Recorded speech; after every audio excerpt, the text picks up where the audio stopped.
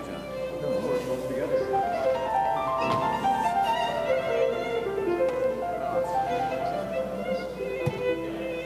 Thank you. That was a good meeting.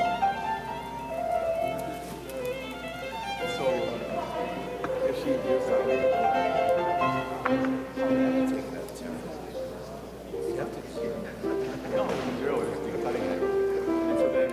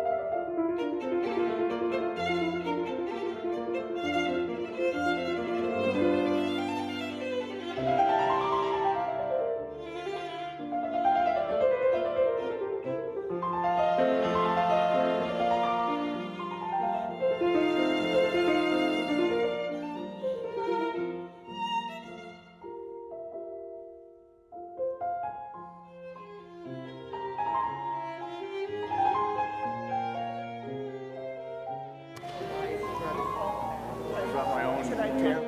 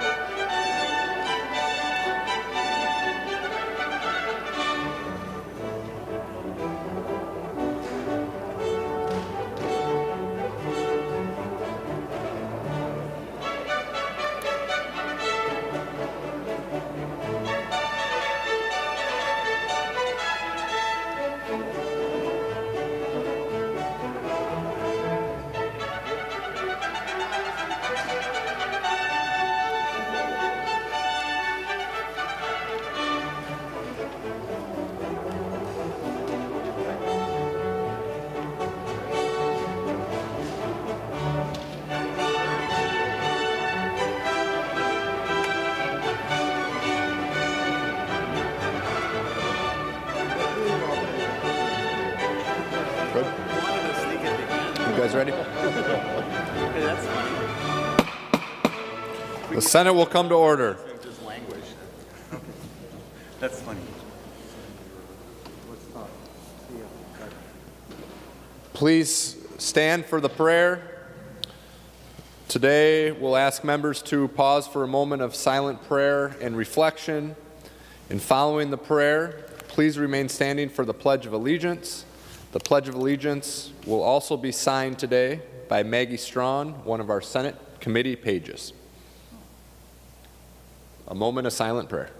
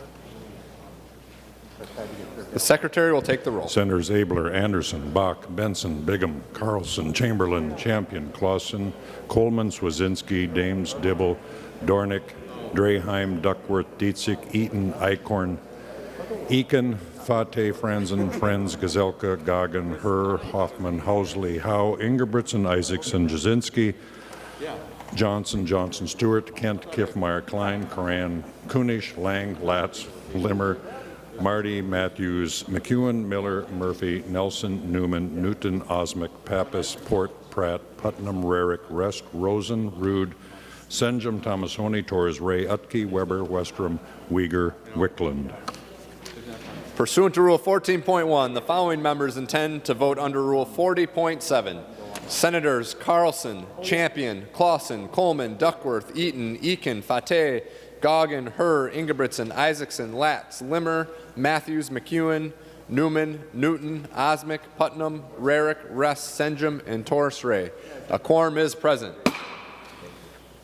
Pursuant to Rule 12.5, Senator Pratt moves that the following members be excused for a conference committee on Senate File 1098 at 10:30 a.m. Senators Pratt, Rarick, Housley, Draheim, and Eakin. On that motion, all those in favor say aye. Aye. Opposed say no. Motion prevails. We'll begin on the agenda today with the 8th order of business, introduction and first reading of Senate bills. Listed in today's introduction calendar are Senate file numbers 2480 to 2482. These Senate files are given their first reading and referred as indicated. Next, we'll move to the 9th order of business, motions and resolutions. We have a few authors' motions listed in the agenda. We'll take these authors' motions as one motion. All those in favor say aye. Aye. Opposed say no. Motion prevails. Right. Making us all up here. There being one aye and no nays. The motion.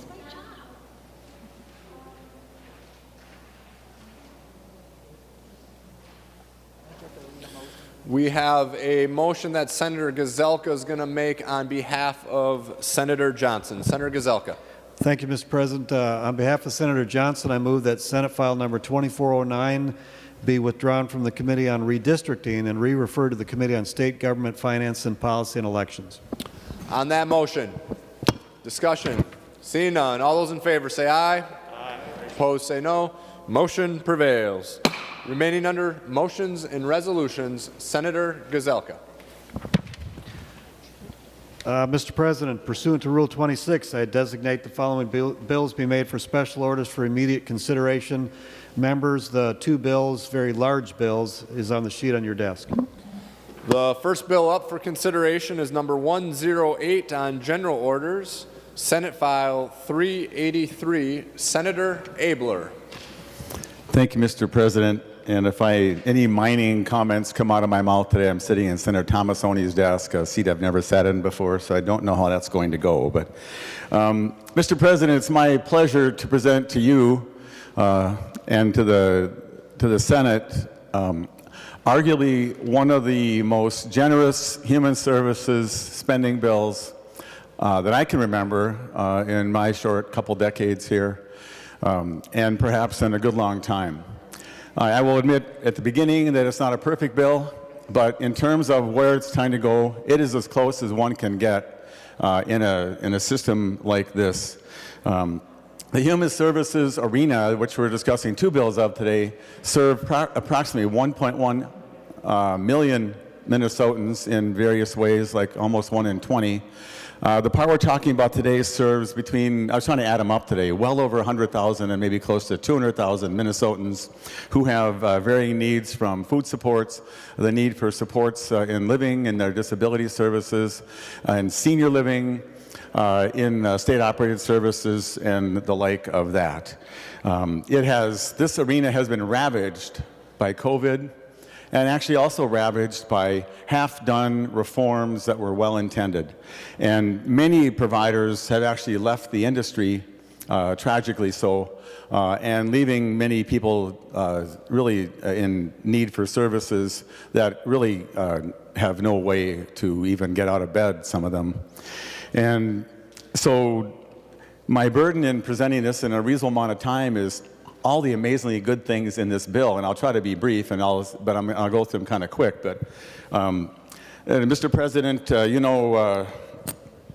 people will say what groups have supported their bills, and this bill has more letters of support and a few minor concerns than any bill I have ever been connected to. ARM, SEIU, MORE, RISE, Northwestern Mental Health, MAC, MHP, Aspire, Mental Health Providers Association, CHI Home, Health at Home, Pediatric Home Service, Accent Care Few. I'm going fast just because there's so many.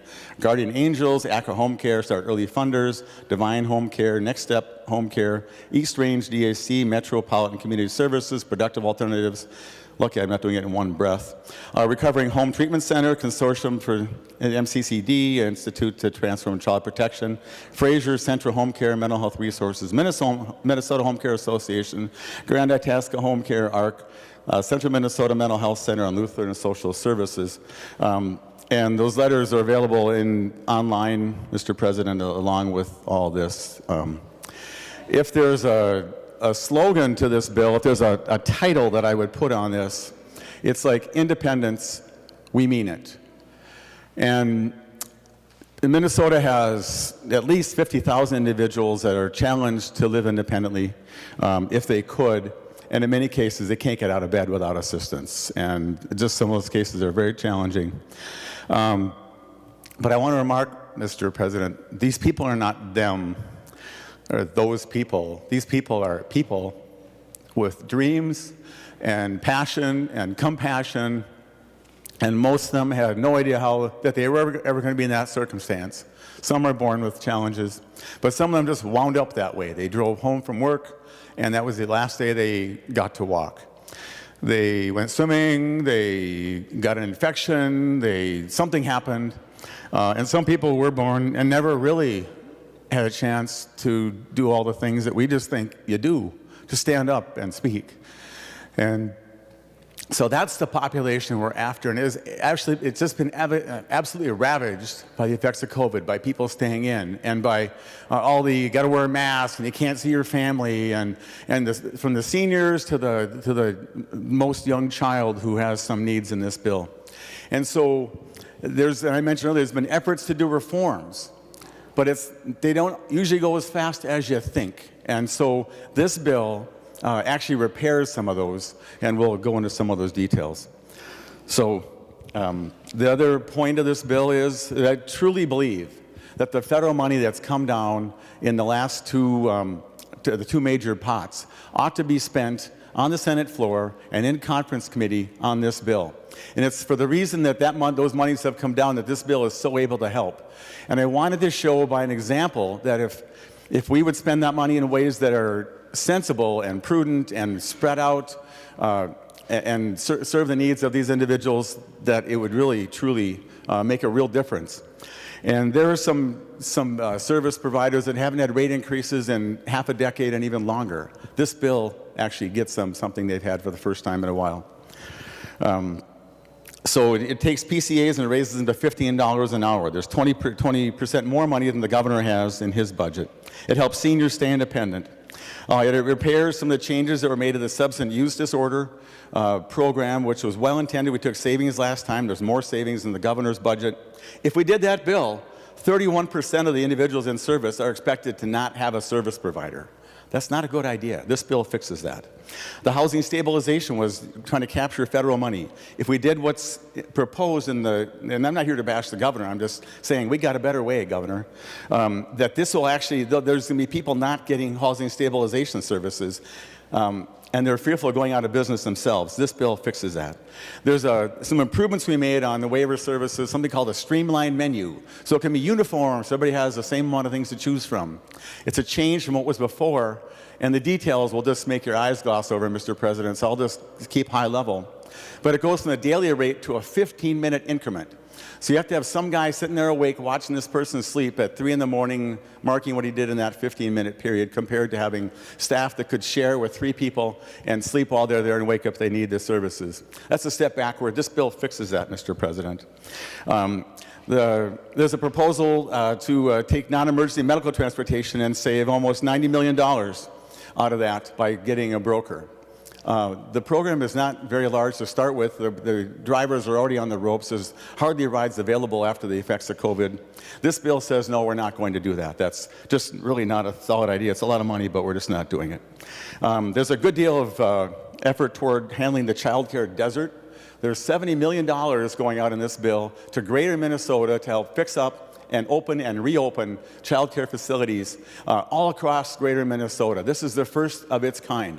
And I'll give you the rural metro split, 70 million and 0, because that's where the deserts are, Mr. President, and this bill recognized that. This bill pauses Waiver Reimagine. That's an effort to make an improvement with more independence. It's a good thematic bill, but given the challenges that we've had with setting up some of the programs that we already taken savings for, which is electronic visit verification, housing stabilization, substance use, and the waiver menu, it's not reasonable for me to just go ahead with this without taking a pause. And it's my position strongly, and I think shared by many members here, that you don't want to make it worse.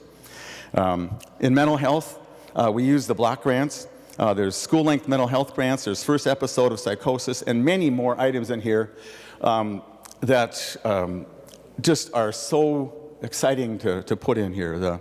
There's supports for families with a child with a disability.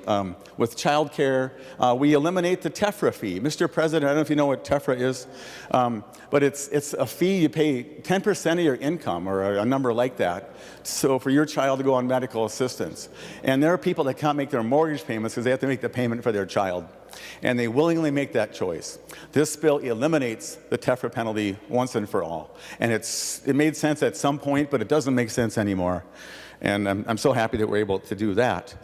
And I just want to, I told the Senate this back when we did it. 3 times we voted last summer to get $30 million in retention grants to the disability providers that do day services and other programs like that. And finally, the governor and the House thought that was okay too. And so because of our leadership, those places are open. This bill takes that and doubles it generally in terms of what they're going to get, and increases the amount of people getting the supports. $155 million, Mr. President, to every home and community-based service provider. They're going to get 5 quarterly payments, and based upon the 10% FMAP, that's the federal matching money bit, they're going to get between 15 and 20% more money than as a bonus to help them handle their own ravages of the COVID. And a lot of that's going to go, I believe that's 50% has to go to staff. So it's going to get staff a really nice boost. We're big on self-advocacy, Mr. President. We believe in independence. Everybody should have a chance. Maybe Senator Hoffman will mention the Rick Cardenas program we've got in here, one of their amazing advocates who sadly just passed. And we named a program for him. And there's some options. We have new options for community living, a pilot in there. We have substance use disorder reform. You know, Mr. President, that somewhere in the range of 30% of our people that go through a very expensive program, if it's 30 days or however long, succeed, and most of them do not. There are some ways that we are putting in this bill that can try to move that into the 60 and 70% range. And one of those is a program called Pathfinder. Another one is a pilot with Anoka County to start to track people when they come out of programs. Do you know, Mr. President, right now if you come out of a program and you're on medical assistance under Rule 25, no one knows where you went. You might just go back to your old dormitory, your old home with your buddies, and then you're drinking on, you last 2 nights, and then there you go.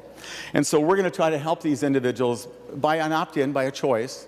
Would you like some help to try to clean up your life and to succeed? And that's in this bill. Substance use disorder, school-based, school-linked grants are in here. Let's see, there's also the mental health school-length grants are in here as well.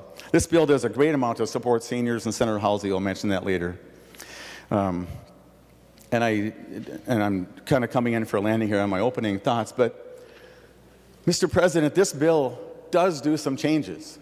This bill does do a little disruption. And let me explain, if you're going to clean your garage or clean your kitchen cupboards, and they're just, well, I'll talk about my garage, it's a mess. And if I were to clean it out, it would look worse in the first half a day. There'd be a pile of stuff, and everything off the shelves, and somebody would walk in there and say, what happened to your garage? And I'm going to say, it's almost better. It's almost done. They would like, almost done, yeah, I'll get a bulldozer and knock this thing over. But if you want to make a change, you have to change something about how we do it. And when the habit is a person who has a need just gets put into an institution because it's convenient or the family feels safer about it, that's not a life that this person might choose. This bill goes after the 18 to 26-year-olds who want to try something different, who don't want to spend their life in a group home or an intermediate care facility or someplace like that. And they want a chance to have a job and maybe just have a life that would be cool and all they can imagine. This bill moves us in that direction.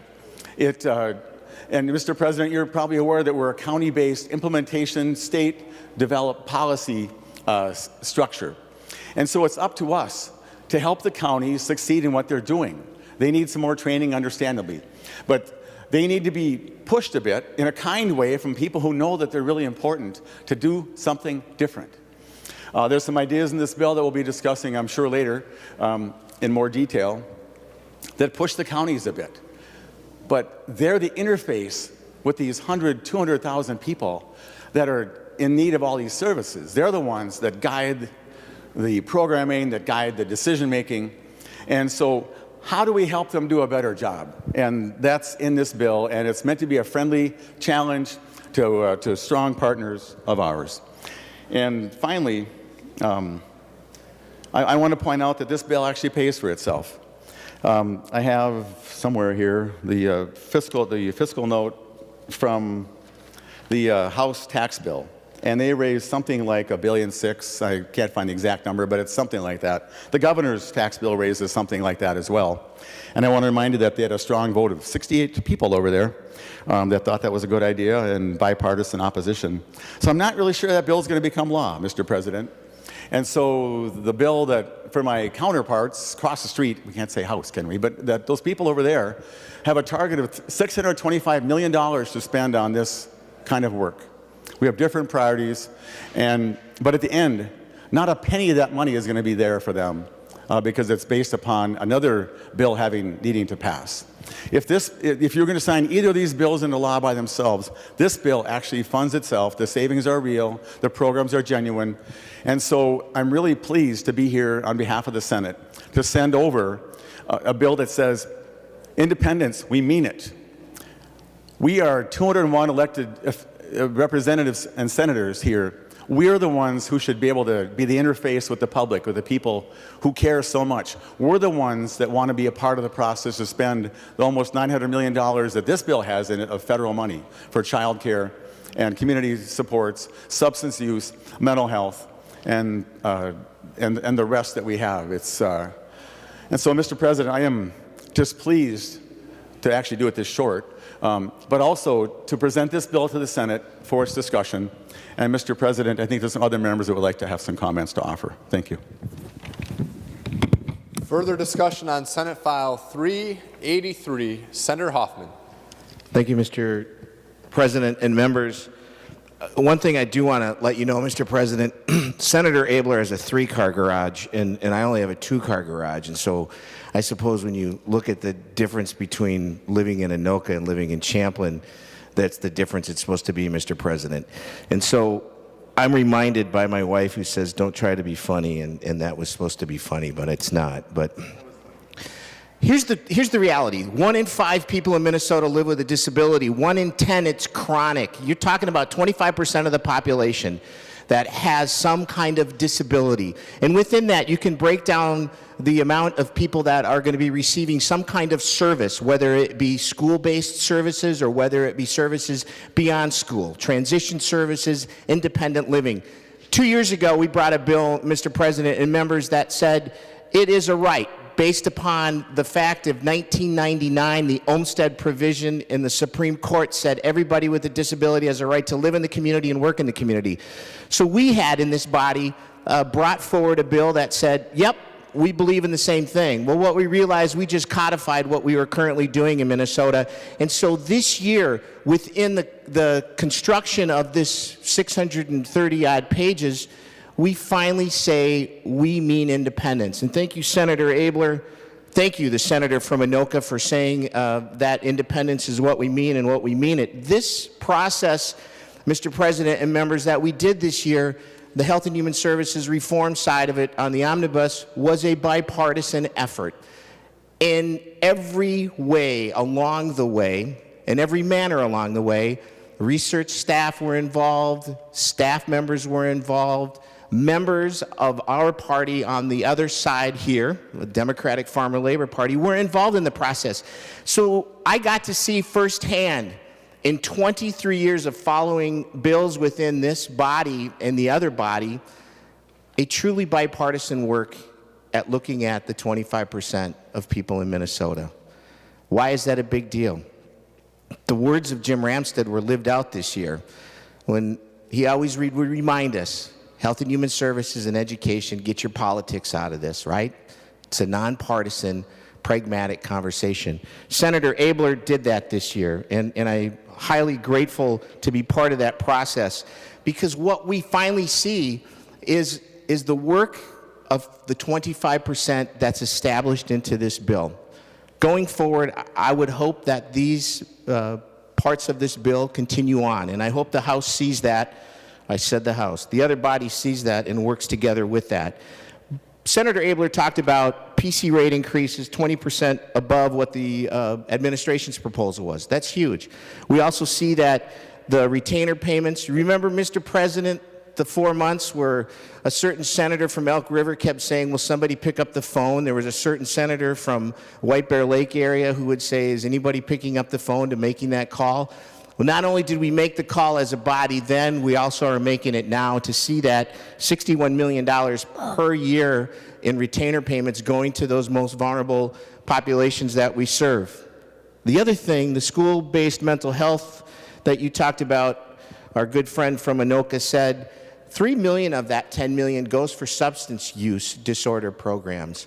What did we find out from all this COVID? And what we have found out, that we've seen an increase in substance abuse, right?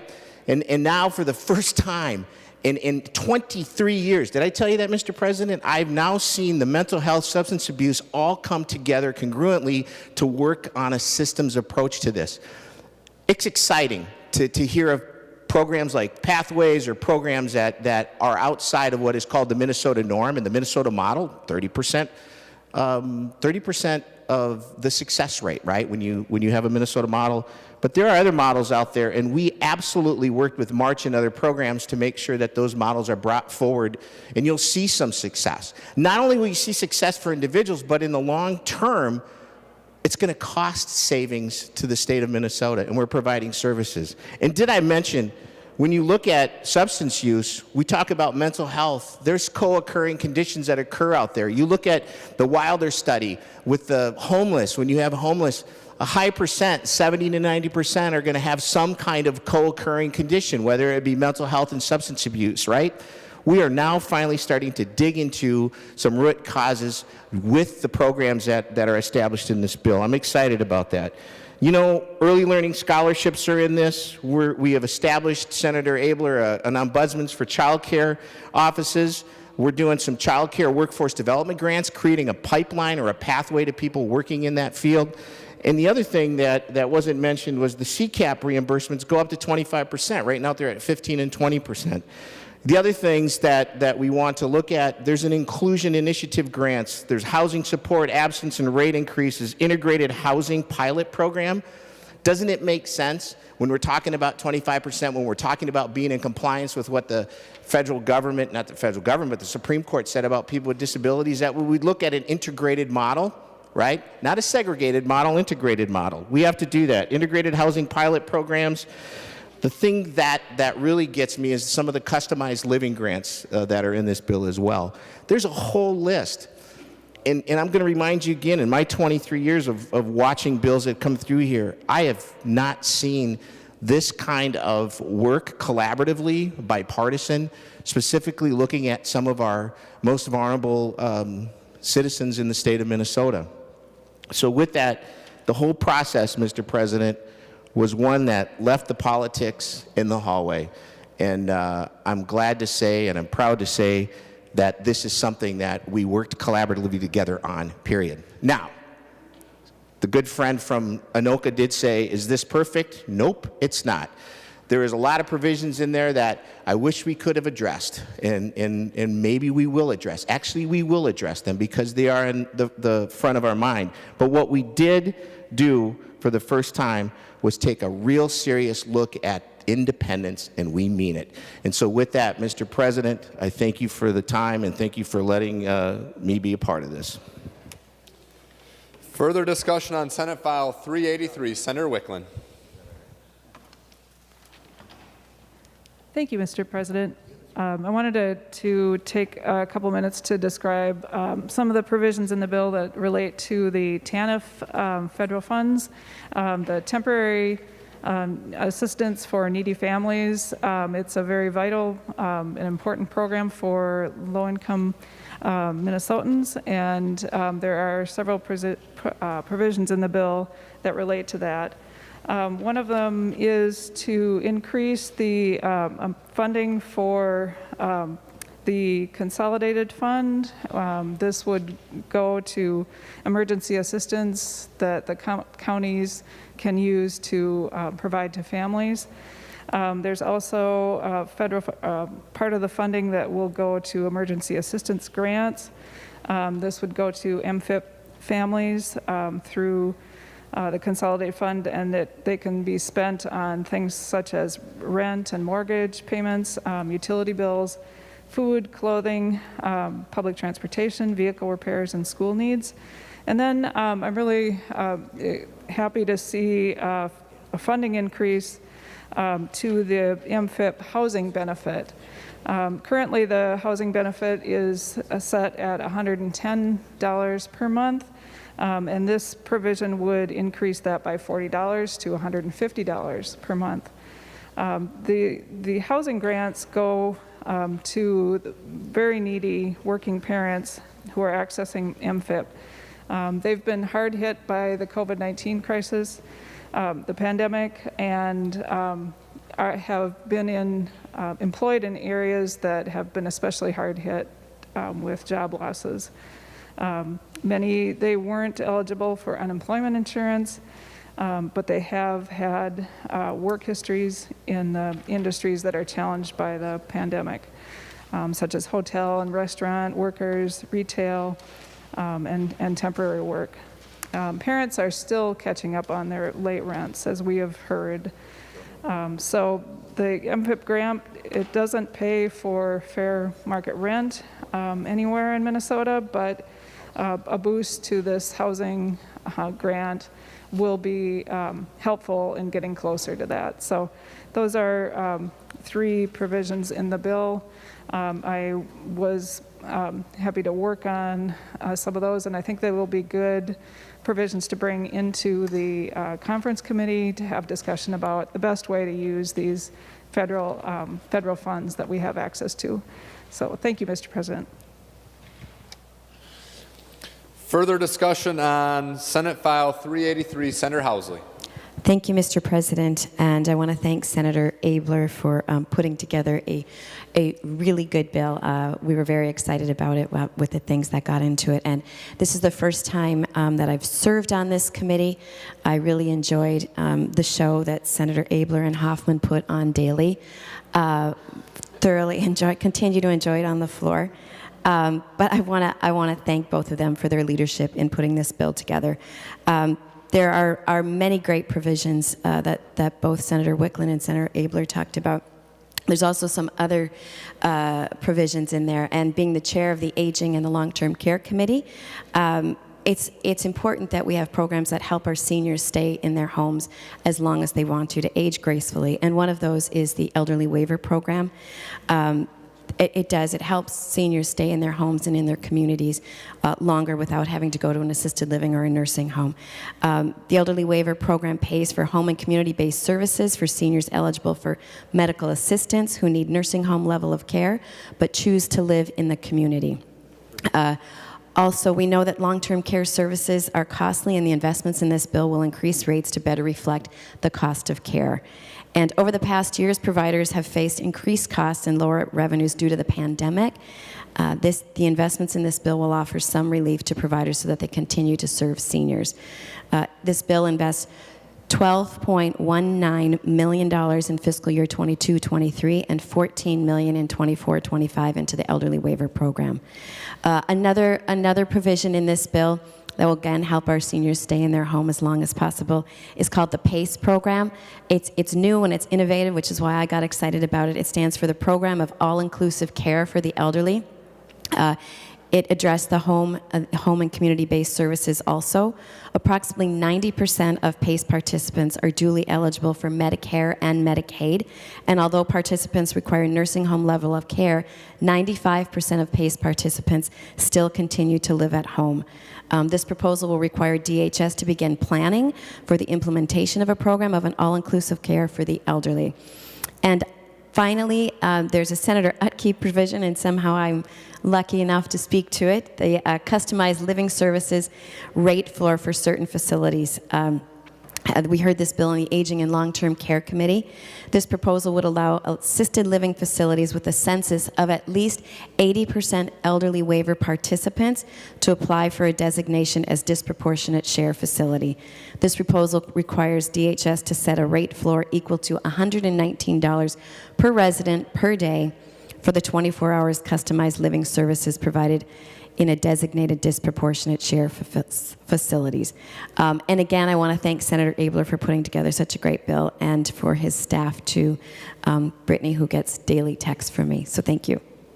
Further discussion on Senate File 383, Senator Bigham. Thank you, Mr. President.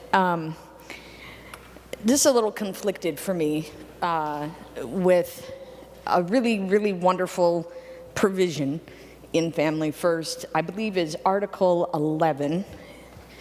I'm going to first speak to that.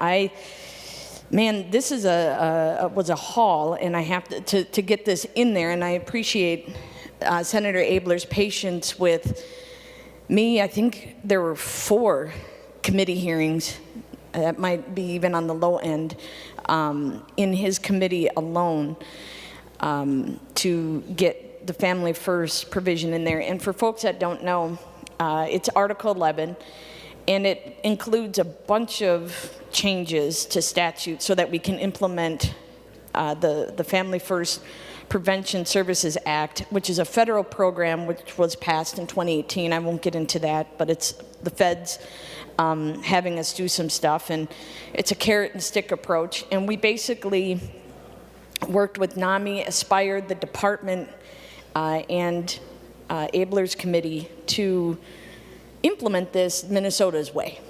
And it really puts protections in there for the judicial system, for the counties to be able to make sure that children that are in out-of-home placement are in congregate care are getting the services they need, that their families have input in that care, in that we're establishing what a qualified residential treatment program, QRTPs, are for the state. So this is some transformative stuff, and it is very important. And most importantly, if we wouldn't do this, we would lose federal money. So, Mr. President, Senator Abeler, I appreciate the opportunity and patience. I encourage us, as this bill goes through the process, to stick with the Senate position on it, because it's a big change that will really improve the quality of life for families and for children, because that's what this is about. Now, Mr. President, for the bad parts of the bill. There's a lot of shifts to the counties in this bill, Mr. President, and that's not good. I appreciate the inclusion of the Family First stuff and the stakeholders, again, thanking Aspire and NAMI and the department. And no one can question the commitment of Senator Abeler and Senator Hoffman in their heartfelt desire to continue to serve individuals with disabilities with dignity, as we all should. But there are some provisions in this bill that are making some significant changes to the service delivery that that counties do, and that impacts the finances and I'm worried about that from a county perspective. The one that really gives me heartburn is the cost share onto counties. It's a new cost share for individuals between 18 and 27 and customized living, corporate foster care, and other settings. Right now for folks, there's 50-50 between the feds and the state.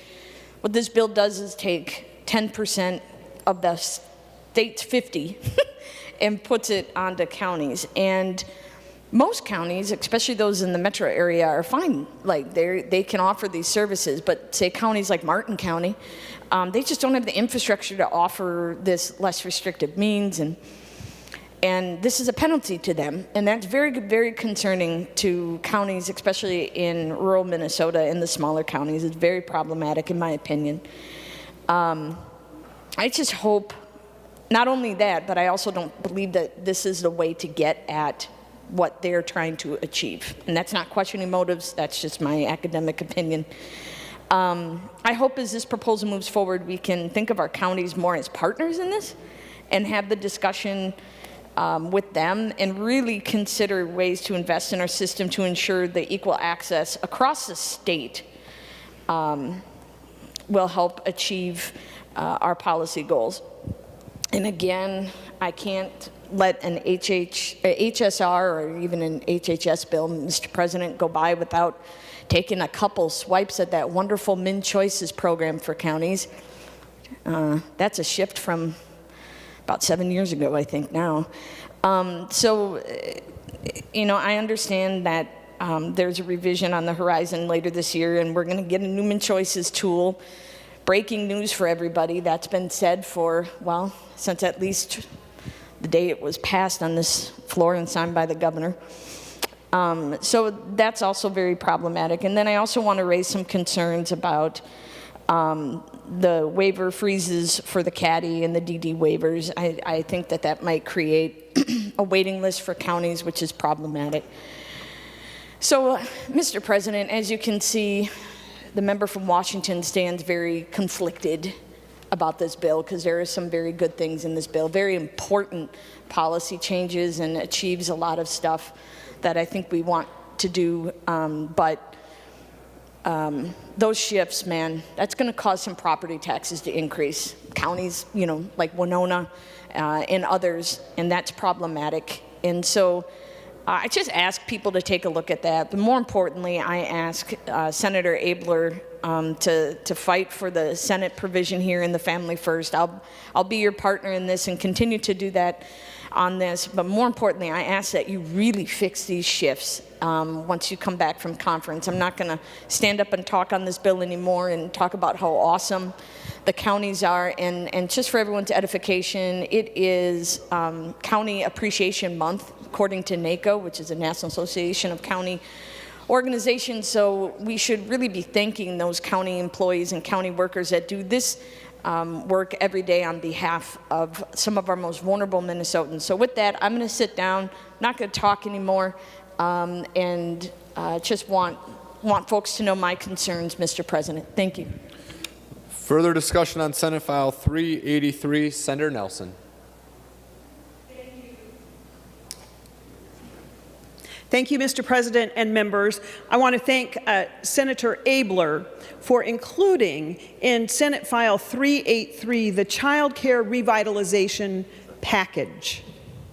Members, the goal of the Child Care Revitalization Package is to maximize the available federal resources for child care to address two pandemic crises. One, our child care shortages that are especially severe in greater Minnesota, and two, our nation-leading achievement gaps. Both of these crises have been worsened by the pandemic, and both can be addressed simultaneously with the $524 million in federal resources that Minnesota must use for these purposes. This package includes elements brought forward by a variety of groups, including the Minnesota Chamber, Think Small, Close Gaps by 5, Families First of Minnesota, First Children's Finance, West Central and Southern Minnesota Initiative Funds, Foundations, Ed Allies, Indigenous Visioning, Little Learners, and Women Venture. And I'll briefly speak to you about some of these elements that are in Senate File 383. These first funds that I will be telling you about come from the ARPA funds, the America Rescue Plan funds. First, there is the Minnesota model in early learning scholarships. Highly successful, and many other states have adopted this Minnesota model as well. There is $203 million for the biennium from the Child Care and Development Block Grant. These funds will serve an additional 8,000 low-income children each year. And the emphasis on reaching those children who benefit the most, getting them ready for kindergarten. In addition, members, there is $297.3 million of direct-to-provider subgrants. Again, this is with the Child Care Stabilization Grants. Grants available to 8,000 plus providers to support operations through COVID. There are also bonus grants that support programs in shortage areas, programs serving high-needs children, and programs open nights and weekends, and those that reward quality. Those are the stabilization grants, direct-to-provider subgrants. In addition, members, there's $32.5 million from the Child Care Stabilization Reserve that will support child care slots in Greater Minnesota, in the metro area, and it will also support 1,400 child care professionals in improving their education and in remaining in their positions.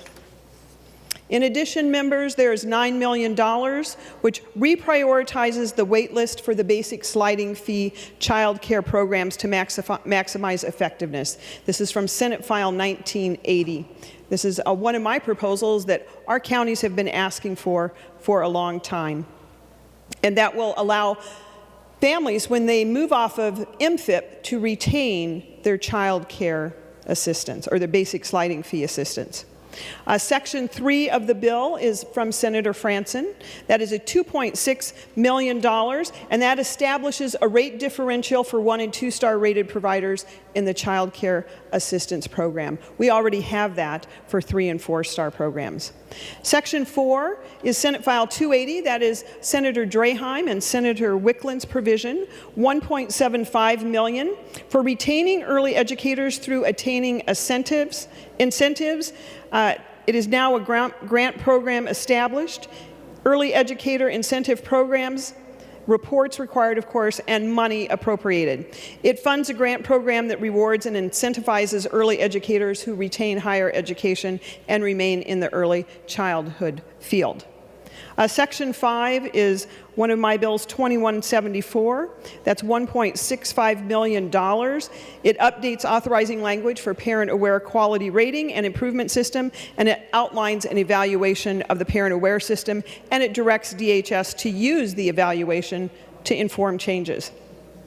Section 6 is from Senator Eakin and myself as well, and that language increases the upper age limit for students able to have those high-quality early learning scholarships from 5 to 6. We know this year there were thousands of kindergartners who did not go to kindergarten as school started. They may be 6 and maybe still not in kindergarten yet, but need those high-quality early learning scholarships. In addition, Sections 7 and 8 is a $3.5 million grant. It updates the TEACH grant programs that increased scholarship amounts to support retraining well-trained early educators and makes changes to reflect current practice. And it does move the scholarships from higher ed to the DHS in statute. Section 9, $293 million. It sets out parameters for the monthly grants, including purpose, eligibility, provider requirements. And it establishes bonus grants for programs operating in or expanding into areas of shortage, serving low-income children, and programs open non-standard hours, and it specifies that those bonuses are increased based on the program's rating factors. There's $5 million set aside to provide extra support for family child care programs needed to close because of public health reasons, to help support those. Section 10 includes clear measures reflected to serving high-needs children, changes in child care supply, changes in quality of child care supply, and changes in compensation and teacher credentials. Section 11 is $146 million. That is $73 million per year in each of the 2 years. It specifies the money is for children in those particular groups, and it directs DHS to consult with MDE and to comply with the block grants. Transfers money from Child Care and Development Block Grant to the Commissioner of Education for Early Learning Scholarships, those highly successful early learning scholarships. $66 million in Section 12 allocates Child Care and Development Block Grant dollars to the basic sliding fee child care program. That's $33 million per year. We believe that will more than get rid of the wait list for basic sliding fee child care. In addition, Senate Section 13, $1.65 million, allocates money from the Child Care Development Block Grant to fund that parent-aware evaluation.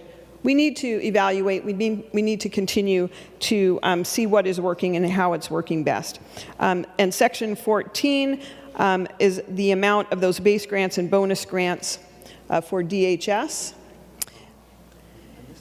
Section 15 is Senate File 929. That's my bill along with Senator Putman's. It also includes Senate File 1043, which is Senator Rarick, Senator Housley.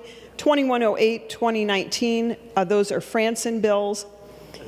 And it directs DHS to reserve the maximum allowable, or 10%, and allocate those funds in this way, and that's $32.5 million. $6.5 million is made available for the administration and the task as defined and the evaluation. And then the following supply building initiatives are included. $10 million to support supply building in each Greater Minnesota Initiative Foundation. $10 million for supply in the Metro. $3.5 million is available for the TEACH program. $1.75 is for the RETAIN programs. $750,000 is available for training diverse early educators. Members, that is a broad overview of how Minnesota can and should use the federal funds, the $524 million in federal funds, in a way that will help with our child care crisis, the deserts that we have, and it will also help make sure that parents leaving MFIP do not lose their child care, and it will help close our educational achievement gap, because we will be getting Minnesota kids ready for kindergarten. The results have been stellar, and I thank Senator Abeler for including this proposal in his bill. Thank you, Senator Abeler. Further discussion on Senate File 383, Senator Kiffmeyer. Thank you, Mr. President and members. I'm pleased to cover the portions of this bill that have to do with implementing the recommendations of the Family Child Care Task Force. Several years ago, constituents in my district contacted me, and they were really struggling with the regulatory system here in the state of Minnesota, feeling that oftentimes it was picking and choosing and correction orders for something very, very small, not having to do with the health or safety of the children. Other areas were very important, and they absolutely supported those kinds of corrections. However, many of it was confusing and was in a situation where they were really struggling with it. Evidence of that is that at one time we had about 13,000 in-home family child care providers. Today, we are under 8,500. To realize that 85% of rural Minnesota, 85% uses in-home family child care providers. Reason why is you keep siblings together, and you have a home-like atmosphere, and it is the least expensive. So you get tremendous value for the cost of an in-home family child care provider. Of course, there are centers as well, but my special focus, because those are the constituents, and matter of fact, later on, all throughout the state of Minnesota, receiving emails and phone calls from all of them, and with the fact that we were losing them, and largely due to a regulatory system that was outdated and needed to be modernized. And so a couple years ago, we were able to create the Family Child Care Task Force. I was co-chair with the House member as well, and we had stakeholders, including many and varieties of family child care providers, their organizations, their individuals. We had parents, we had the Department of Human Services, we had parent-aware folks, we had the governor's cabinet, children's cabinet. So it was a very broad sector that we covered. And as we worked these through, and by the way, thank you to all of them, the hours and hours that this took, and even when COVID hit, we continued using Zoom and adapting, working through those, staying focused on the results that we wanted to have here. So I'm very pleased today, and thank you to Senator Abeler for his working with us and including the provisions of the Family Child Care Task Force. So to mention a few of those, one of the most important one for them was an ombudsperson. When I think of ombudsperson that are in the Department of Corrections and many other places, and yet here, the ombudsperson is going to be for the first time for the family child care providers, that they'll have someone that is assigned to help them work through regulations, complaints, issues, other things, be an advocate for them. Now, the Department of Human Services and the counties do the licensing. However, having somebody whose special job is to advocate on their behalf is going to be very, very helpful. Our goal through all of this and these things that I'm going to talk about today is to stabilize, to stop the loss, and also encourage more to come into this profession. We also realize that in-home family child care is highly sought after, but there are times where you want to have a group family child care in the home, but maybe there'll be a husband and wife team or a mother and a daughter team or mother-son that want to do this together. So there we've increased from 14 to 16 the number of children, and also focus more on giving them more latitude, more variety in the members of the children's family that they're able to have. This is really important, especially when you're dealing with siblings. Maybe mom is pregnant, wants to keep the same family child care provider. You have an infant or 2-year-old. It's complex. It's important to have flexibility. So there'll be family child care, group family child care, and special family child care, and non-residential family child care. Another provision that was very important to them is that the administrative law judge, when they do have issues, that decision is final with an appeal either by DHS or the provider. Another area that was a sticky issue regulatory-wise was the variances. Counties are allowed by law to give variances. So sometimes you might have an infant who is 11 months old, mom is pregnant, wants to be able to keep them together in the same family child care. By giving these variances, you focus on the health and the safety of the children, but also give some flexibility in these circumstances. The COVID-19 ARPA money for stabilization and grants has been used in previous grant programs. That will continue. But I think what's really important is realizing that one of the major things and one of the most important parts of this is a Regulatory Modernization Act, which would allow us to move instead, like other states have done, into a risk-based compliance. Taking a look at the risk. Is this compliance one a matter of critical health and safety, or is it something that can have some flexibility in that? So risk-based compliance, and then also inspections. Not treating a 20-year provider, 15-year provider, even a 10-year provider who has had no complaints, no issues, doing a good job, and able to give them an abbreviated inspection instead of every single year going through a complete inspection. Some additional portions of this are one-stop assistance network, so that we're able to have one place for the varieties of areas that they need to deal with.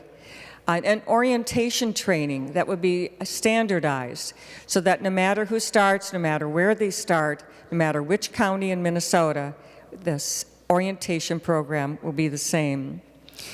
The Child Care Task Force put in a great deal of work. We didn't want to lose that. So there's an advisory committee that is now part of DHS.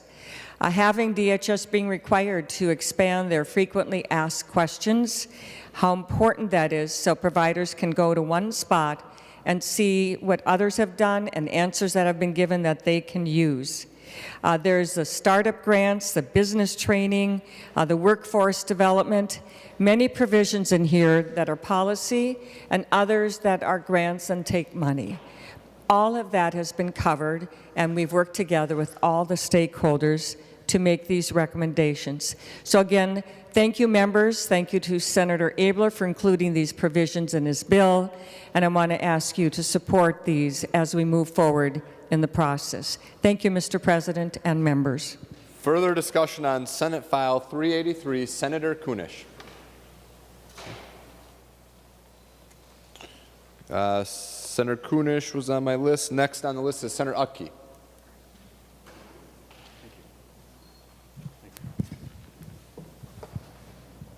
Thank you, Mr. President.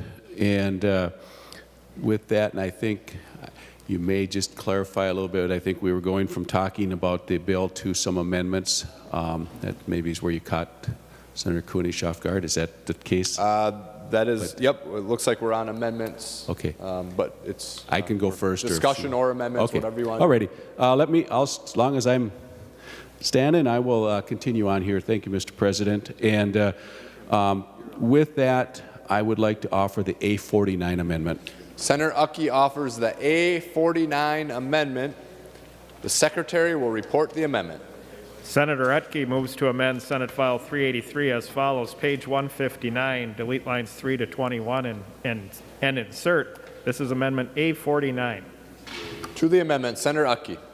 Thank you, Mr. President and members. The A49 addresses the SUD portion in our bill. Senator Abeler touched on the SUD provisions a little bit in his introduction. With this amendment, we are looking to take care of the providers, lay out their reimbursement, and as the amendment shows, we're talking about those that have enrolled. We've adjusted the time periods on it. We're finding that the enrollment has been slower than anticipated, and with this, we want to protect those providers because they're providing a service that is greatly needed. The need for this service is not going away. If anything, it's increasing. So we want to make sure that those that want to enroll in this 1115 waiver have that opportunity, but are also receiving the enhanced rate throughout the time that they are gearing up to add the additional services. And in the end, they'll be reimbursed now and correctly reimbursed at the end. You'll see that the dates are changing as we move forward, and then it would be, and I'll go into a little bit about this. It's a demonstration project, the 1115 is, and which addresses the rate methodology and the rates in general for the SUD providers. There hasn't been a constant or a level playing field, and the rates have been extremely minor. I believe it's 3% over the last 10 years. And we all know that the industry can't survive with that. So this the demonstration project was brought about to bring these providers on board voluntarily and move this forward with additional services.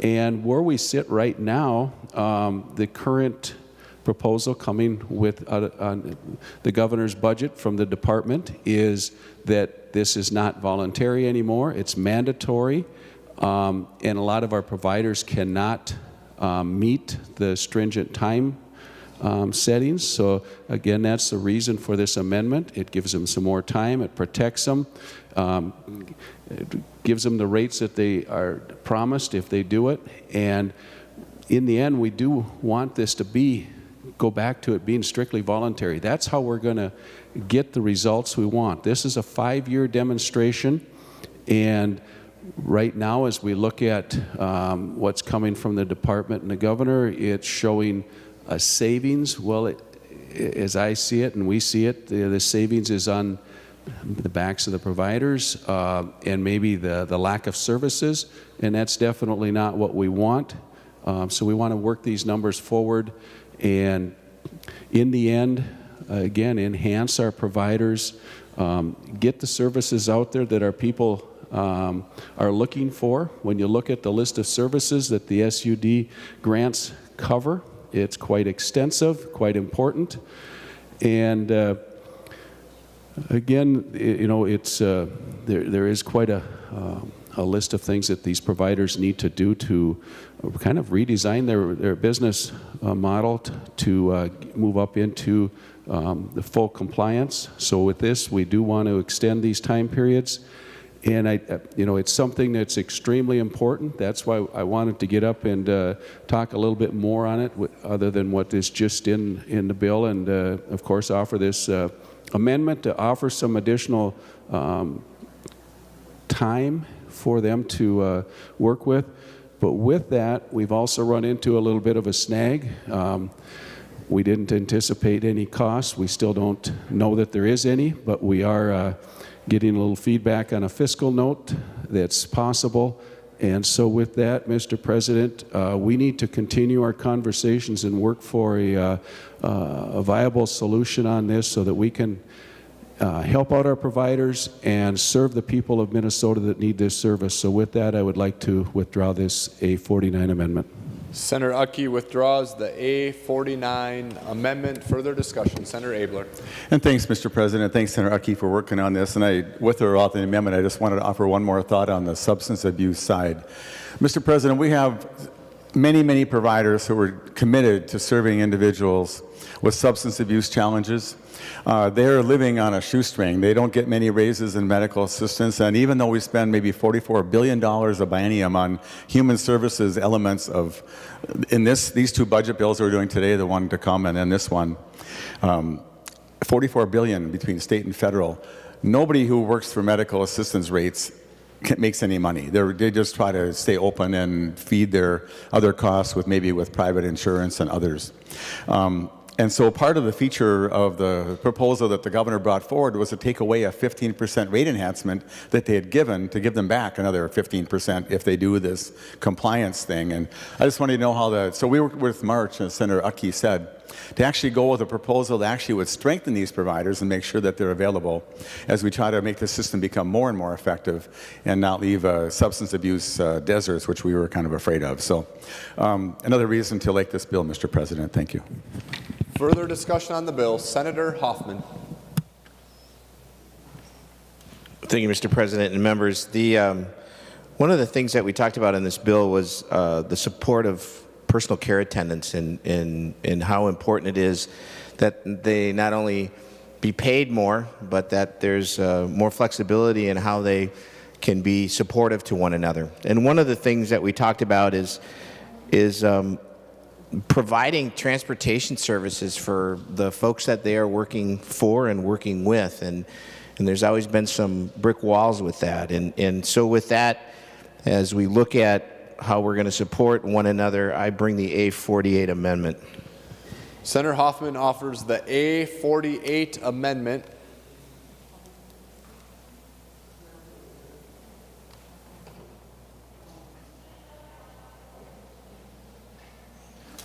The Secretary will report the amendment. Senator Hoffman moves to amend Senate File 383 as follows. Page 256, after line 10, insert This is Amendment A48.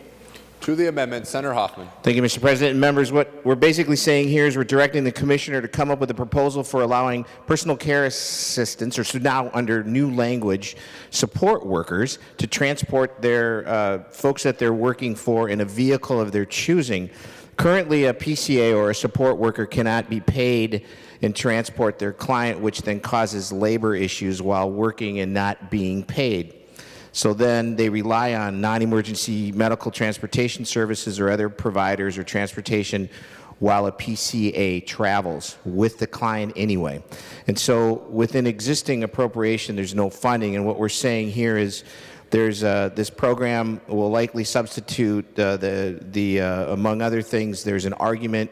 This is should be cost neutral savings, but with that, the A48 just directs the commissioner to come up with a proposal to allow that, and it should be simple. Thank you. Discussion on the A48 amendment. Senator Abler. Thank you, Mr. President. This is actually a Senator Matthews proposal we tried to get done. Just the irony of this challenge. So you have a PCA who's at the person's home. They have a car. The person needs to go buy groceries. They can't drive them to the store to buy groceries. So they're going to sit there and tap their foot and do nothing for 3 hours while they don't go buy groceries. If we allow them to get in the car and go buy the groceries, DHS says it's going to cost $18 million over 4 years for this increased cost of service, which seems unreasonable to us. And so we're trying to sort this out, and it just makes so little sense. Holy cow. This is a holy cow amendment, Mr. President, and wish us luck in our success, that we can try to find a way to actually make, there's so few PCAs anyway, and it would be someplace to go. So anyway, if you like the idea, I think you should support Senator Hoffman. Thank you. Further discussion on the A48 amendment. Seeing none, all those in favor say aye. Aye. Opposed say no. Motion prevails. The amendment is adopted. Further discussion on Senate File 383 as amended. Senator Franzen. Thank you, Mr. President, and I want to also echo thanks to Senator Abler for hearing the minority party's bills and including them in this omnibus, in particular a bill that I authored that was formerly a Senator Abler bill, but he was kind enough to give it a hearing and also talk about the importance of our communities who are suffering through COVID, and in particular families with disability, members of people with disabilities in their family have had an extremely hard time, obviously, in this last year. And this bill that is included talks about parenting with disabilities, and it talks about how despite the 14th Amendment of our Constitution, despite the Olmstead Act, and despite the ADA, parents with disabilities are the only distinct community of Americans who struggle to retain custody of their children. Many might not have known that until today. The Senate File 296 that's included in this bill addresses the issue by proactively supporting parents with disabilities and establishing a pilot program to support these parents by allowing personal care assistance to help supporting parent services to compensate for aspects of the parent's disability that affects the parent's ability to care for the child. So members, we're saying that parenting is a daily activity of daily living, and they should be allowed to participate and be parents just like any one of us, even if they live with a disability. So this bill, we worked with DHS to find a way to put this together, but Senator Abel found the money, which would support this pilot program. So members, I ask for your support. This is not an amendment. It's already included in the bill, but I certainly believe that this is one step forward that we can, as Minnesota, can be a model for this particular support to be included across our nation. So I'm thankful for the indulging this issue. It's important. It's real people in our communities who are parents and want to be engaged in those daily activities as a parent like anyone else, and we should support them. So members, thank you for your time, and I hope you can support this bill. Thank you. Further discussion on Senate File 383 as amended. Senator Abler. Well, thank you, Mr. President. If you notice, we're trying to break this into more bite-sized pieces, so you kind of appreciate some of the merits of the bill. And thank you, Senator Franzen, for your leadership on this topic. It's really important. I just want to mention a few things. I mentioned in my opening comments that the bill provides 20% more funding than the governor provided. Again, that's not a criticism. It's just a judgment that some of the providers need more funding that are not part of the SEIU contract group. I also wanted to just emphasize respectfully that this bill does not ratify the SEIU contract, but it provides money and beyond for that purpose. In addition, in this bill, Senator Housley had a proposal for, oh, that's the wrong one. We talked about developing a service for PCA services in a hospital. We talked about PCA services for parents and spouses. That was Senator Utke proposal. And there's a parent-to-parent program for families with child with disability as well. And I just wanted to mention some of that so people get kind of the grander context of this. Thank you very much. Any further discussion on Senate File 383? Senator Nelson.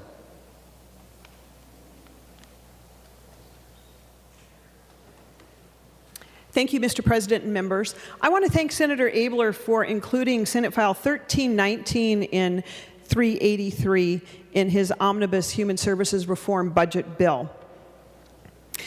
This portion of the bill deals with home and community-based service providers, and it provides COVID-19 related grants and appropriations. We all know too well that these organizations had to navigate challenge after challenge, from crisis-level staffing shortages that then were exacerbated by the COVID pandemic, and that their expenses were increased, like PPE and hazard pay, all while trying to navigate constantly changing public health guidance and regulations as we learned more about the virus. And this impacted how their services were provided. For example, in March of 2020, residents were asked to stay home as day programs and places of work were closed during COVID-related closures. Residential services providers quickly needed to adjust to providing 24 hours of support 7 days a week to their residents. And they weren't alone. Many other home and community-based services have been dealing with the same set of challenges, including PCA providers, home health care providers, and programs providing day and employment supports for people with disabilities. The federal government also identified the need to provide support to these services as well. The America Rescue Act included a temporary 10% FMAP bump targeted to home and community-based services. We are using those funds here to create grants for those providers, providing payments based on their Medicaid revenue from the previous quarter. Eligible recipients for these retainer payments include enrolled medical assistant providers of home health care services, personal care assistant services, community first services and supports, services provided under the elderly waiver, services provided under the alternative care waiver, services offered under the disability waivers, self-directed personal care assistant services, self-directed community first services and supports, house stabilization services, targeted case management, and rehabilitative services. Members, this is $150 million of those provider retainer grants. I want to thank Senator Abeler for including these in his bill, for his insight, and for his long-time, always support for people who have different assistance needs, such as in home and community-based services. Thank you, Senator Abeler. Further discussion on the bill, Senator Hoffman. Thank you, Mr. President and members. I bring you the A45 amendment. Senator Hoffman offers the A45 amendment. The Secretary will report the amendment. Senator Hoffman moves to amend Senate File Number 383 as follows. Page 194 after line 18, insert. This is the A45 amendment. To the amendment, Senator Hoffman. So, Mr. President and members, remember I had mentioned in opening statements about the Supreme Court decision in 1999, and we also know that within our own state of Minnesota, Federal Judge Donovan Frank had specifically put the word informed choice in a lot of the discussion that he had, especially on the Jensen Settlement Agreement and the Meadow Accord. And so what this does is it's a system transformation language on informed choice. It refines the language that's already in the bill, and it's based on the conversations that we've had between stakeholders in the department in providing technical assistance by the Department of Human Services. And what it does is the language is a set of expectations and requirements regarding informed choice for those on waivered services. And with that, Mr. President, it's a good amendment. Discussion on the A45 amendment. Seeing none, all those in favor say aye. Aye. Opposed say no. Motion prevails. Further discussion on the bill, Senator Hoffman. Thank you, Mr. President and members. I bring you, I believe it's the A46 amendment. Senator Hoffman offers the A46 amendment. The Secretary will report the amendment. Senator Hoffman moves to amend Senate File Number 383 as follows. Page 387 after line 17, insert. This is the A46 amendment. To the amendment, Senator Hoffman. Thank you, Mr. President and members. And I bring you the A46 amendment, which is a discussion within the foster family recruitment and licensing. It's a technology request for information. And what we're seeing is the Department of Human Services would clearly provide to identify available technology that supports foster family recruitment and training. It should be a pretty simple amendment. There should be nothing else that would stop it, no deplorable language or anything like that would go, but it should be it's a good amendment. Further discussion on the amendment, Senator Abler. Thank you, Mr. President. And it's really amazing how technology can improve things to make it more accessible. There really is a challenge in acquiring foster families, particularly in communities of color and other areas of economic challenge. So this is a good idea. I just wanted to take so the amendment is fine by me. If you like the amendment, then vote for it. But on the topic of foster care, which this addresses as well, the governor thought it made sense to change some of the rates and change some of the procedures about how we do foster care. There was great concern in the foster care community about that, and so the Senate did not adopt those changes, and we're leaving the rates alone, and I think that's another strength. And just to offer, Mr. President, so we're talking about challenges in the bill and some of that. A good number of those challenges in the bill are where the department and we do not agree, and we're attempting to have a very good discussion in conference. Some of those are a little provocative, but so at the end, we are well positioned to try to help protect foster care and protect substance use and all that. So I'm getting off my topic here, but thanks for this amendment, Senator Hoffman, and I think it's a good idea. Further discussion on the amendment, Senator Wickland. Thank you, Mr. President. Would Senator Hoffman yield to a question? Senator Hoffman will yield. Senator Wickland. Yeah, my question is, it states that it would be something done within existing appropriations. Have you any idea what this would cost to implement this amendment? Senator Hoffman. Thank you, Mr. President, and our good senator from Bloomington. DHS, if we do it in the implementation of a study or the request for information or the technology, that should be zero. Senator Wickland. Thank you, Mr. President. I'd just like to say, I mean, it's hard for us to evaluate amendments like this and the previous one that had to do with work being done within existing appropriations. It's hard to evaluate that on the floor, and I'd just like to comment that I think it's a challenge to assess whether that will have an impact on the department that should be accounted for with a different appropriation. So I'm just expressing my concern with that. Thank you. Senator Hoffman. Thank you, Mr. President. We did talk to the Department of Human Services and got their opinion on what this would cost or how it would be fiscally going forward if needed, and they gave us the okay on that, Mr. President. Any further discussion on the amendment? Seeing none, all those in favor say aye. Opposed say no. Motion prevails. Further discussion on the bill. Senator Rosen. Thank you, Mr. President. On the topic of the foster care issues, thank you, Senator Abler, for putting in Senate File 1558, which deals with foster care in a very bipartisan. The groups have come together. We will be hearing that bill separately on the floor, too. It's coming to Finance, I believe, on Tuesday. So really moving this ball forward in the area of foster care. So really appreciate this work that's being done. But I also want to thank you for putting in the nursing facility moratorium exception, which we know the nursing facilities have really been faced with a tremendous challenge providing care to our most vulnerable people in settings with limited space and in need of badly needed updates.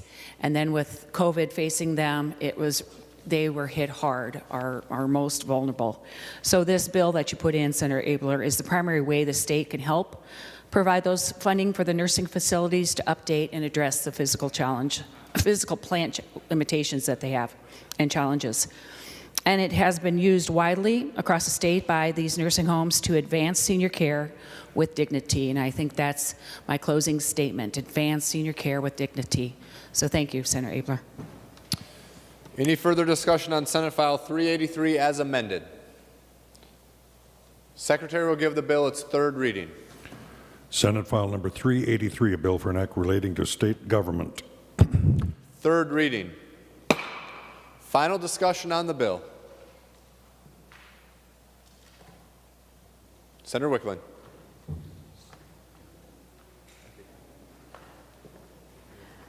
Thank you, Mr. President. Yeah, I'd like to provide just some comments on the bill overall and just express that while I really do appreciate that Senator Abler did work on this with us in a very collaborative way.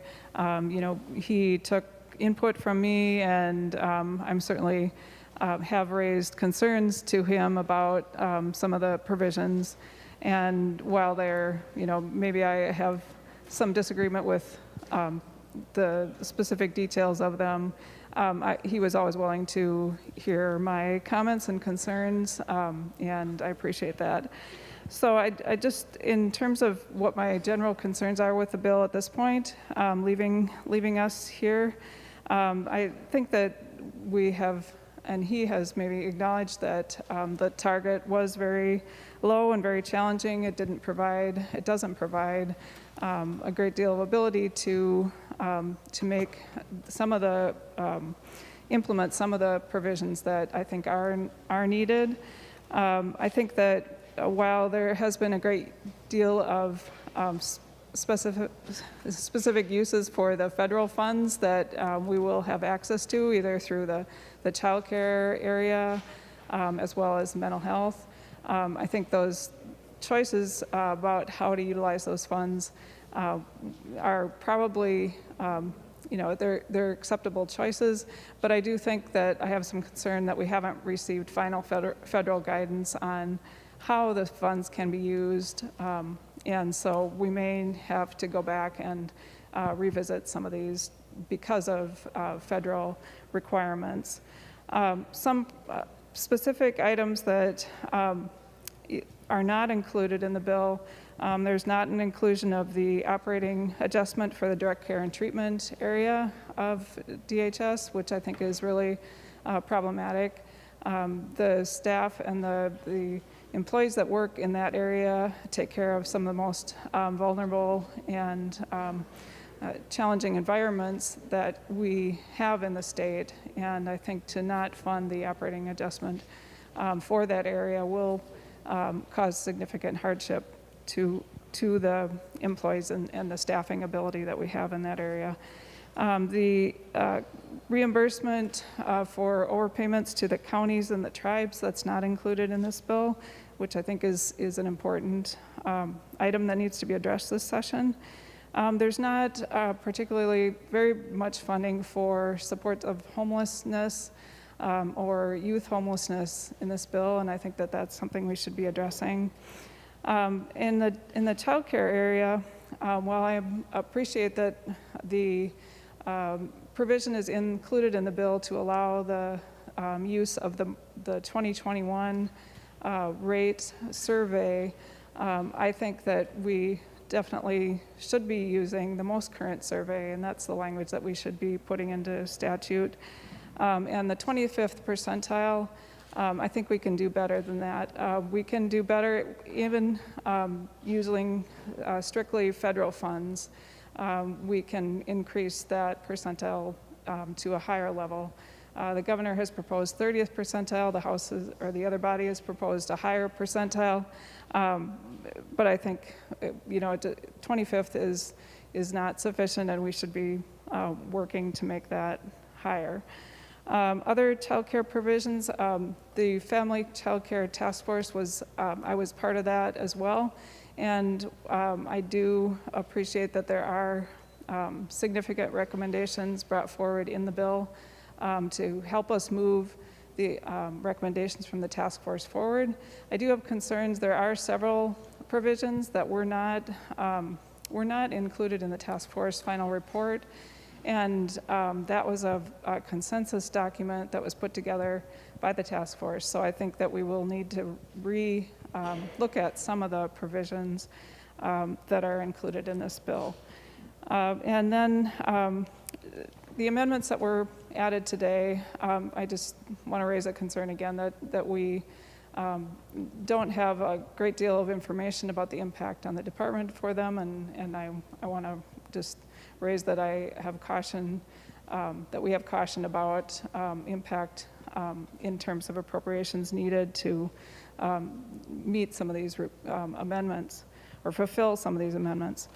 The bill is, this will move forward, but I think that there will be a lot of work going on in conference committee to make changes and improvements in it. I appreciate that Senator Abeler considers it to be a really great start, and while I think it is a good start, but I think we can do better, and I hope that going forward we will be able to work closely with the governor and the other body to make this an even better bill. So thank you, Mr. President. Final discussion on Senate File 383. Senator Hoffman. Thank you, Mr. President and members. 1 in 5 people in Minnesota live with a disability. 1 in 10 is chronic. This is the first time I've seen in 23 years a population of people that need services being addressed. First time in 23 years that I've ever seen anything this comprehensive. When we talk about, is the bill 100%? No, it's not 100%, but you know what it is? Pretty doggone close, Mr. President. And I believe that even having a provision in here that says pick up the phone and get some retainer dollars is huge. The other thing that's huge is the Blue Ribbon Commission. We were able to buy down the Blue Ribbon Commission at whatever the money it was, $80 to $100 million. But it got rid of the fact that people have to do a spend down. The most discriminatory thing that we could ever do to people with disabilities is make them, if they make $1 more than 100% of poverty, spend down to 75%, 80%, actually 81% now. This eliminates that spend down provision. It finally levels the playing field. So guess what? That's the first time in the history of Minnesota that was done. Nobody did it in the 90s. Nobody did it in the 2000s. It happened right now. It happened today. So yes, this bill is really, really, really, really, really a good base, and I look forward to taking this and matching it up with the other body and coming with hopefully a better bill when it comes back to this floor. So, Mr. President, it's a good bill. Vote yes. Final discussion on Senate File 383. Senator Abeler. Well, thank you, Mr. President. I really appreciate the discussion. And I've been here quite a while, and some things continue to puzzle me. And I think part of that is how the process works and how some people understand that the process works. And I'm tired of saying the bill's not perfect, but there is no perfect bill. When we get the bill finally done, it's not going to be as good as this. This bill here that we have today, if you care about people with disabilities, well, I'm just going to go through a few things, but if you care about some of the items that we have in this bill, they're not coming back, particularly if the vote is like way divided. This system thrives on one side or the other making a strong statement and showing their commitment and standing up for people who need someone to stand up for them. There's been a lot of talk about equity and talk about caring for the people who have challenges. Just to help people understand this particular bill, I'm just trying to think of things that are in this bill that the House and the governor don't have. We have court-appointed counsel. If you're about to lose your child in court, there are some people that go to court with no lawyer. And Mr. President, it's geographic and it's racially skewed. And so if you think that a person shouldn't have a lawyer when they're going to take their kid away, I'd vote no on this bill, because who needs that? If you think that we shouldn't put money into emergency housing in TANF, and that we shouldn't put money into the consolidated fund to help people find work in TANF, and just spend it all, leaving nothing behind for next year, then you should not vote for this bill. If you think that we should let 31% of the people by 2023 not have service in substance use disorders, and maybe some of them will die because they won't get treatment, then you should vote no. Because the governor and the House have a much worse version than this. And it's been the position, in my view, of the Senate that we actually care about the people that actually might die from substance abuse. If you think that there's enough money in the governor's budget to handle the PCAs outside of the contract group, that are run by private agencies, and they tell you over and over that there's no way they can make the raises come through to get those folks to $15 on the pittance that dribbles down to them, then I think you should vote no. If you think that Community Action has too much money and we shouldn't give them an extra money, by the way, that is a group that is heavily skewed into equity, where they actually make every dollar get spread out a lot, then you should vote no. There's nothing in the governor or in the House for any more things for Community Action in terms of cash. If you think that we shouldn't fix our nursing homes up with $5 million a year and more than that in the effect, if you think that they're in great shape and your old ones in your district are like perfect, then you should really vote no. If you think that Minnesota has enough child care in greater Minnesota and that we should invest $70 million in rural Minnesota to open up closed places, both homes and centers, and create some new ones, I would absolutely vote no on this bill. I think that would be the easy vote for what I would think would make sense. If you think that the counties shouldn't get shifted with the Family First program, and that we should just let all kinds of these children in residential treatment go hanging and let someone pay for them, probably the counties, then I would just vote no on this bill. If you think that the system and disability waivers work so great that it couldn't possibly be improved by taking a fraction of a percent of the money and shifting the uses of it differently to pay for home care, not in the governor's bill, not in the House bill, pay for ICFs to get a raise increase, not in the bill, then I would absolutely just decide that this would be a strong no for me.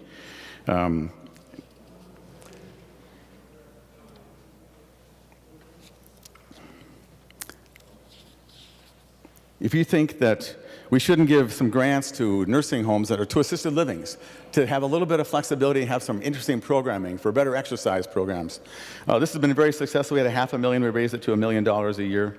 Then I would certainly reject that as anything I would want to vote for.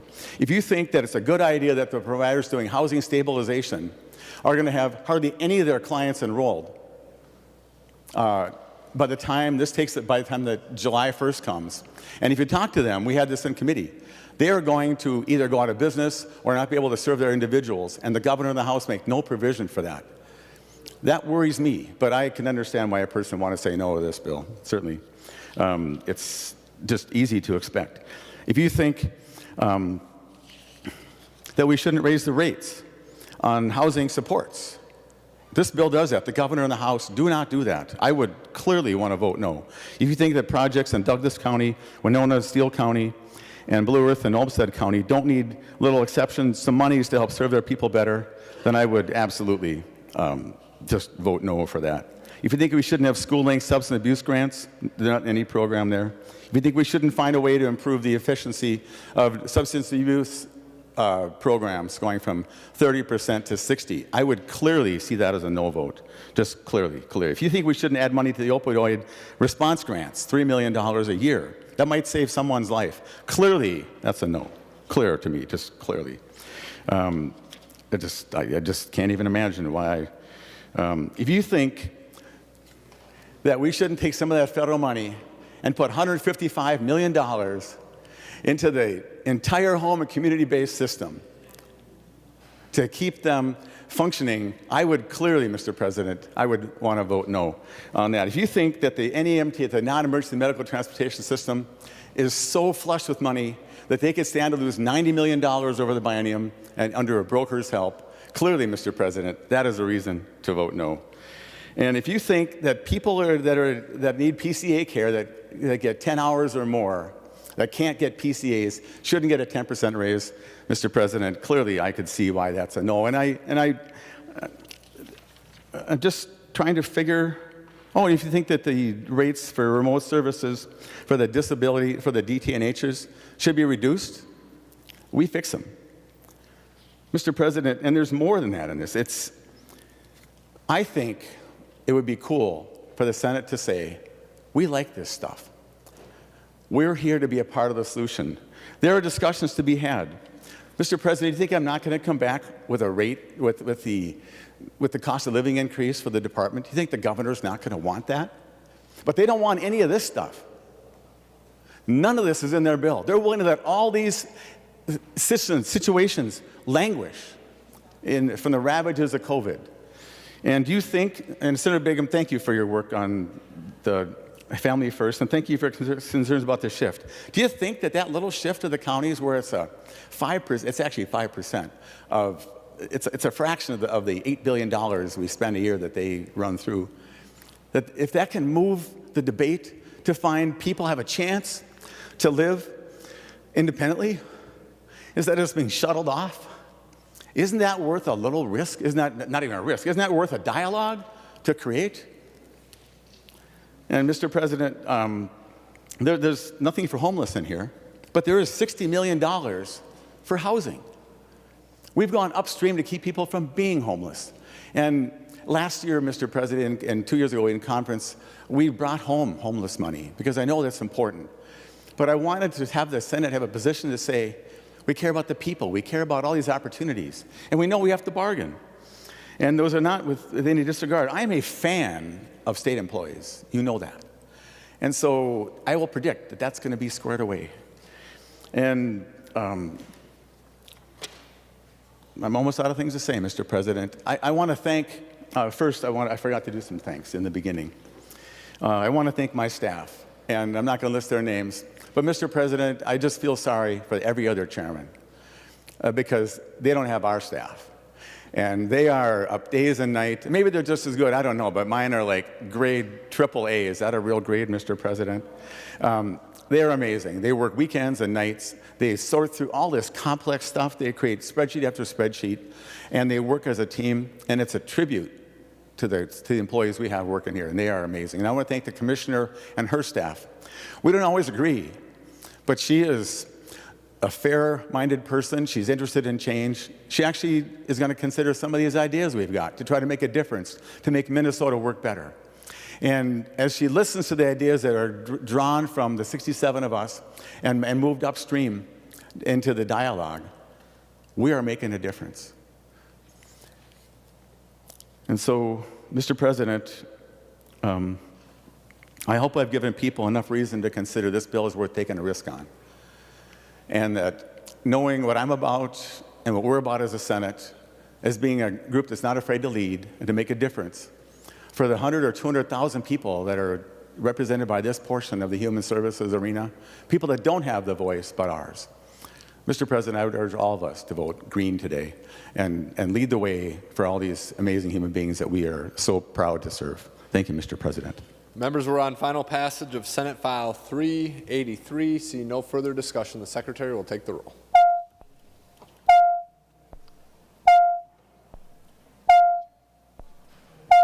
Members in rooms 303, the President's office, and 206, please come to the chamber to vote.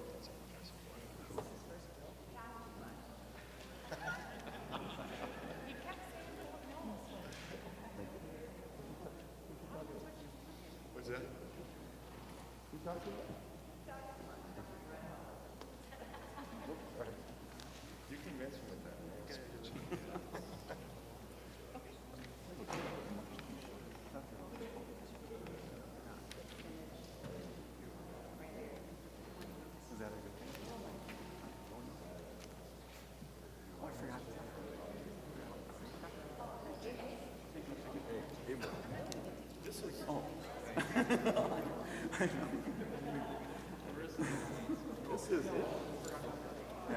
voted the wrong. This is it. Third reading, did you mention mining? I did mention mining in the beginning. I said if I bring up mining, I heard, John, you voted for me. Good job. Thank you. Hoffman, you pushed my button. What? That's the problem.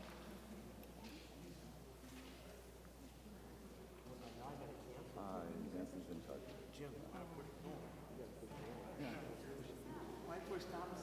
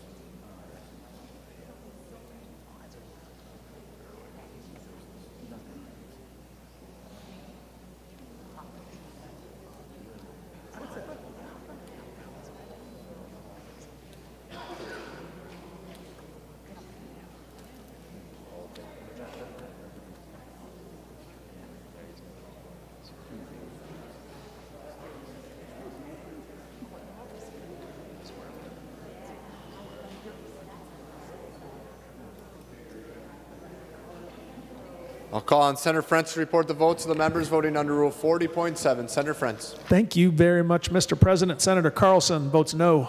Carlson votes no. Senator Frentz. Senator Champion votes no. Champion votes no. Senator Frentz. Senator Clausen votes aye. Clausen votes aye. Senator Frentz. Senator Eaton votes no. Eaton votes no. Senator Frentz. Senator Eakin votes aye. Eakin votes aye. Senator Frentz. Senator Fateh votes no. Fateh votes no. Senator Frentz. Senator Herr votes no. Herr votes no. Senator Frentz. Senator Isaacson votes no. Isaacson votes no. Senator Frentz. Senator Latz votes no. Latz votes no. Members, we're under a roll call vote. Please take your conversations outside the chamber so I can hear Senator Frentz. Senator Frentz. Thank you, Mr. President. Senator McEwen votes no. McEwen votes no. Senator Frentz. Senator Newton votes aye. Newton votes aye. Senator Frentz. Senator Putnam votes aye. Putnam votes aye. Senator Frentz. Senator Rest votes no. Rest votes no. Senator Frentz. And Senator Torres Ray votes no. Torres Ray votes no. Senator Jasinski.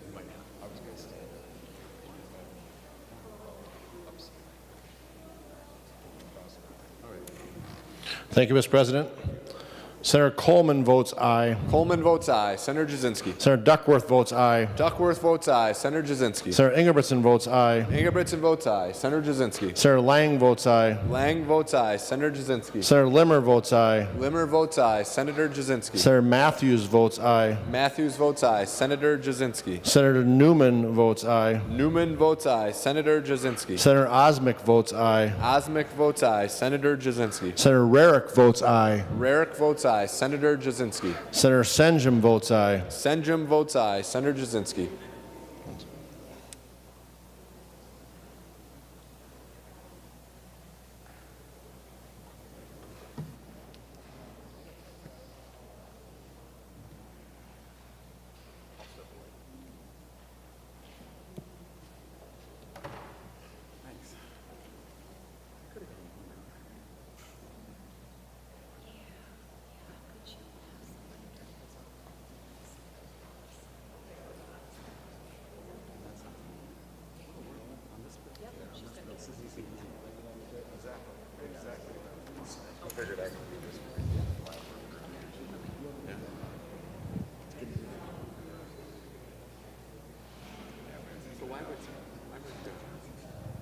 Senator Jasinski. Thank you, Mr. President. Senator Weber votes aye. Weber votes aye. Senator Jasinski. Senator Westrom votes aye. Westrom votes aye. Senator Jasinski. And thank you, Mr. President. Senator Goggin votes aye. Goggin votes aye. All members having voted who have the desire to vote, the Secretary will close the roll. There being 47 ayes and 20 nays, the bill is passed and is titled agreed to. Senator Johnson. Thank you, Mr. President. I move that Senate File 383 be laid on the table. On that motion, all in favor say aye. Aye. Opposed say no. Motion prevails. Members, the next bill up for consideration is number 109 on General Orders, House File 2128, Senator Benson. Thank you, Mr. President. House File 178 is Senate File 2360, this year's Health and Human Services Omnibus Bill. And as you're aware, members, Senator Abeler's amendments and language will be incorporated into this bill at a later point today. I want to begin by thanking, as Senator Abeler did, our staff works really hard, and being the Health Committee, they have worked hard throughout all the special sessions, and in fact through the pandemic, in ways that I don't think a Health and Human Services staff has ever had to work before. And so I want to thank Mr. Osterland, Ms. Strand, Ms. Fisher, Mr. Albrecht, Ms. Kavanaugh, Mr. Monahan, Mr. Hosfeld, and Mr. Nauman and Mr. Boddern even got in on this bill this year, and we couldn't get here without them. And all the folks in engrossing and the revisor's office, as well as the staff here at the desk who help keep things running. In perspective, COVID has impacted every life in Minnesota to some degree, and our budget, while not dwelling on it, should reflect the lessons that we've learned in the past year and set a path forward. We were given a specific task. The Blue Ribbon Commission was supposed to reduce spending by $100 million. We didn't quite get there, but some of the savings are incorporated here today. And as I'm sure the members of the minority party will raise, the capitation delay is truly an issue. And there are letters on your desk, in fact, from allies that would call that out as well. I know that is not the way we solve budget problems long term. My hope was that we would recapture some of the federal funds. As you know, we spend hundreds of millions of dollars in health response. And I was advised by fiscal staff at each of the agencies that there was some federal money coming back, but M&B isn't going to let us score it and put it on a spreadsheet. But we will continue to look for that opportunity so that one-time recaptured money can be spent wisely as part of our budget going forward. There will be administrative reductions in general fund spending because of COVID backfill. There's a little bit of that reflected on the spreadsheet today. But as we look forward, we'll have to learn the lessons of COVID, but we are also going to have to take specific steps to reduce disparities so that no one is left behind in Minnesota. And I hope that in this budget, we reflect some positive, common sense steps. Let's start with moms and babies. Let me be clear, nothing that we do in this bill is a replacement for stable families. I know this because I was raised in a house where I learned how to take care of babies, babysitting, when I was 9 years old. So by the time my children came along, I was very comfortable with what motherhood might mean for me. But not everybody has a stable family. Some families are just in stress, and some families are in crisis. We got a report from the Itasca Project about the first 1,000 days. It matters what we do in those early days. And so we are going to take steps to help moms and babies who just need to get to a better place. Thank you, Senator Wiklund, for carrying the MA expansion. We didn't include all of it here. Senator Wiklund's bill was 12 months, and I know many people want to see the full 12 months. I chose 6 months. In the first 6 months, we can help moms heal. We can see how their relationship with their baby through nursing and attachment is improving. We can keep eyes on postpartum depression and help moms get to a good place. And so I believe 6 months was a balance between what we could afford to spend, because we will need to spend more, and the needs of moms and babies. We are including a study, and I know people laugh at studies, but the legislature needs to pay attention to whether or not our investments in home visiting and expansion of medical assistance actually have results in improving maternal outcomes. So here are listed items that medical professionals believe are a good indication that we're getting better. Because if we're going to spend this money and we're going to make claims, we're going to have proof that it's working. And if it doesn't, we need to change, because what we do matters to the lives of moms and babies. So let's make sure it works.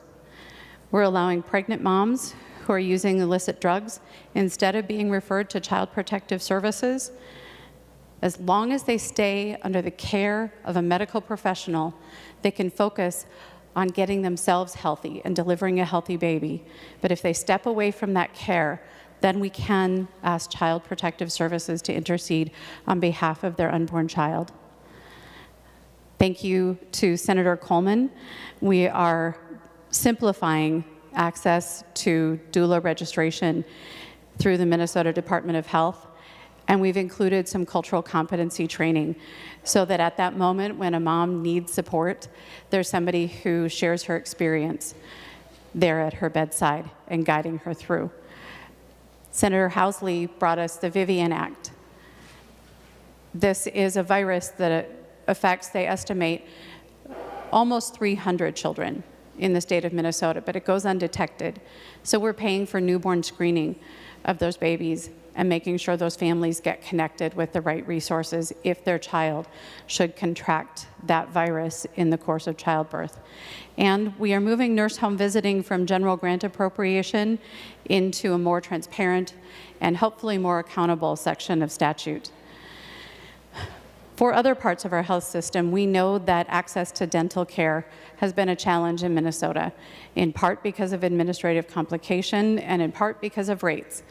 And so we are moving forward with administrative simplification. Senator Curran carried the language, uniform prior authorization, uniform credentialing, visible fee schedules, and standing up pilots for a dental home to see if we can change the model for how we care for people in need of dental care on medical assistance. And along with that, Senator Senjum brought us periodontal treatment so that people who are on medical assistance who need periodontal care can get it. We took this benefit out a few years ago. I believe it's time to bring it back. I think periodontal care has sufficient evidence that it reduces cardiovascular disease and helps keep people out of the hospitals long term. So while this might not be counted as a savings in this budget, I believe overall it is a saving to the system. We are trying to stabilize access to drugs in Minnesota, pharmaceutical drugs. We've included Pathway 2 drugs for those drugs that are manufactured in another country that can be sold in the United States at a lower cost. Yes, outside the rebate games that have been traditionally played in our drug distribution system. Senator Dibble brought us a good lesson in the lack of transparency on the preferred drug list for very own public assistance programs, and that language is included here today. We took the savings from 90-day scripts, but we wanted to make sure that rural pharmacies stayed stabilized, so we bumped up their dispensing reimbursement so that we could make sure that Greater Minnesota continued to have access to local pharmacies. It works in any underserved area, but we know that pharmacies are closing all over the state of Minnesota. We included language that would require medical assistance payments for pharmaceuticals be made to Minnesota pharmacies.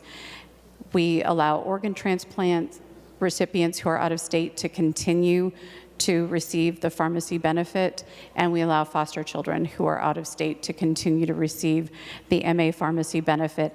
But what we don't want is a mail order pharmacy from Florida filling prescriptions based on Minnesota tax dollars that could stay here inside our borders and keep Minnesotans employed, keep the earnings from those Medicaid payments in our healthcare system.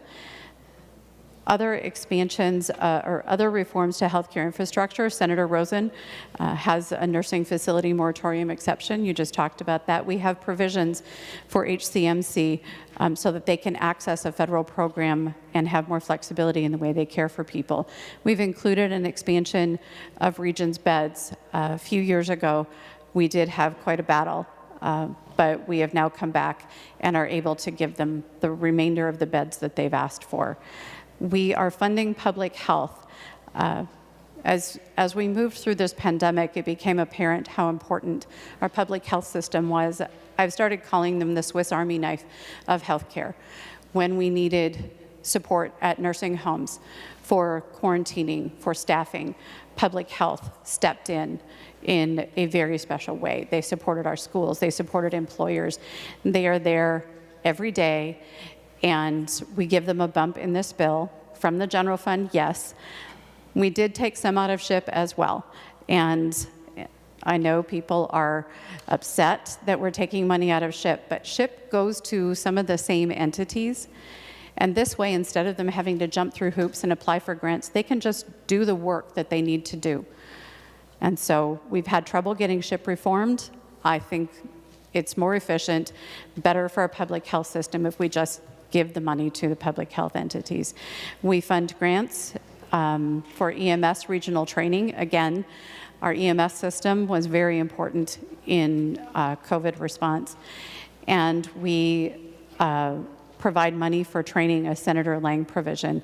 We do bring in licensing of abortion facilities and bring them to the standard that we have for birthing centers.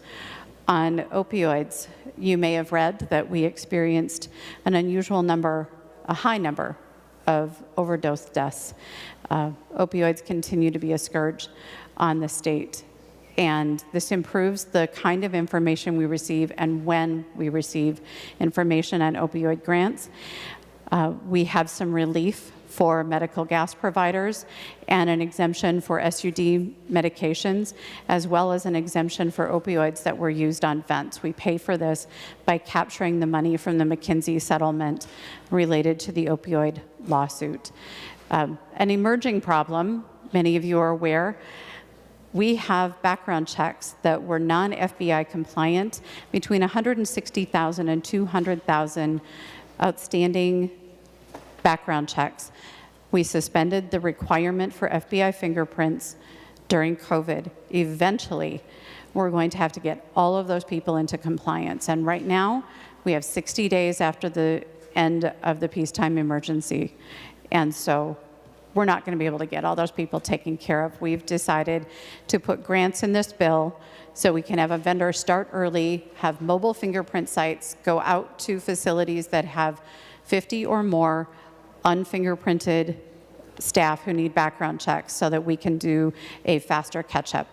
In here is also a simplification of background checks, so a medical professional who's licensed by their appropriate board doesn't also have to get a Department of Human Services background check. Let's see, under health coverage, telehealth. We had a very good floor discussion on that, and that is included in this bill. Reinsurance is paid for in this bill, while the language is carried in Senator Dames' bill. We also use some ARPA funds to support Minnesota Care, and that's backfilling some of our healthcare access fund. There's a provision that says if you can afford cigarettes, you can afford to pay a little more for your healthcare. We know that this is allowed in the Affordable Care Act, and we're going to put it in our Minnesota Care program as well. Let me be clear.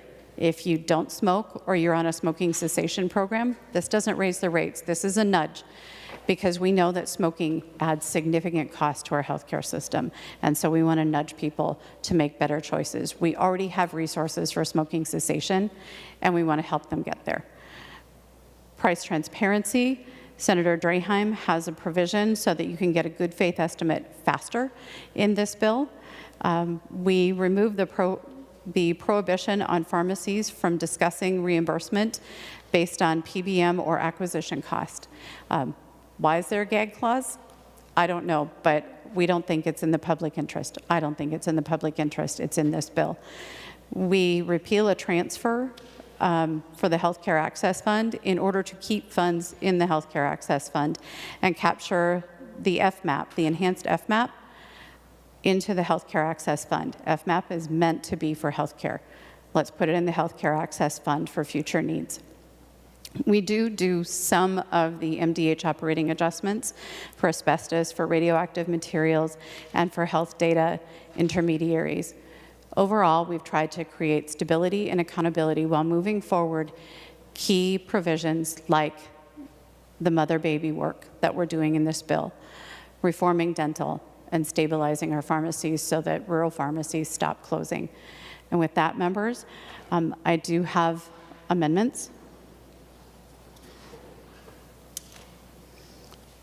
Mr. President?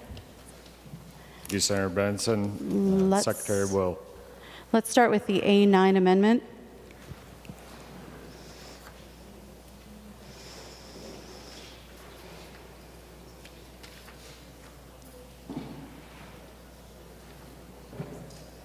Secretary will report the amendment. Senator Benson moves to amend House File Number 2128 as amended pursuant to Rule 45 as follows, page 54, line 3 after the period insert. This is the A9 amendment. Senator Benson. Thank you, Mr. President. This is a largely technical amendment. Lines 1.4 through 1.7 are revisor clarification so that we do not include ceremonial tobacco in the Minnesota Care tobacco provisions. And then we delete sections from Senate File 2110 involving the Medicare percent. It was just too complicated for us to move forward at this point with healthcare systems having to report a Medicare percent. We fixed the effective date to change when providers and health plans must provide a good faith estimate. And we incorporate the telehealth amendments from Tuesday, and then all the technical and grammatical cleanup that has been identified. On page 2 through 3, assurance language that MMB does not transfer money from the budget reserve. And that, Mr. President, is the A9. Further discussion on the A9 amendment? Senator Wickland. Thank you. Thank you, Mr. President. Would Senator Benson yield to a question? Senator Benson will yield. Mr. President. Senator Benson, can you just clarify for me what the impact is on the proposal that had to do with the Medicare percent, that rate setting proposal? Can you just clarify what this amendment does with that section? Senator Benson. Thank you, Mr. President and Senator Wickland. We had put into the bill Senator Draheim language that I supported that said that hospitals had to declare a Medicare percent for what they would take as cash payment or as final payment. And instead of it being system-wide, we weren't clear if it was an ICD-10 number for each Medicare percent that they would have to report.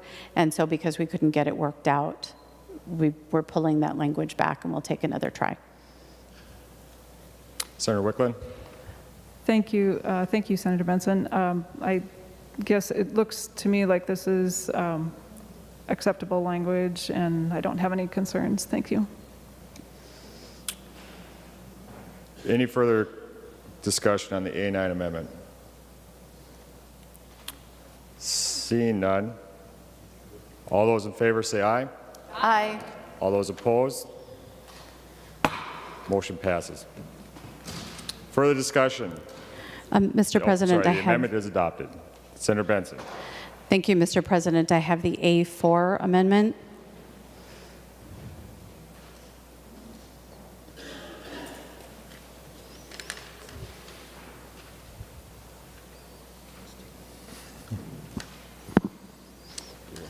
Secretary will report the A4 Senator amendment. Benson moves to amend House File Number 2128 as amended pursuant to Rule 45 as follows, page 360 after line 21, insert, this is the A4 amendment. Senator Benson, to your amendment. Thank you, Mr. President. The A4 amendment was actually a Senator Bigham idea. It started a little more expansive than what we have here, but it is linked to the child protection work that I had done for moms who were using illicit substances.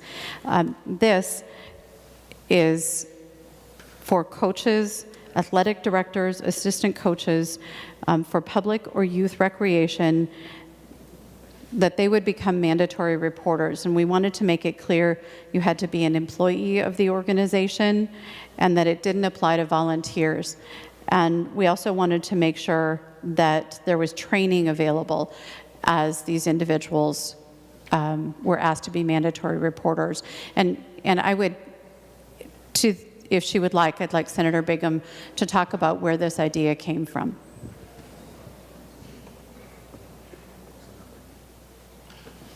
Senator Bigham. Thank you, Mr. President, and thank you, Senator Benson. This is a very important bill. Members, you may remember, or maybe you have seen the documentary on Netflix called Athlete A.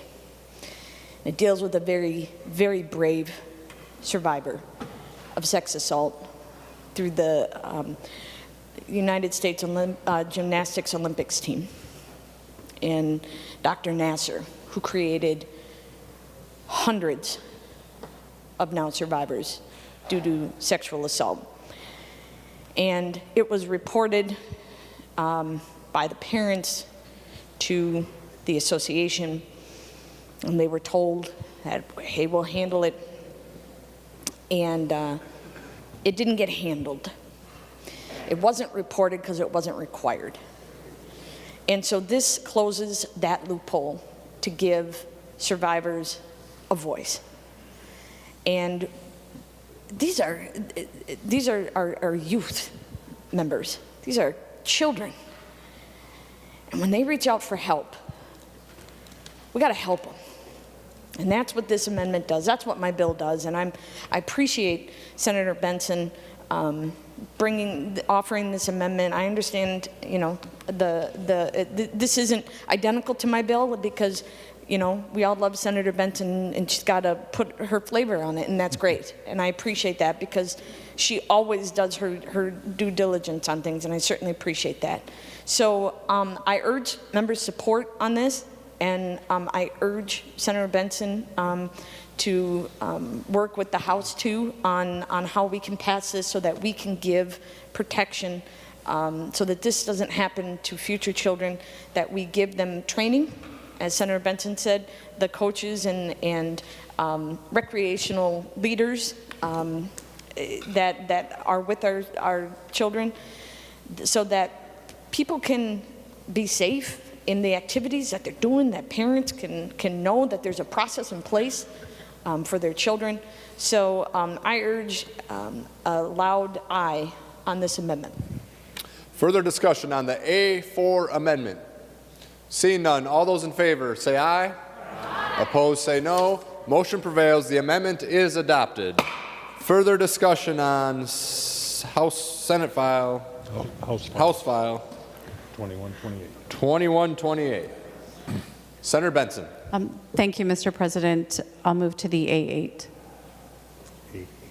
Senator Benson offers the A8 amendment. The Secretary will report the amendment. Senator Benson moves to amend House File Number 2128 as amended pursuant to Rule 45 as follows. Page 92 after line 6, insert. This is the A8 amendment. To the amendment, Senator Benson. Thank you, Mr. President. This weekend, I found out that teachers have access to the Minnesota Immunization Information Database. I was really surprised that someone could look up my immunization information without having a need as a healthcare provider. Now, let me be clear. Schools need access to this information. Child care centers need access to this information. There is a large group of people who currently have access to this information. However, it's supposed to be private data. And so what this amendment does is it reorganizes the section, which is why it looks like it's a lot of language, but it says the statewide system can have this information, but the authorized user agreement must specify privacy and security terms. Authorized users can only access the data for purposes related to the health of the subject of the data. Any provider administering a vaccine must inform the patient. Remember, it's already your right to have your information removed from this database. The patient can select to opt out. Remember, it is already your right to have your information removed from this database. The data is maintained as private. It is private now, but it has a lot of access. So let me give you an idea of who can access this. Elementary and secondary school facilities, and if they don't limit who can log on, it can be anyone they define. Public or private post-secondary educational institutions, community action agencies, the Commissioner of Health, that's kind of obvious. But there are also group purchasers. Group purchasers can include, but aren't limited to, community integrated service networks, health insurance companies, health maintenance organizations, nonprofit health service plan corporations, employee health plans, labor management, let's see, those who have a collective bargaining agreement under the Labor Relations Act. And so we're not going to take away their access. We're just going to say it needs to be for health purposes. It can't be everyone in your organization. It can't be a broad group of people in your organization, and there has to be an audit trail. It's pretty basic that if you're allowed to know who accesses your data, that there be an audit trail related to that data. Again, this doesn't take away any information that's being collected. It limits who can access that information instead of having broad access by these various organizations. And so that, Mr. President, is the amendment. Again, I learned on Saturday that there are some schools where teachers have access to this information. Discussion on the A8 amendment. Senator Wiklund. Thank you, Mr. President. Yes, this is a very complex area, and I don't believe that we had an opportunity to hear this language in committee, and I understand that Senator Benson is saying that she just heard about some of these concerns just this past weekend, so obviously we wouldn't have been able to have a committee hearing on it. But from the standpoint of the fact that it is complex, we need to have the input from the Department of Health on any change to the processes. I understand that she is saying that there could be reorganization of current processes, and perhaps some of the changes are not as drastic, but I think that providers and others would have some concerns that they would like to have addressed before we move forward with a change like this. So I'm not able to support this amendment today. I think it's certainly something that's worth examining because it does raise concerns about who has access and whether they are justified in having the access that they have. So, but I'm not able to support it at this point. Thank you. Further discussion on the A8 amendment. Senator Klein, followed by Senator Franzen. Senator Klein. Thank you, Mr. President. Thank you, Senator Benson, for the amendment. And I understand that this is a complex area, and you learned about a problem just a few days ago, which you thought required urgent addressing. But I agree with Senator Wiklund, or the senator from Richfield, in that this is an area that is very complex and will affect our monitoring and oversight of vaccination at a crucial time in vaccination rollout during a pandemic. I actually think the initial language early in the amendment If individuals who are not healthcare providers have access to healthcare information, there probably is some education or some instruction that should be relayed to those authorized individuals about the privacy of that information. So I think that concept is good, and there should be some instruction in how this has to be maintained within certain boundaries. I'm quite concerned about the opt-out language beginning at 1:21. And where it states that if you're a provider administering a vaccine to an individual, you have to sort of inform them their ability to opt out of this statewide database, which could lead to large numbers of people being vaccinated for COVID who opt out of the database and severely impair our ability to monitor our progress in that effort. So I joined Senator Wicklund in urging a no vote on this provision, and I hope that we can bring it back and hear it in committee next session. And hear from witnesses and get this policy quite right. It's my hope that Senator Benson will withdraw the amendment so it doesn't go to a vote. Should it go to a vote, I request a roll call. Roll call will be granted. Senator Franzen. Thank you, Mr. President and Senator Benson. I'm reading this quickly, and I kind of feel like I'm signing up for a data program, and when you have your phone and you update it, and it tells you like all the data information that you're signing, that you're agreeing to before you use the app or whatnot. And this is very confusing, and I'm a lawyer and I'm reading it quickly, and I do not feel comfortable in having a few-minute conversation and saying this is okay to protect data for patients, including myself, my family, and every Minnesotan. So I would ask if Senator Benson would yield. Senator Benson will yield. Senator Franzen. Thank you, Mr. President. Senator Benson, I know we have HIPAA and we have different laws that apply depending on what type of information, but in this case I would imagine HIPAA applies. Do you know how it interacts with the language that's drafted in front of us? Senator Benson. Thank you, Mr. President. And Senator Franzen, we actually have the Minnesota Health Records Act, which holds to a higher standard, but this is under a different section of law. It's a different kind of privacy. So this data is held by the state. It is gathered by the state. It is held as private data, and it's supposed to have limited access. My concern is if you read who has access to this right now, it doesn't appear limited. And an individual whose data is private, we generally say there's an audit trail, and you have the opportunity to see who has looked at your data so that you can ascertain what purpose your private data is being used for.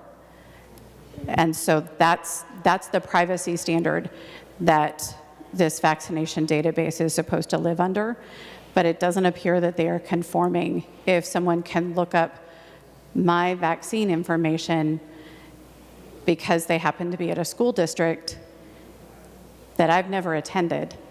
I don't even live in the same geographic area. And so then the question has to be raised, is this really private data? Senator Franzen. Thank you, Mr. President. Senator Benson, I understand the concern you're posing. I think it's a valid concern, but doesn't give me enough security and confidence that it's being misused. And I highly doubt members of this body, with just reading this in the last few minutes, would feel comfortable making such a big decision on privacy and data on the Senate floor without having a thorough vetting in committee, in your committee, Senator Benson, potentially in Judiciary or the Data Practices Division of our Senate. I really do have a concern of having this language without having a thorough vetting about what an agreement means, what legal repercussions, what penalties, what responsible handling. And I actually think it might be, and I know this is not the intent, Senator Benson, but it might be irresponsible of our body to act on this language without thorough vetting. I am really concerned with this language because I do not know what it does, and I am not the legal expert on HIPAA. I don't think anyone on this body is. I'd like to consult with people that understand those different laws in place. I know that there are different data applies with different levels of protection, but I just do not think this is wise for us to move forward with language that we do not understand what it actually does. I think it's a very irresponsible move. I would really hope, Senator Benson, that you withdraw this amendment, that we can vet it, even if it's not in a formal committee, but at least get the input from stakeholders and from the department and from some legal experts in our Senate Council to really understand what this means, and maybe even get a brief explanation, like we do often for our bills, from Senate Council, where they actually explain to us how these different laws interrelate. I'm really cautious and really scared about this amendment, Ms. Senator Benson and Mr. President. So I encourage a red vote. Further discussion on the A8 amendment, Senator Abler. Well, thank you, Mr. President. And I had turned myself off. I hadn't given this a thought about data on this topic until I read the existing law. And actually, the existing law is pretty short, and I find that concerning. I'm one of the individuals who does not favor going with this free flow of information based upon the national direction where anybody who needs to know something or wants to know something about you can get it. Minnesota has a very high standard for data privacy. I would think, except in this situation. If you read the existing law, which is paragraph A, it says providers as defined. I don't know who the providers are. Oh, those are some kind of health providers, I suppose. But a bunch of providers, a bunch of group. These people can. There's a whole group of people who, without your permission, can exchange data about your vaccination status. And that's pretty much the heart of the law. Like, yeah, go ahead, share information. And it doesn't say how safe that information will be held by some of these individuals. And so, well, of course, they'll be careful. I have no reason to think that a public or private post-secondary education institution would be uncareful, but there's a lot of people coming and going from those offices. How do they protect this data? It talks about child care facilities. Child care facilities. Well, that's there's a lot of them around. There's elementary schools, whatever a group purchaser, is that the HMOs? Would that be the staff of a person at HMO?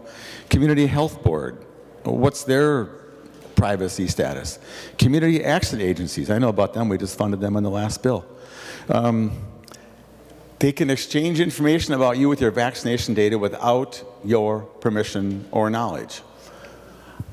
Given the situation we're in, Mr. President, we're actually, it's ironic that we're under emergency powers where one person can tell us what they get to do anyway.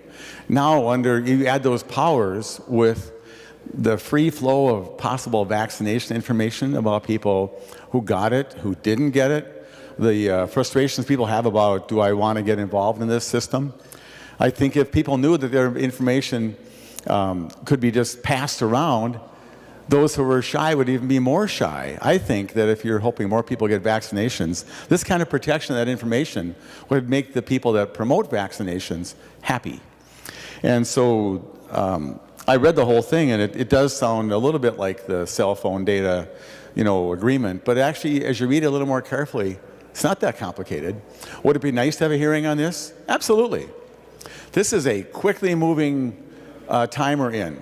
And we hear week to week what the governor is going to do next for us, coming out as an edict. There's no hearings about those. There's no process. He just sits with his advisors and tells us what's going to happen. Some of those are great ideas. Some of those are marginal. This is something we need to do. Uncovering this issue should concern everybody in this chamber and concern the whole legislature. So I think this is a great project to work on. Certainly it'll be fleshed out in the process, but if we don't call attention to this, Mr. President, I think that we were going to be sorry we didn't. Thank you. Further discussion on the A8 amendment, Senator Murphy, followed by Senator Franzen. Senator Murphy. Thank you, Mr. President.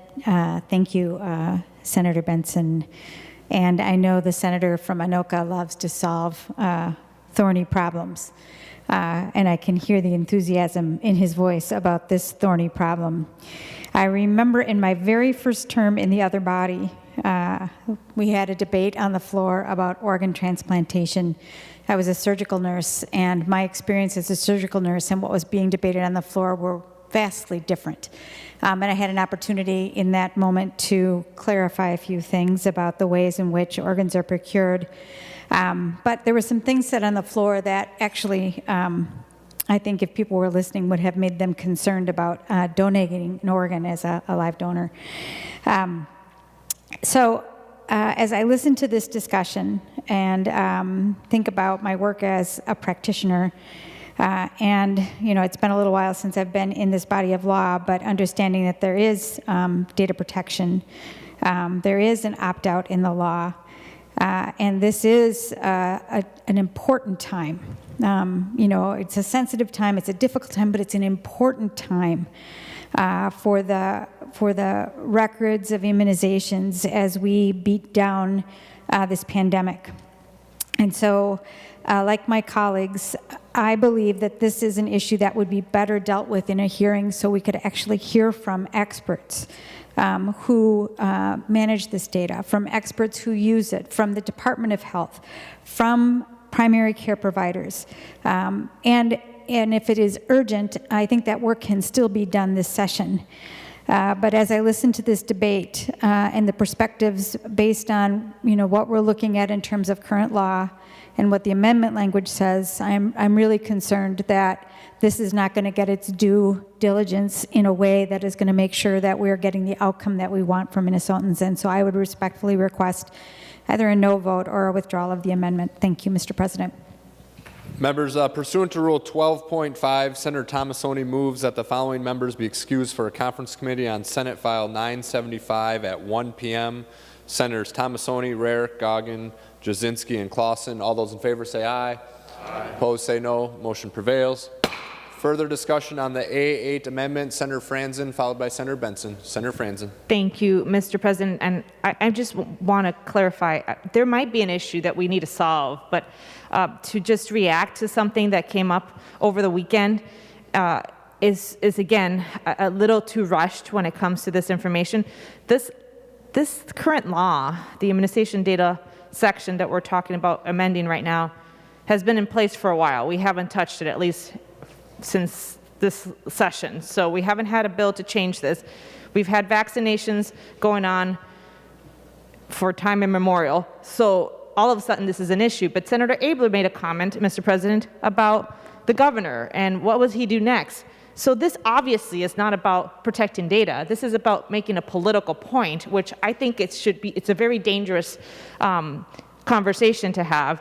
If this needs to be fixed, I think we can figure it out with smart people, with a hearing, with the department, with lawyers, to make sure that we're not creating a bigger problem.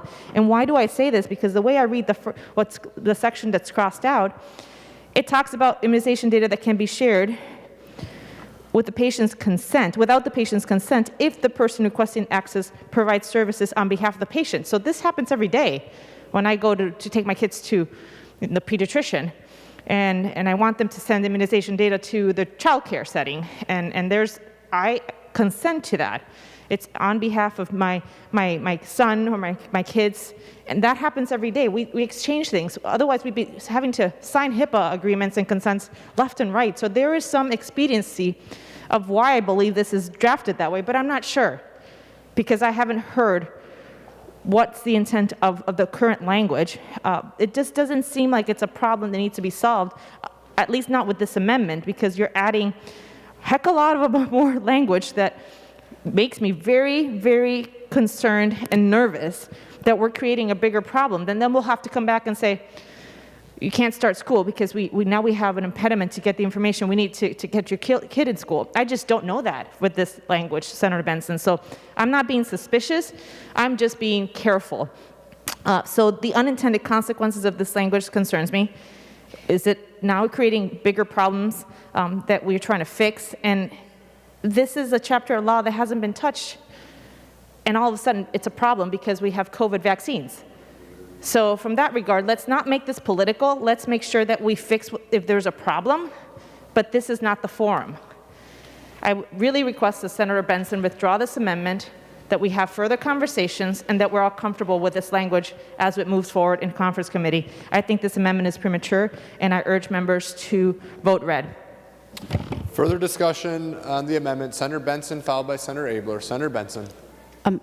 Thank you, Mr. President and Senator Franzen. I was not at all thinking about the governor when I asked council to draft this. As everyone in this body knows. Point of order, Mr. President, I did not say that. Okay, I apologize, but this isn't a political play. Everybody in this body knows that I have been watchful of data privacy, and when someone raised this gap to me, I got concerned. This doesn't change any of the entities who have access. This changes who in those entities can have access and why.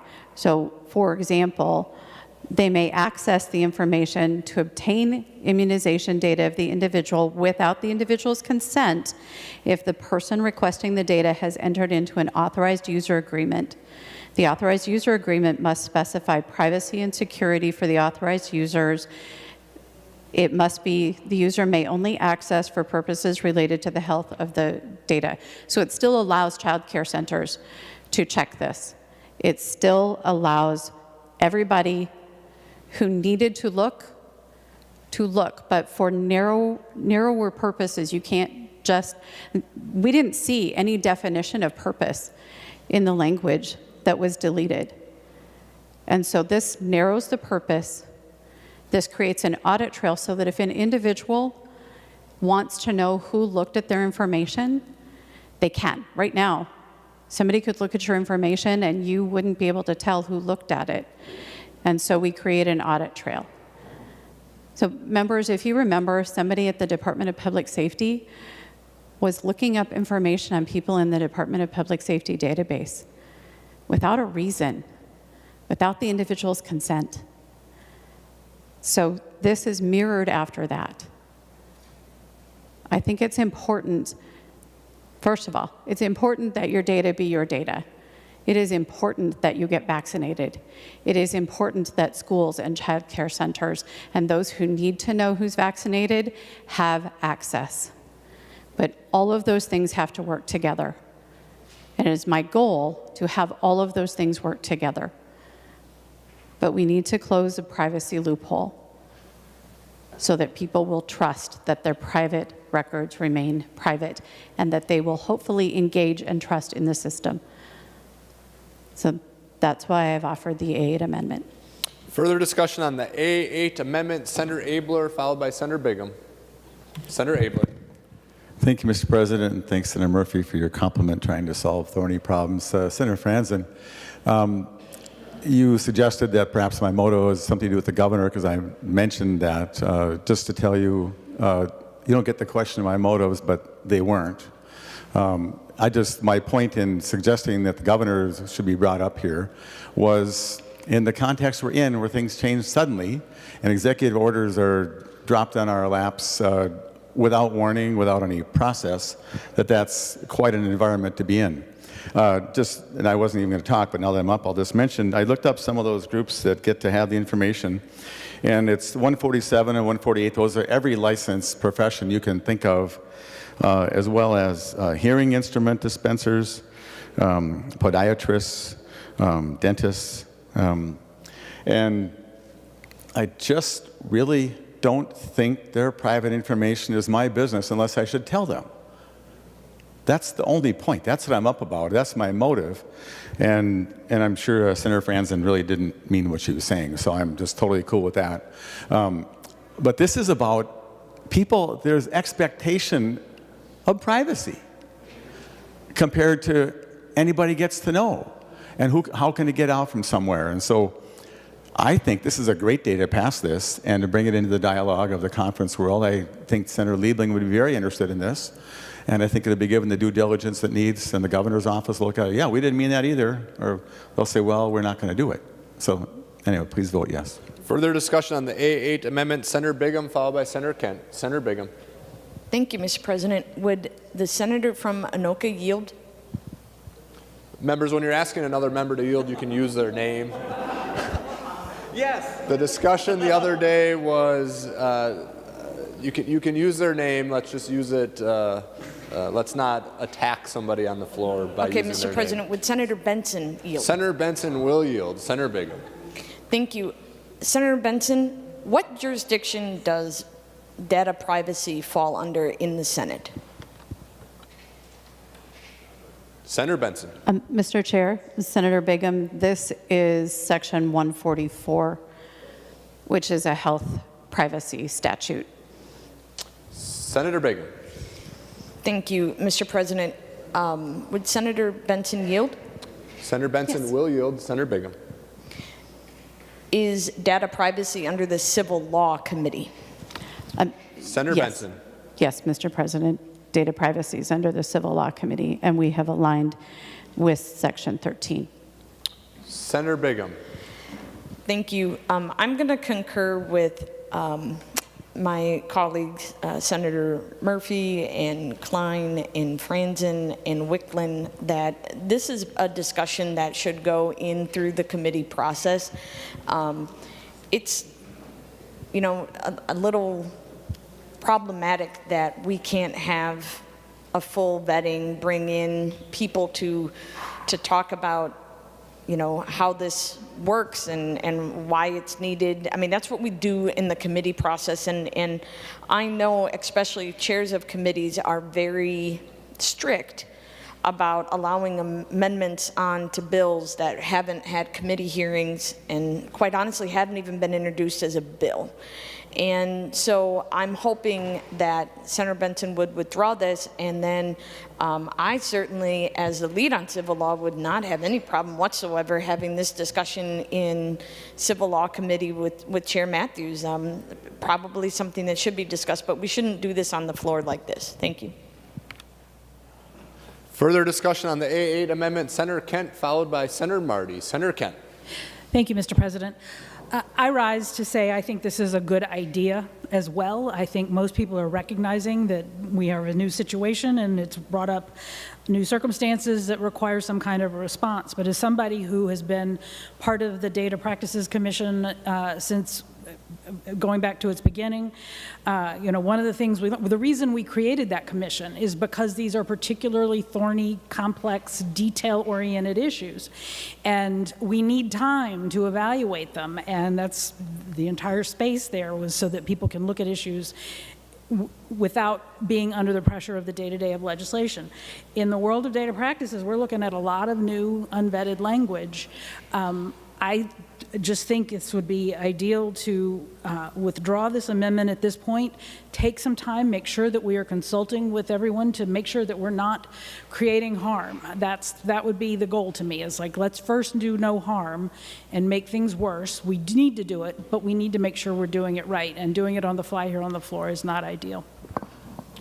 Further discussion on the A8 amendment. Senator Marty, followed by Senator Franzen. Senator Marty. Thank you, Mr. President. Just one small thing to add, and that is that while I think this is worth looking at, suggesting the conference committee, which has an 800-plus page bill here, plus undoubtedly a similarly length one in the House, with a lot of different provisions, they are not going to be giving due diligence to this. And the bill does say in it, the amendment says in it, within existing appropriations, which is the way we hide things if we don't want to pay for them. This will cost money. It will be a difficult thing to figure out the details, and they're not going to have time for that in conference committee. I think this is well worth, as Leader Kent just said, it's well worth the discussion, but it shouldn't be done in a conference committee or on the floor. Further discussion on the A8 amendment. Senator Franzen. Thank you, Mr. President. And I think we've already made the argument that this is actually not germane to the bill. So I'd like to raise a point of order under Rule 35 that this is a substantially different purpose from the original bill, and would like to have that considered by the President. Thank you. Senator Franzen raises a point of order under Rule 35.2 that the amendment is not germane. Advice. Senator Frentz. Thank you, Mr. President, and thank you, Senator Franzen. Members, we've had a number of germaneness discussions and offered various advice. And I'm asking you, Mr. President, to rule that this is not germane, because I think that ruling would be the most consistent with the other germaneness rulings that this chamber has seen in this session. And while I recognize the latitude of the President to determine what is and what is not germane, I think the consistency of ruling this amendment out of order would signal to the body that it has to be for that purpose, and that this, obviously, Mr. President, is to a substantially different purpose. With that, I'm asking you to support the Franzen motion to rule this out of order. Thank you, Mr. President. Further advice? Senator Benson. Mr. President, this does fit in the health statutes. It has to do with patients that are this immunization practice and patient information that is under the Department of Health. And in response to COVID, as many of the other provisions of the bill, I think this is reasonable that we are, well, abruptly, we are paying attention to the rights of the individual as it relates to their immunization. Further advice? Mr. President. Senator Franzen.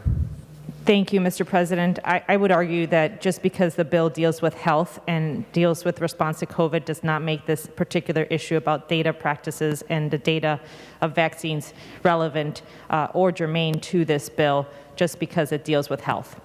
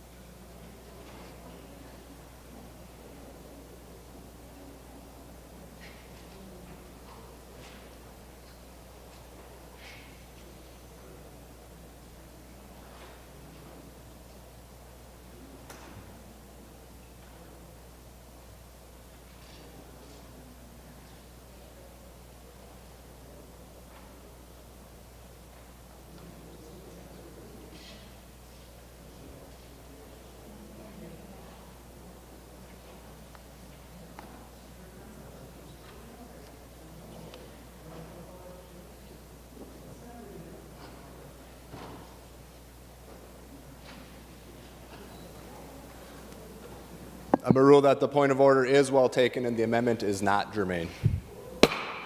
Further discussion on Senate File 2360. Senator Klein.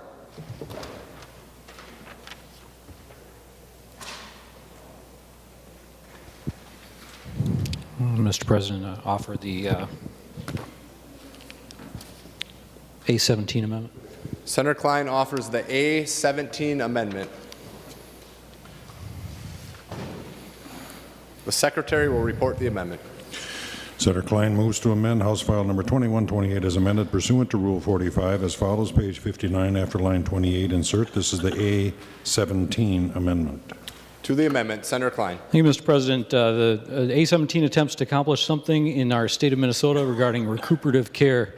The senator from Ramsey County on my right and myself have experience with sending people home from emergency departments or hospitals who have no place to land. They have discharge orders and a discharge prescription and some instructions, and they don't go to a home. They sometimes don't even go to a car. They go under a bridge. And we're too good for that in Minnesota, and there's a way we can fix it, and there's good people coming up with great ideas of how to fix that. Recuperative care is just such an idea.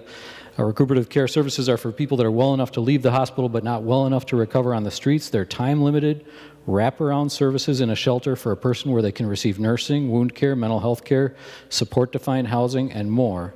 Not only to heal from their illnesses, but to reach stability, stopping that revolving door. They've existed nationally for 30 years and are well proven to significantly decrease inpatient care costs and returns to the hospital emergency room and to increase permanent housing and employment. The amendment has no cost. It is the first step to establishing recuperative care in Minnesota, and it will require the DHS of Human Services to design a recuperative care service for Minnesotans experiencing homelessness.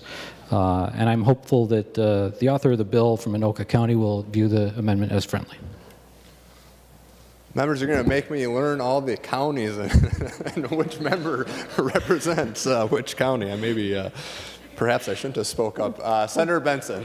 Mr. President, I think perhaps speaking for all the people from Anoka County, I can accept this amendment as a friendly amendment. There is no cost to it. And I think the mission that it fulfills would be important to helping people recover well.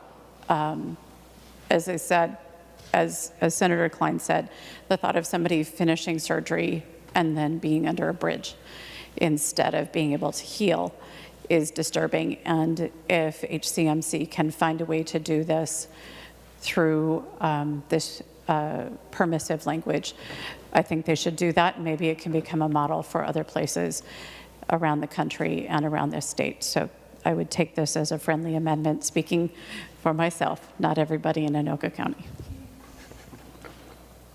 Further discussion on the A17 amendment.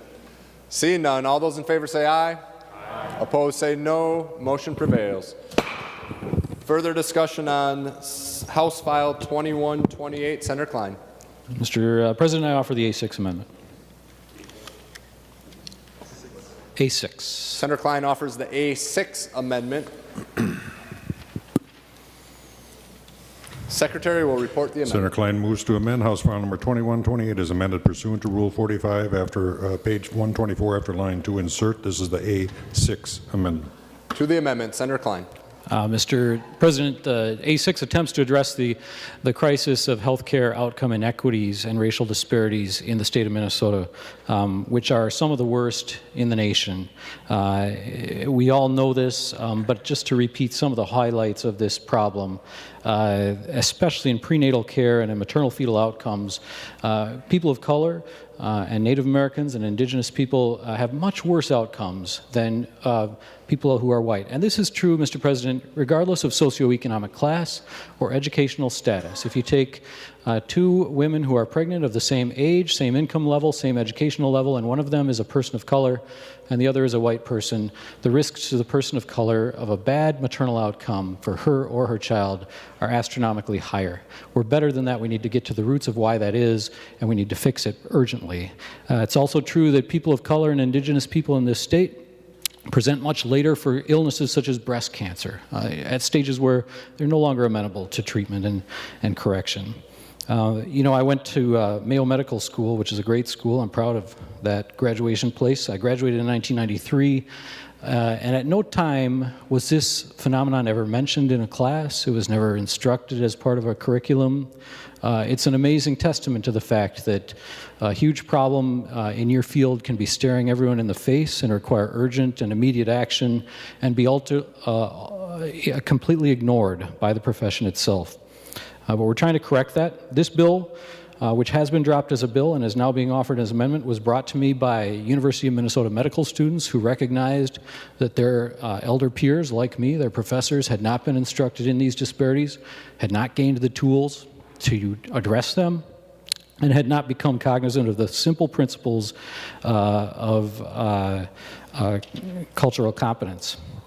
So I urge a yes vote on the A6 so that we can begin correcting these inequities in the state. This will require the boards of medical practice for nursing, dentistry, optometry, podiatric medicine, and general medicine to require continuing medical education for providers 2 hours every 3 years in racial disparities in healthcare outcomes in our state.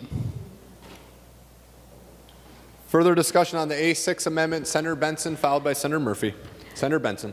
Mr. President, I appreciate Senator Klein raising this issue, but I'm going to ask for a no vote. We have tracked on our spreadsheet a grant to the University of Minnesota so that they can develop a curriculum and incorporate it as part of physician training. And I think that will help build the culture that Senator Klein is hoping to achieve in the A6 amendment. So I'm going to ask for a no vote. Senator Murphy, followed by Senator Wickland. Senator Murphy. Thank you, Mr. President and members. I rise to support the amendment before us, and I do so as a licensed provider. I continue to carry my license as I teach, and it is a requirement of teaching to be a currently licensed provider. That means I go through continuing education every 2 years. We can choose, essentially, the continuing education that best suits our specialty area. When I think about the years of time that I have practiced, the curriculum that I went through when I studied to get my baccalaureate degree in nursing, we talked about cultural competence. We certainly talked about the different faith practices and what that meant for the patients in our care. But never once did we talk about implicit bias and what that meant to the outcomes of our patients. I believe those going through a university preparation now, those studying the various disciplines that require, in the end, a license to practice, will get this in their education, as my daughter did at the University of Minnesota when she got her master's in nursing.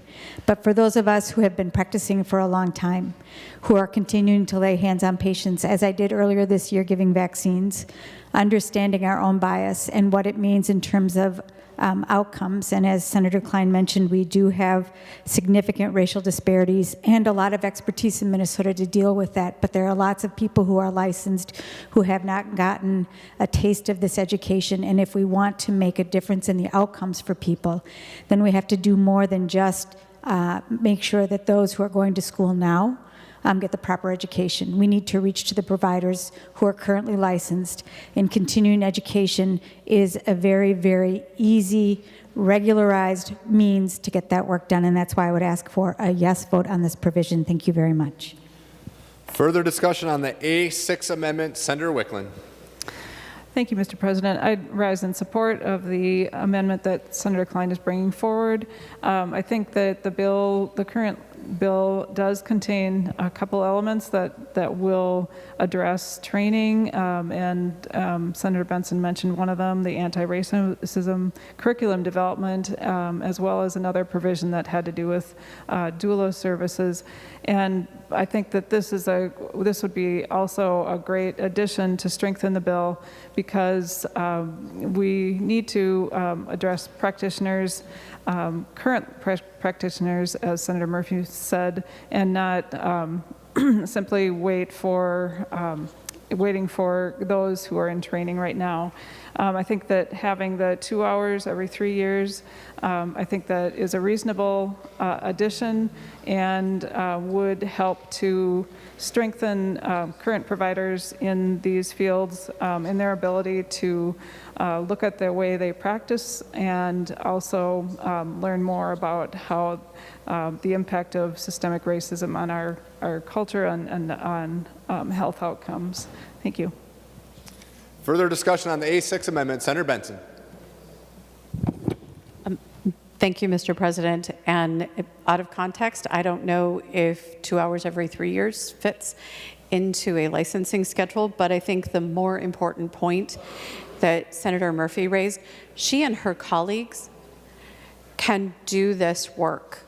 They can choose to educate each other. Individual members can reach out and do this work on an emerging issue in our state, in a present issue in our state with emerging solutions. And so I believe the language we have in the bill will get us a good start, and I'm going to renew my request for a no vote. Any further discussion on the A6 amendment? Seeing none, all those in favor say aye. Aye. Opposed say no. No. The motion does not prevail. The amendment is not adopted. Further discussion on House File 2128 as amended. Senator Draheim.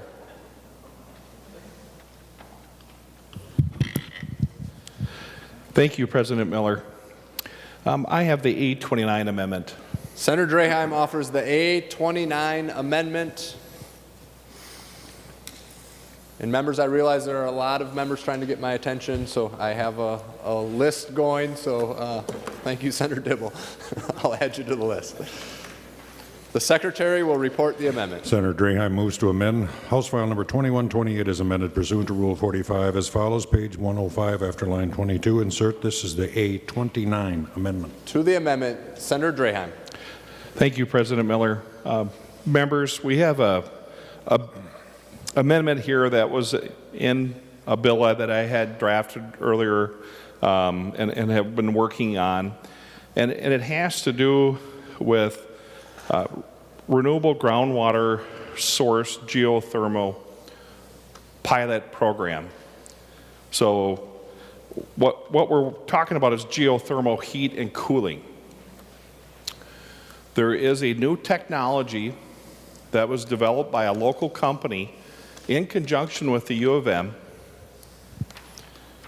and they're running into permitting issues.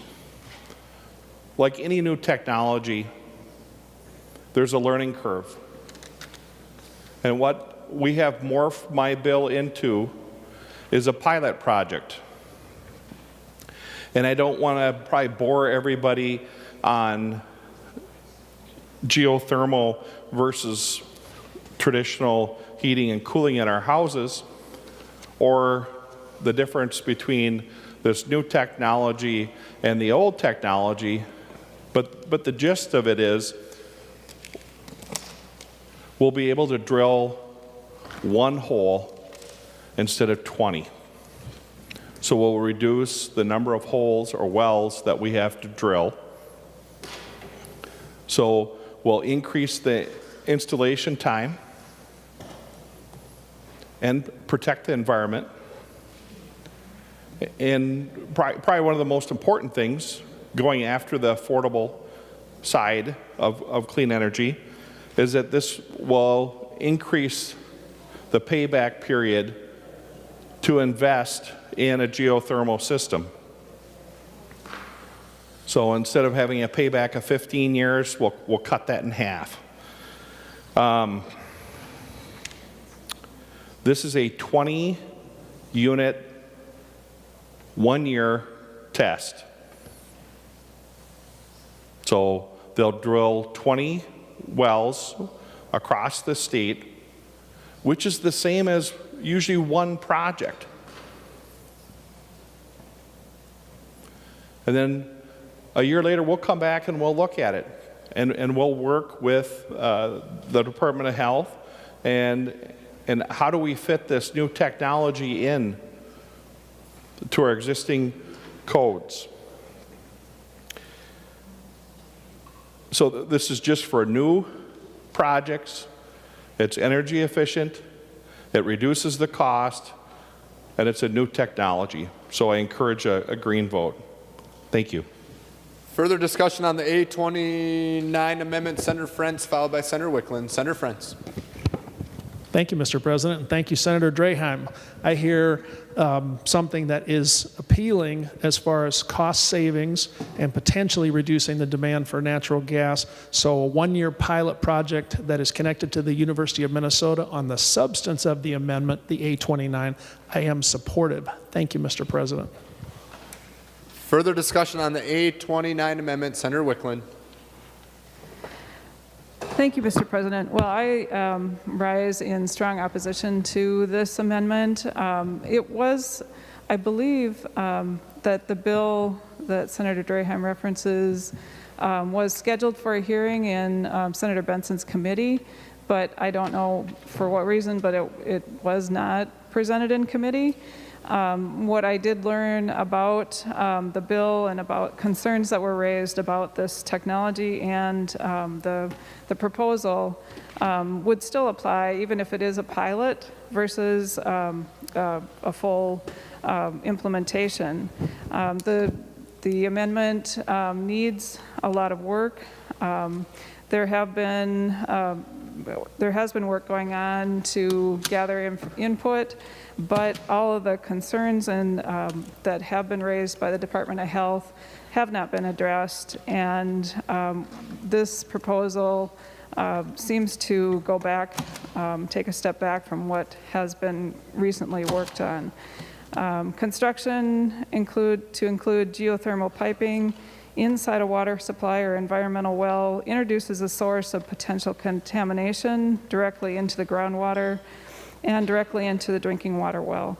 This is, I think, a great concern that this pilot would still be a possible public health and groundwater risk, and the language should be heard in a committee where we can hear from experts and the Department of Health in terms of how any pilot proposal could go forward if the concerns could be addressed. So I stand in opposition. I would suggest a no vote.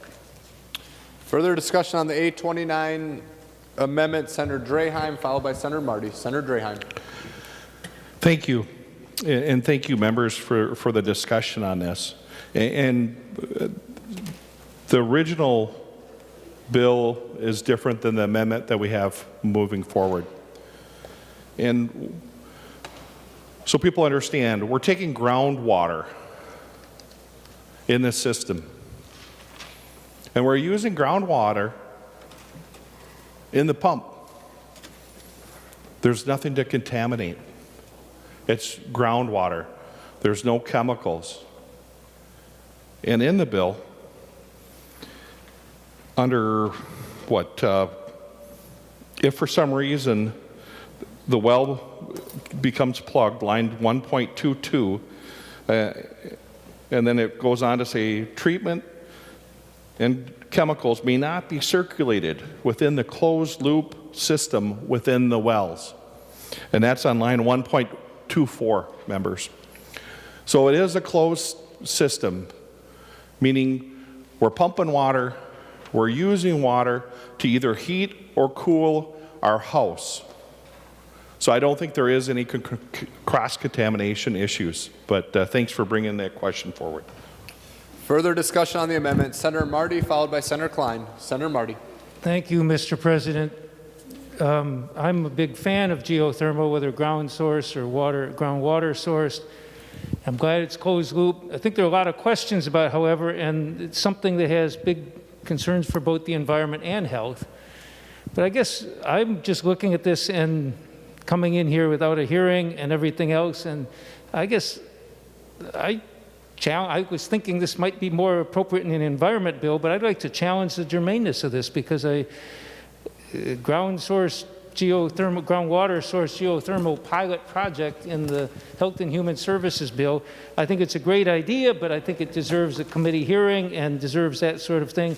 And I frankly think it violates our germaneness rule. So I ask for a ruling of the chair.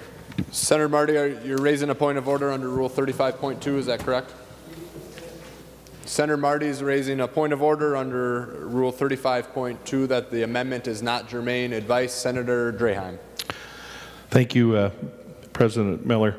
MDH oversees this, and that was part of the delay in getting the bill moving forward. The stakeholders were working with the department, and that's why I think this is an appropriate place for this amendment. Thank you.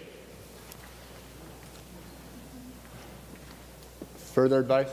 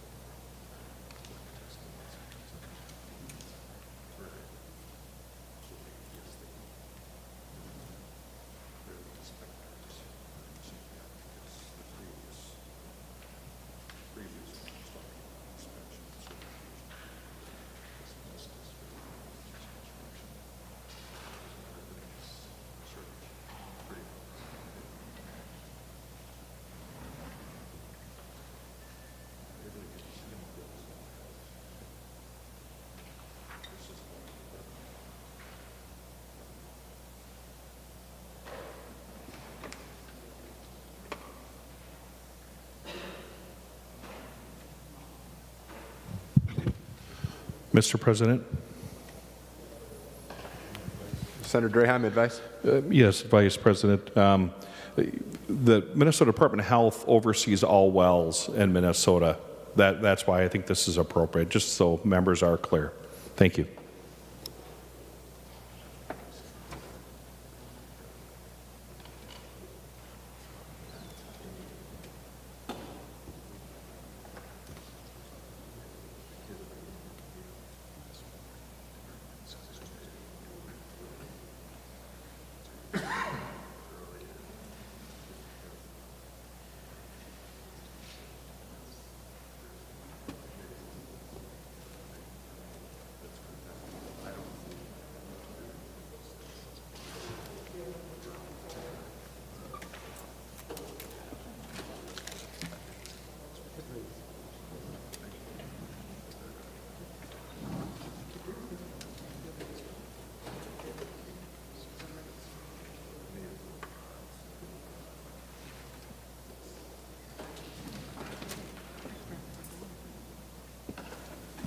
I'm going to rule that the point of order is well taken and the amendment is not germane.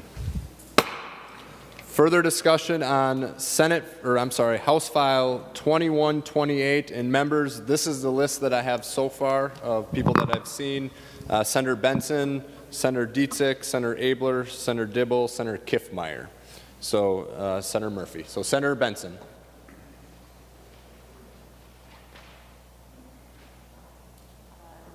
Mr. President, I have the A25 amendment. Senator Benson offers the A25 amendment.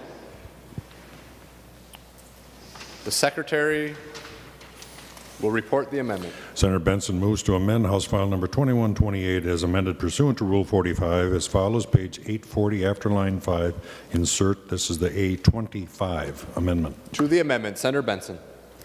Mr. President, members, the A25 amendment takes the money that we spent for COVID response, and as we get FEMA reimbursement or insurance reimbursement for expenditures that we made out of the general fund, instead of it going back to the general fund, it goes into the Healthcare Access Fund. Let me explain. If it comes back in July, it hits the general fund. We as the legislature never see it. So by putting it in a specific fund, we get some sense and some control over how to spend that money. But additionally, we have been transferring money out of the Healthcare Access Fund to the tune of hundreds of millions of dollars a year And if we're going to keep it stable and protected, we need to take some specific action to do this. And so members, as money comes back because the federal government is reimbursing and because insurance companies are reimbursing, the money goes into the Healthcare Access Fund. I'd appreciate your support. Discussion on the A25 amendment. Senator Wickland. Thank you, Mr. President. Would Senator Benson yield to a question? Senator Benson will yield. Senator Wickland. Thank you. So, Senator Benson, today, are there other cases where we direct funds into the Healthcare Access Fund like this? Senator Benson. Mr. President, we direct money to funds all the time. And the Healthcare Access Fund actually has money transferred out of it quite regularly under legislative authority.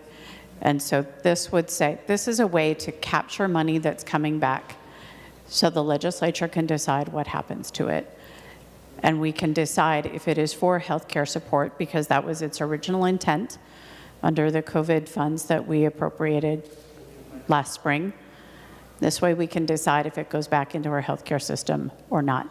We don't know how much this is. We don't know what FEMA is reimbursing.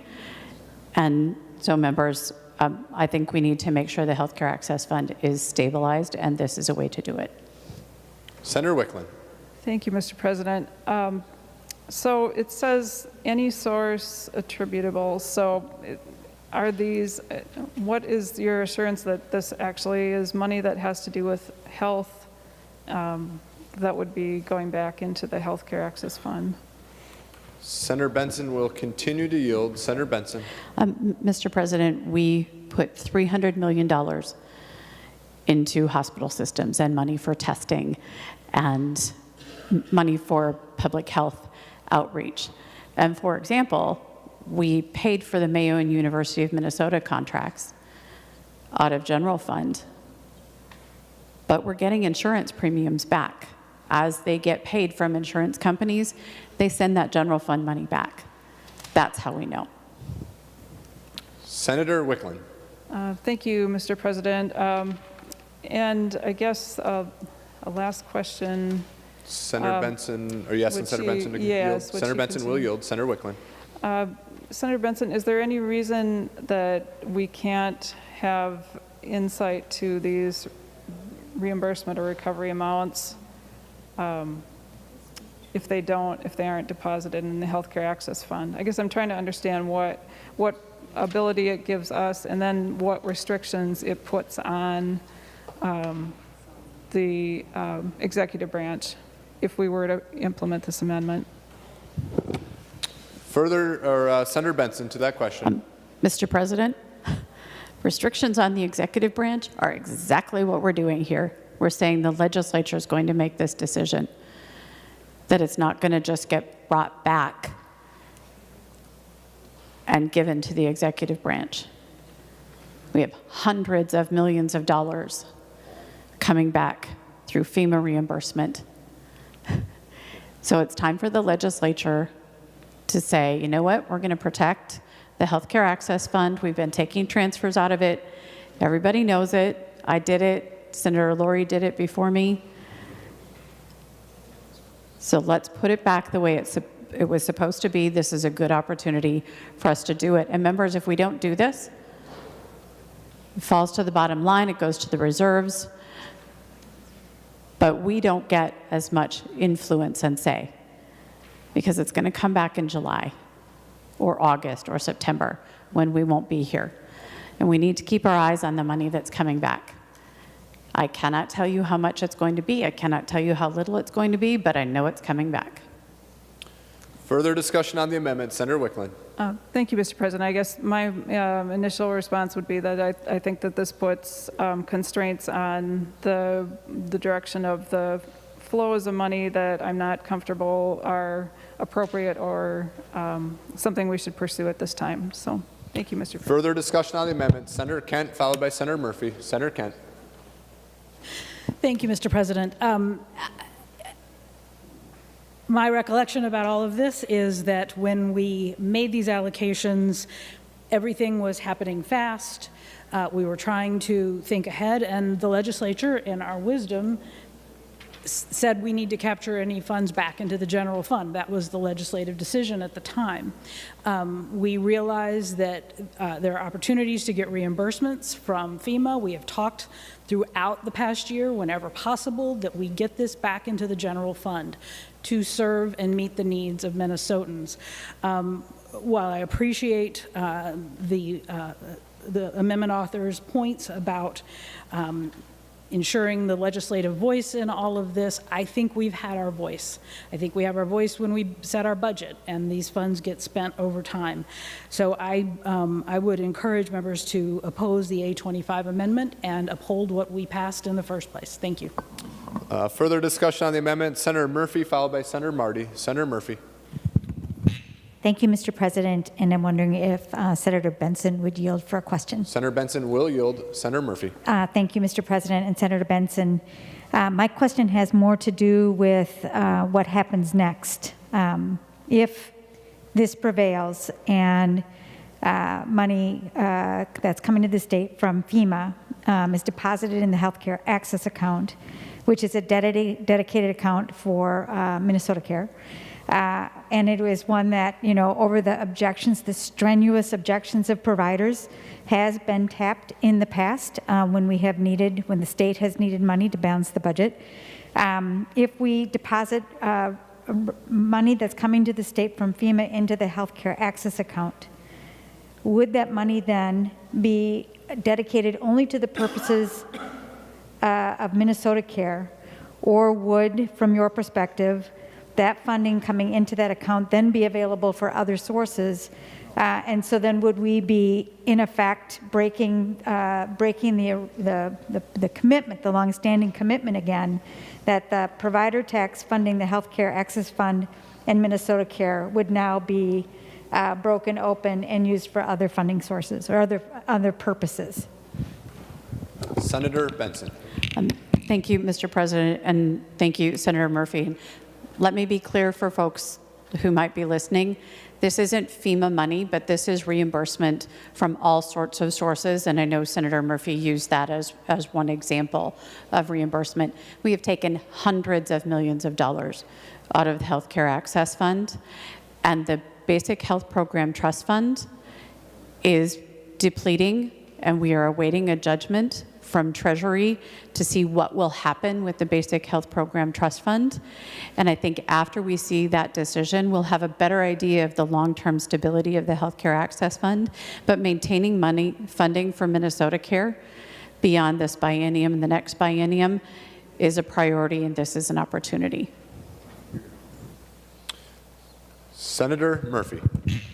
Thank you, Mr. President. And if Senator Benson would yield for one more question. Senator Benson will yield. Thank you, Mr. President. And Senator Benson, I strung a lot of words there together, so just to be more direct, if these funds were to go into the Healthcare Access Fund to replenish it or add to it, in the future then, would it be the posture of you as the chair that the funds in the Healthcare Access Fund could be used for purposes other than for which they are currently set in law? Senator Benson. Mr. President, I think the Healthcare Access Fund has been abused, but there are current practices in law that I think we should follow. And I tried in one of my first budgets to narrow some of the things that had been drawn out of the Healthcare Access Fund. I'd like it to be stable for beyond the current biennium, beyond the tails and into the details. And when we see what happens with the Basic Health Program Trust Fund, I think we'll know better how long that stability is. But I support the purposes in law for the Healthcare Access Fund. Senator Murphy. Thank you, Mr. President, and thank you very much, Senator Benson. I will speak in opposition to this amendment. I think that it is important that we keep the Healthcare Access Fund clean, and in respect for those who are making those contributions to that fund and for the purpose and for those who are getting their care. It is important for the same reason that Senator Benson is talking about the integrity of the funding that's coming into the state. and her concern that it will go into the general fund and then it'll fall into the next forecast and we won't know where that goes. I appreciate that and understand that. I also don't want to create a future problem for the Healthcare Access Fund and add to confusion around that fund. So I would suggest instead, if you're trying to protect these resources and hold them in healthcare, that you create instead a special revenue account that can capture those funds that you believe belong within the realm or the budgets of healthcare and human services. But to add this to the Healthcare Access Fund at this point, I think creates a different problem that will create a headache for future legislatures, and that's why I oppose this amendment. Thank you. Further discussion on the A25 amendment, Senator Marty. Thank you, Mr. President. Senator Benson, this is an unusual way of budgeting, but we don't know how much money it is, but it's money that was attributable to the general fund, and when it gets reimbursed, we're going to put it in the Healthcare Access Fund.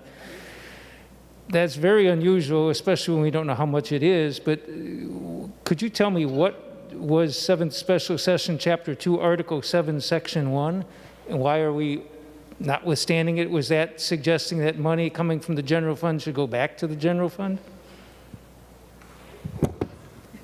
I'm sorry, Senator Benson Yep. will yield. Senator Benson.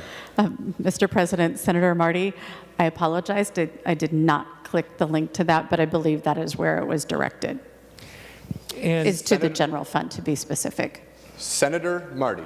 And Mr. President, will Senator Benson continue to yield? Senator Benson will yield. Senator Marty. And Mr. President, Senator Benson, these 4 chapters, chapters 66, 70, 71, and 74, could you tell me what those 4 chapters were? Senator Benson.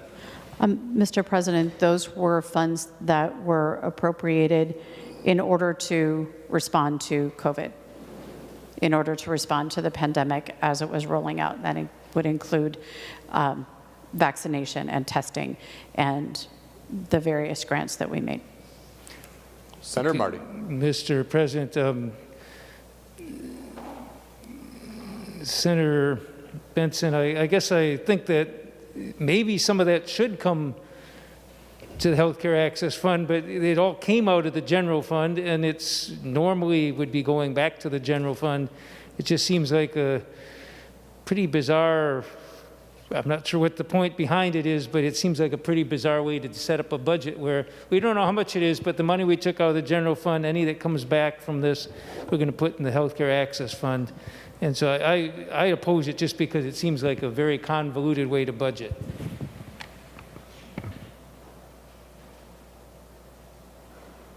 Further discussion on the A25 amendment. Senator Benson, followed by Senator Rosen. Senator Benson. Mr. President, we don't know how much it's going to be, is the exact reason the legislature needs to say we are pulling this out so it doesn't get muddled in with forecast adjustments coming out of MDH because of changes in enrollment. Our responsibility is to keep an eye on the money coming back from the feds and all the spending. We are in really unusual times. So are we going to get 70% reimbursement for testing through health insurance, or are we going to get 60%? This is the level of minutia that I've been trying to figure out right now. I just need the legislature to say, you know what, we're going to keep our eyes on this really closely, and putting it into the Healthcare Access Fund is a good way for us to say it was about health care. We're going to continue to make it about health care.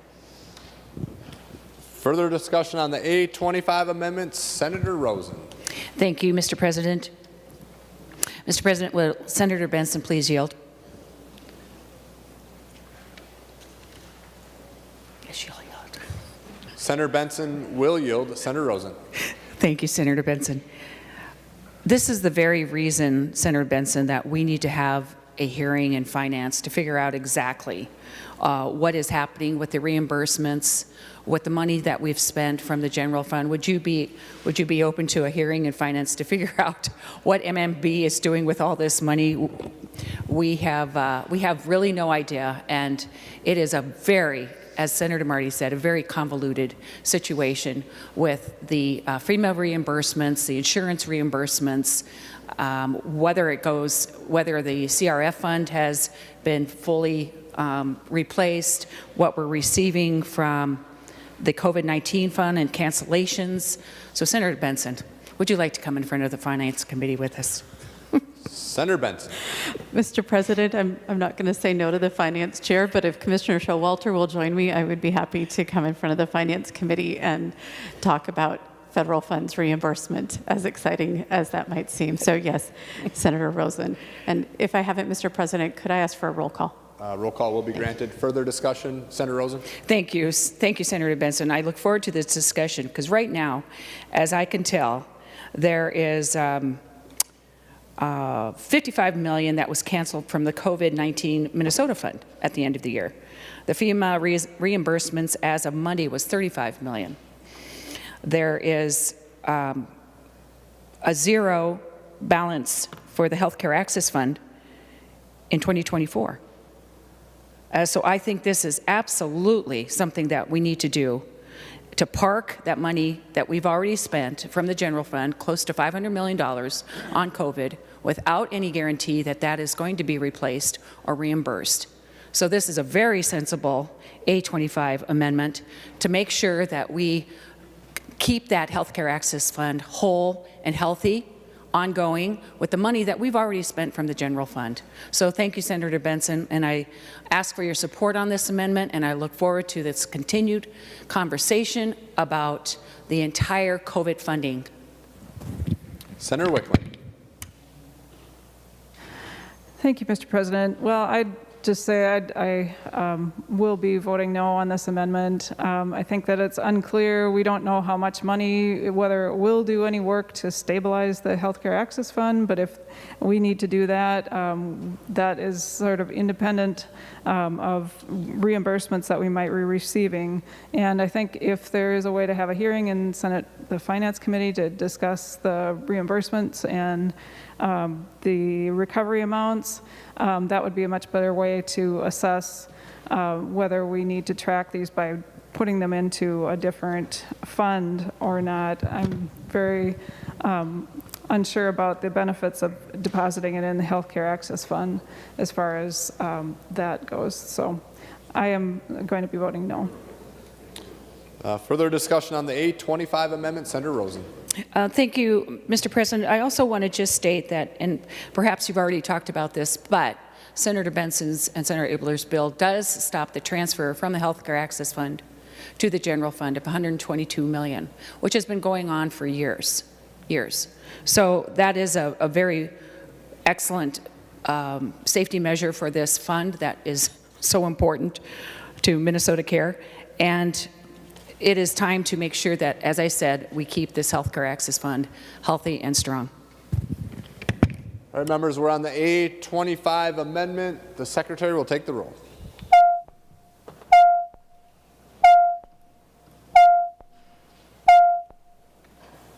Members in rooms 303, 206 in the President's office, please come to the chamber to vote.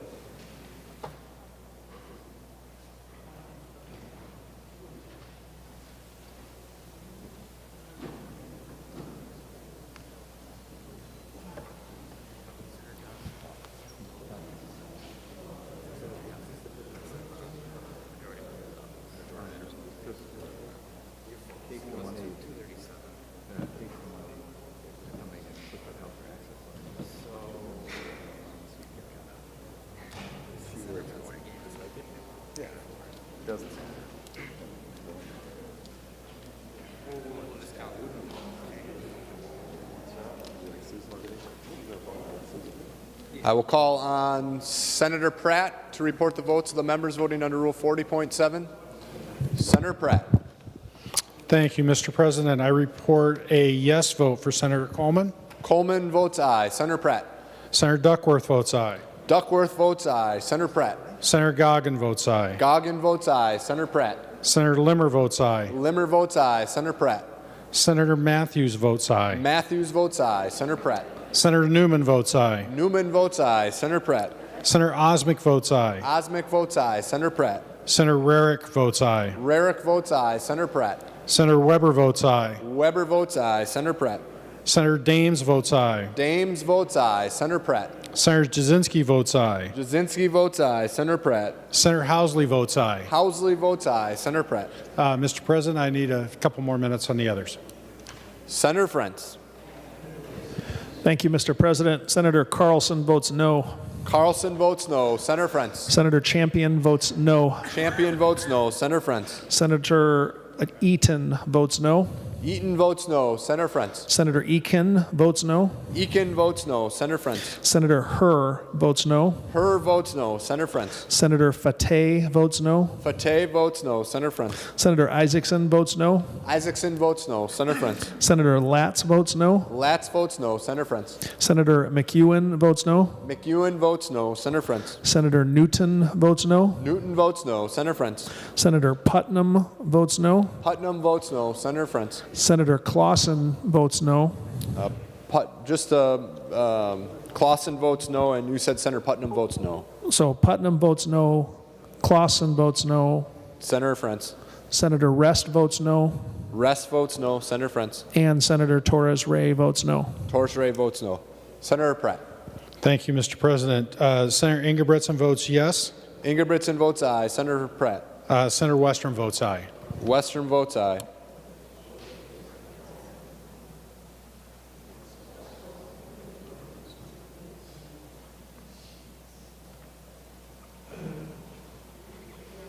Senator Bach.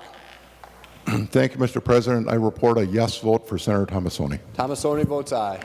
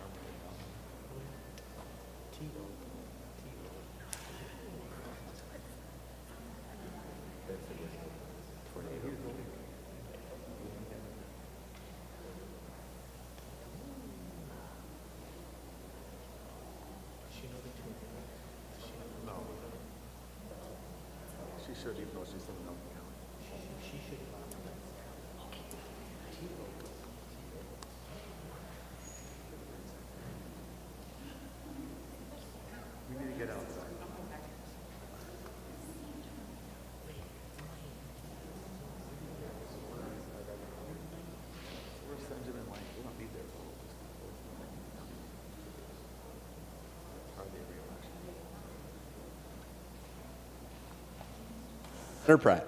Thank you, Mr. President. Senator Lang votes aye. Lang votes aye. Senator Pratt. Senator Senjum votes aye. Senjum votes aye. All members having voted who have the desire to vote, the Secretary will close the roll. There being 37 ayes and 30 nays, the motion prevails and the amendment is adopted. Senator Dietzick.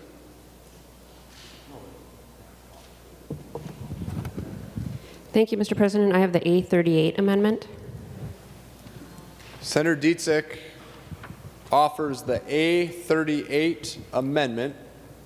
The Secretary will report the amendment. Senator Dietzick moves to amend House File Number 2128 as amended pursuant to Rule 45 as follows. Page 90 after line 1, insert. This is the A38 amendment. To the amendment, Senator Dietzick. Thank you, Mr. President. In Minnesota marriage applications, it requests your name, your social security, your address, your birth date, your birthplace, and your race. The federal government used to collect this data, but they no longer require the information. Minnesota Department of Health doesn't ask counties to report the data anymore. They haven't requested this data for about 10 years. The counties only report the number of marriage license applications that year. So what the amendment does is remove race from the list of information collected when you apply for a marriage license, and then it also directs the counties and allows the counties the ability to change the application. That is the amendment. Discussion on the A38 amendment. Senator Benson, followed by Senator Bingham. Senator Benson. Thank you, Mr. President. The A38 is reasonable, and I support it. Further discussion on the amendment. Seeing none. Senator Dietzig? Seeing none. All those in favor say aye. Aye. Opposed say no. Motion prevails. The amendment is adopted. Further discussion on House File 2128 as amended. Senator Abler. Thank you, Mr. President. And I have an amendment which is going to be the engrossing of the stuff that we did on the last bill. I'd like to move to A37. Senator Abler offers the A37 amendment. The Secretary will report the amendment. Senator Abler moves to amend House File Number 2128 as amended pursuant to Rule 45 as follows, page 439, after line 7, insert. This is the A37 amendment. To the amendment, Senator Abler. Thank you, Mr. President. I think it's even funny after page 439. This is a significant bill, Mr. President. And I just, first I would like to offer a comment to the body and to just the public. I never quit learning things when I'm here. And things aren't always as they seem. And I just wanted to thank the 47 people who voted yes on the other bill, but understanding the other pressures and forces at work that may have had some other people vote differently, then it made sense. And I also just wanted to acknowledge the challenges that represents internally to people with just all the goings-on with the civic unrest and just the personal challenges for so many Minnesotans. And, you know, you just think a vote's a vote, and it's not always, and I just... Mr. President, point of order. Senator Frentz, please state your point of order. Thank you, Mr. President. I don't believe we're supposed to be commenting on the floor about motives. Thank you, Mr. President.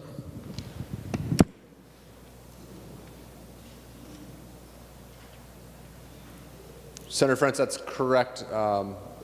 Just a reminder, don't question the motives of other members on the floor. Senator Abler. Thank you, Mr. President. I was just acknowledging things aren't always as they seem. And sometimes it's hard to be a legislator. And anyway, so that's my clumsy effort at saying thank you to everybody for caring about people. If that's wrong, I'm sorry. Anyway, so the A37 is the amendments that were adopted to the previous bill in an effort to conform this bill to be identical to those changes. And there's one additional change that Senator Hoffman has, if you'd recognize him, Mr. President. Senator Hoffman. Thank you, Mr. President. And members, I have the A52 amendment. This is an amendment to the amendment, Senator That Hoffman? is correct, Mr. President, an amendment to the amendment. Senator Hoffman offers the A52 amendment to the amendment. The Secretary will report the A52. Senator Hoffman moves to amend the Abler amendment to House File Number 2128 as follows, page 4, delete lines 17 to 32 and insert. This is the A52 amendment.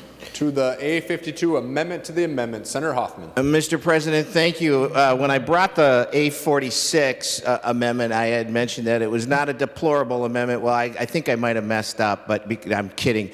The Department of Human Services, the question on the table was, is this going to cost anything? And the answer was no. I got definition from the Department of Human Services. They sent this language that would be the cleanup language for the original Senator Matthews bill, which was the A46, now the A52. It cleans it up. It's all in good graces of the Department of Human Services, and there you go. It's a good amendment. Discussion on the A52 amendment to the amendment. I said deplorable again, didn't I? Oh, it is not online yet, I'm told, so we will wait till it's online so members can review that.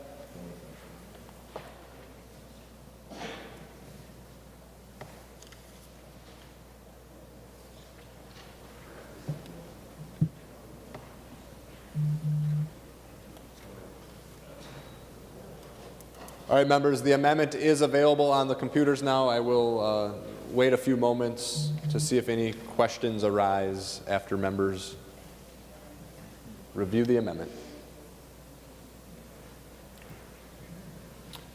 All right, discussion on the A52 amendment to the amendment. Seeing none, all those in favor say aye. Aye. Opposed say no.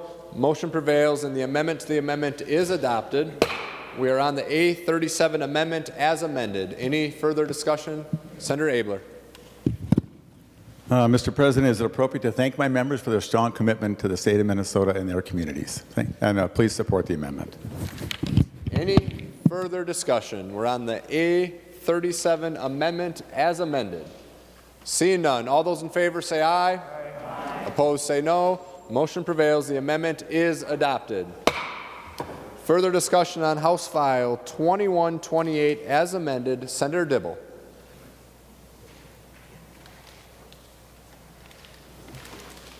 Thank you, Mr. President. I would like to offer the A10 amendment. Senator Dibble offers the A10 amendment.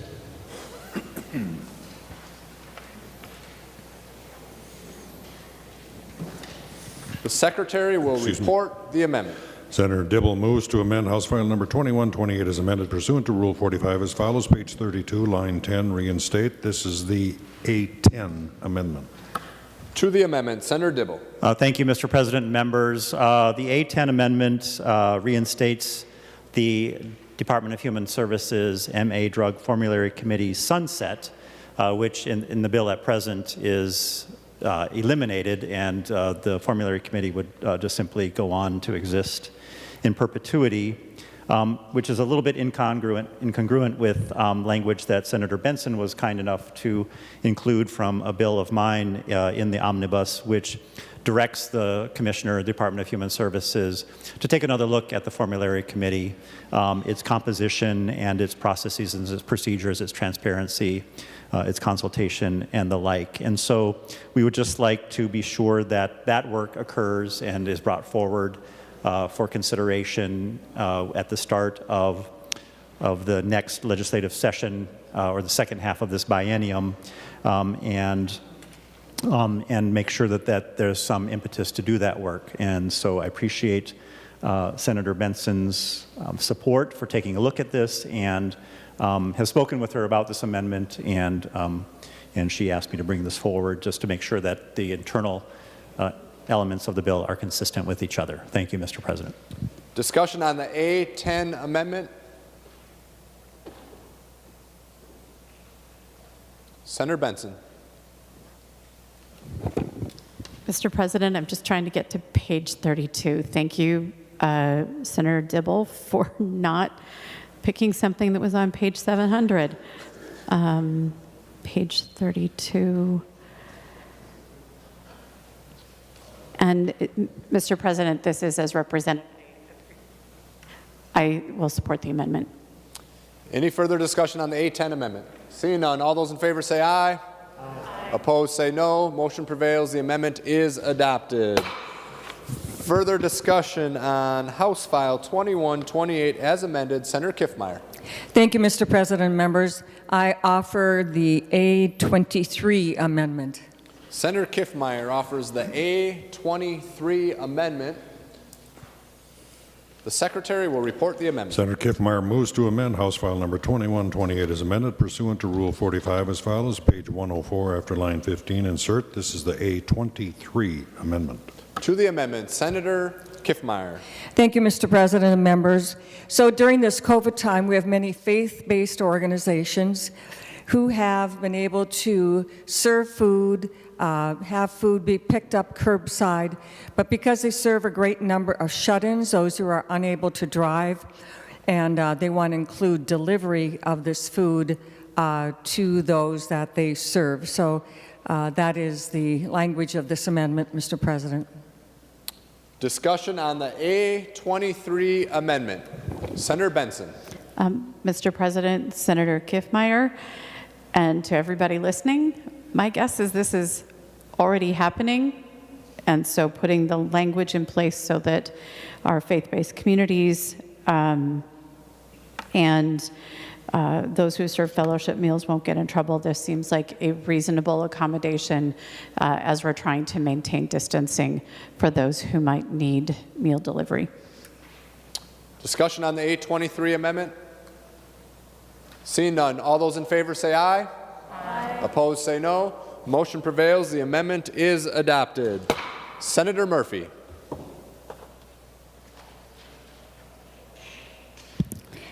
Thank you, Mr. President and members. I have the A19 amendment. 1-5.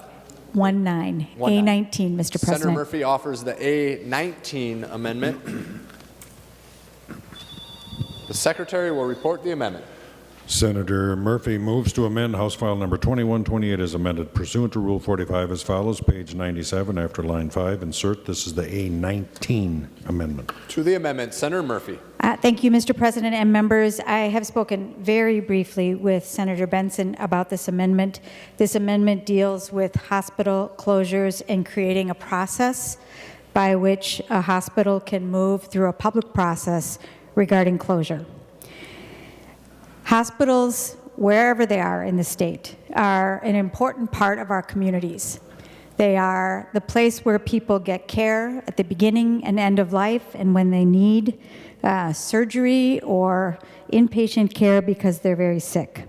Hospitals are important employers, and they are a part of the economic fabric of our communities. They are also the source of ancillary businesses like pharmacies and durable medical equipment companies that serve patients in the area. They also give a community a real sense of identity.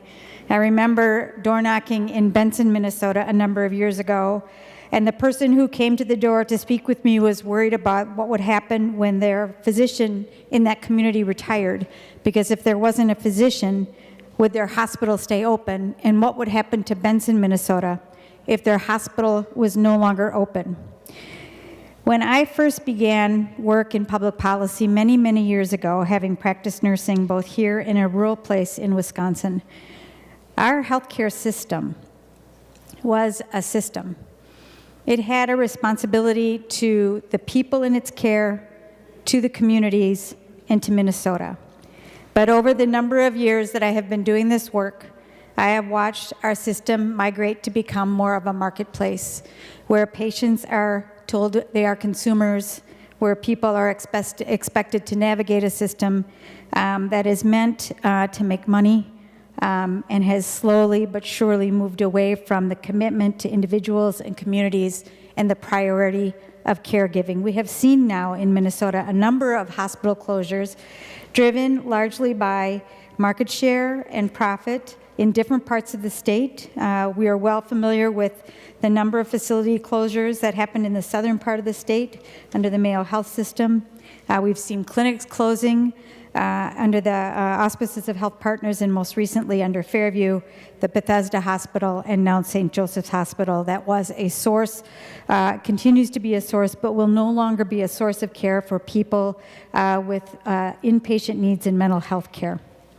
It takes a lot of work to open up a hospital under the law in Minnesota. You have to go through a public system and get the approval of the Department of Health. But to close requires almost none of that. And I think we're doing a disservice to Minnesotans who are counting on hospitals for many reasons, but primarily to get the care that they need when they are sick. I think it is time for us to create that process, and that's what this amendment does. This is the first time that I have offered this. It will be introduced as a bill, but it is work that I have been doing for some time. I do believe the Department of Health should have the ability to review, to ask about the economic impact of a hospital closure, to ask about the care impact, to ask about what happens to their employees and what happens to their work in their communities. I think these are important questions for Minnesotans to understand, and that is why I think this is an important piece of policy for our future discussion. But because it is the first time that we have seen it, because it is an important discussion that is going to require the voices and stakeholders of Minnesotans from across the state, most importantly, people who live in places where they don't have good access to health care because their hospital is closed, I'm going to withdraw this amendment. But I'm going to continue to work with this body and with Minnesotans to make sure that we have a balanced process to both open and close a hospital so that Minnesotans across the state have access to the care that they need within their communities. Thank you very much, Mr. President. Senator Murphy withdraws the A19 amendment. Senator Benson? Mr. President, I appreciate Senator Murphy withdrawing the A19 amendment. We do need to make sure there continues to be access. The provisions in the amendment were of significant concern. I know that the House is carrying language like this, and it will be vetted thoroughly, but I appreciate the withdrawal. It is not, I believe, an answer to our access problems in Minnesota. Members, at this moment in time, this is the list that I have in front of me. Senator Marty, followed by Senator Nelson, Dibble, and Johnson Stewart. Senator Marty. Okay, Mr. President, just very briefly, one, I'm glad that Senator Murphy introduced the amendment, and I think withdrawing is a reasonable thing to do here because it's the first view of it, but this is a critically important issue. We make it so easy we make it difficult to get a new hospital license. We make it extremely easy for somebody to just close one down regardless of the public interest. And I think there are many rural communities that have been hit by this. I think St. Paul was hit by this with the closure of St. Joseph's Hospital. It's an issue that we really need to address, and so I'm glad you're working on, glad you introduced this, and I think it deserves further attention in the future. Thank you. Further discussion on House File 2128 as amended. Senator Nelson. Thank you, Mr. President and members. I have the A21 amendment. Senator Nelson offers the A21 amendment. The Secretary will report the amendment. Senator Nelson moves to amend House File 2128 as amended pursuant to Rule 45 adopted by the Senate as follows. Page 41 after line 27, insert. This is Amendment A21. To the amendment, Senator Nelson. Thank you, Mr. President and members. Senator Benson and I have spoken about the A21 amendment. In fact, this is about intensive treatment in foster care. We had discussions about this both in HHS and HSR, but we were not able to get the fiscal note until just recently. So here I bring the A21. I'm glad to say that the information we received is that this amendment does not bear a fiscal cost. What the amendment does, as I said, it's about intensive treatment in foster care. That supports families to care for children with significant mental health needs in their homes, with a team supporting the family and the child to access the treatment and support. Obviously, the model has been of great value to children and families, and we know that it's an underutilized service. And an underutilization of a service that prevents more intensive treatment is problematic.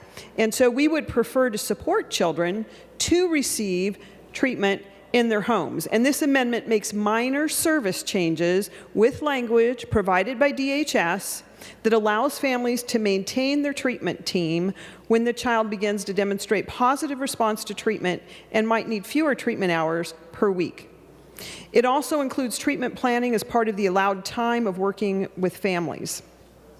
Both of these changes are oriented to make this a more flexible service that can be more responsive to family need. And as I said, this does not have a cost. Discussion on the A21 amendment. Senator Benson. Mr. President, this is a friendly amendment. Any further discussion? Senator Wickland. Thank you, Mr. President. I also support the amendment. Thank you. See no further discussion. All those in favor say aye. Opposed say no. Motion prevails. The amendment is adopted. Further discussion on House File 2128 as amended. Senator Dibble.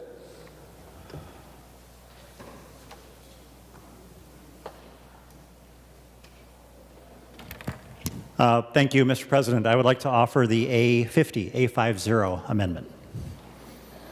Senator Dibble offers the A50 amendment. The Secretary will report the amendment. Senator Dibble moves to amend House File 2128 as amended pursuant to Rule 45 as follows. Page 818, line 4. This is Amendment A50. To the amendment, Senator Dibble. Thank you, Mr. President and members. Mr. President, members, I bring the A50 amendment along with Senator Goggin, who is remote today, but we've both been working on this issue for the past couple of days. It has come to light that a number of the organizations that provide navigator services are facing pretty serious financial instability. The way that they are reimbursed at present, many of you may know, is through each individual with whom they enroll through MNsure, either in a medical assistance or one of the MNsure plans. So a large part of the reimbursement occurs on that per individual basis.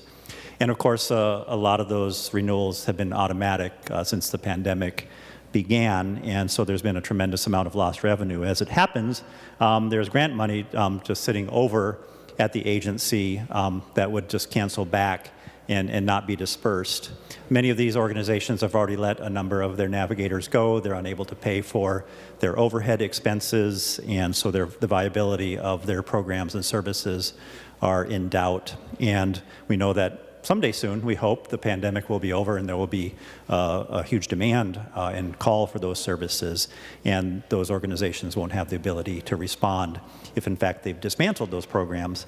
So this simply provides for reduction and cancellation in the current biennium, and then allows for those grants to be made on a one-time basis to those organizations on a formula basis based on the volume of service they provided towards the beginning of last year. I have spoken with Senator Benson, and of course, like I said, Senator Goggin has also been working on this issue. Thank you, Mr. President. Discussion on the A50 amendment. Senator Benson. Mr. President, in spite of the fact that this came to my attention very recently, I still think it's the right thing to do, and so I'm going to support the A50 amendment. Any other discussion on the A50 amendment? Seeing none, all those in favor say aye. Opposed say no. Motion prevails. The amendment is adopted. Further discussion on the bill as amended. Senator Johnson Stewart. Thank you, Mr. President. I offer the A11 amendment. Senator Johnson Stewart offers the A11 amendment. The Secretary will report the amendment.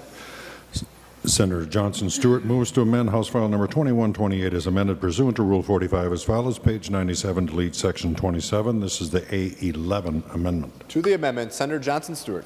Thank you, Mr. President.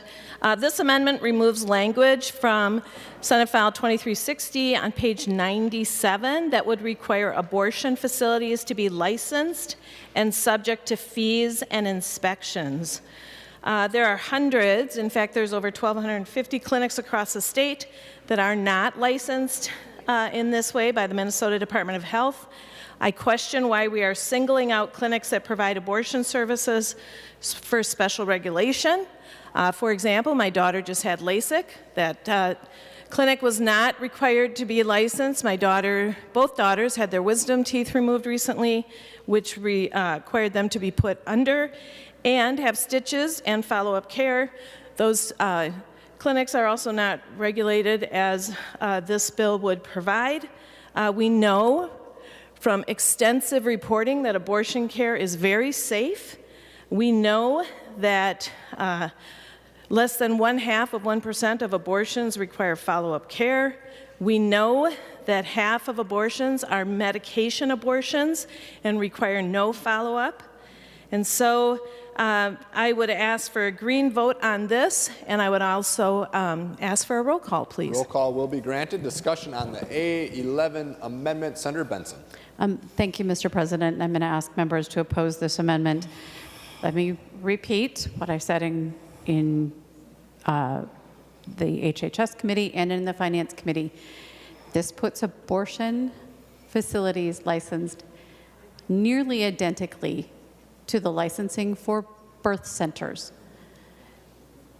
The primary difference is for abortion facilities, you don't have to have the names of the providers published, where at birth centers, you have to have the names of the providers published. The language is nearly identical. So when we're told over and over again, this doesn't happen anywhere else, literally look at the birth center statute. You can read it word for word. It matches up. We are saying health and safety matters. We are not going to have a Dr. Gosnell facility in the state of Minnesota. It doesn't provide an excessive burden because we use accrediting of abortion facilities that is already recognized nationwide. If the facility is accredited, then all they have to do is apply for the license. This is common sense safety for women undergoing a medical procedure. And while it might only be 1% that needs follow-up care, every 2 years, we get a report. The number of women who were hospitalized, the number of women who lost 500 cc's of blood or 1,000 cc's of blood, the number of women who had to have surgery following up because they had an intervention that was harmful to them. So, Mr. President, I'm going to ask everybody to vote no. Further discussion on the A11 amendment, Senator Johnson Stewart, followed by Senator Port. Senator Johnson Stewart. Thank you, Mr. President. I just want to clear up that abortion centers are not birth centers. They are not anything alike birth centers. In fact, let me tell you, I've given birth twice. I wish it would be as easy as taking a pill and having a period and recovering. Abortion and birth are only similar in that they involve the same body part.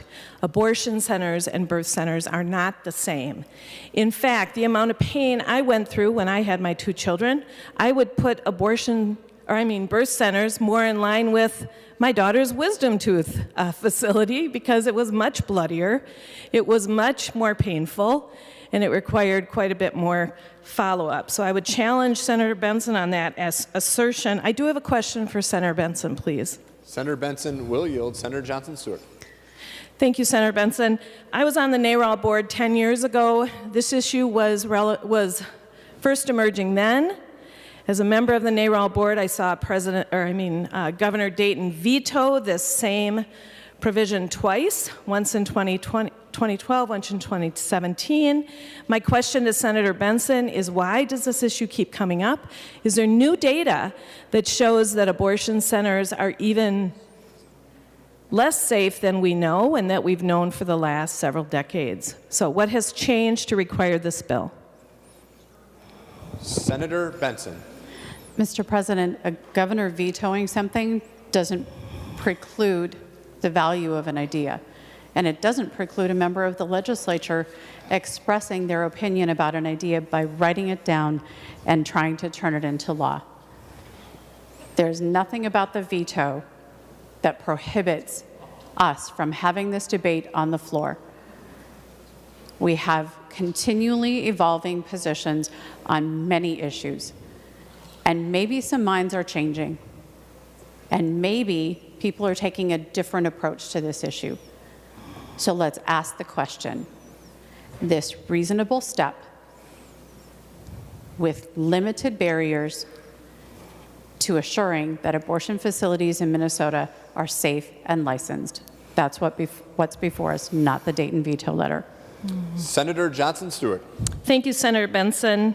Well, I know that my colleague is about to speak also, but because this bill makes no other requirement for the more than 1,000 other clinics that provide comparable medical services, it is clear that it only serves to make it more difficult for Minnesotans to obtain abortion care, and for that reason, I strongly advocate for a green vote on this amendment, and again, I ask for a roll call. Thank you, sir.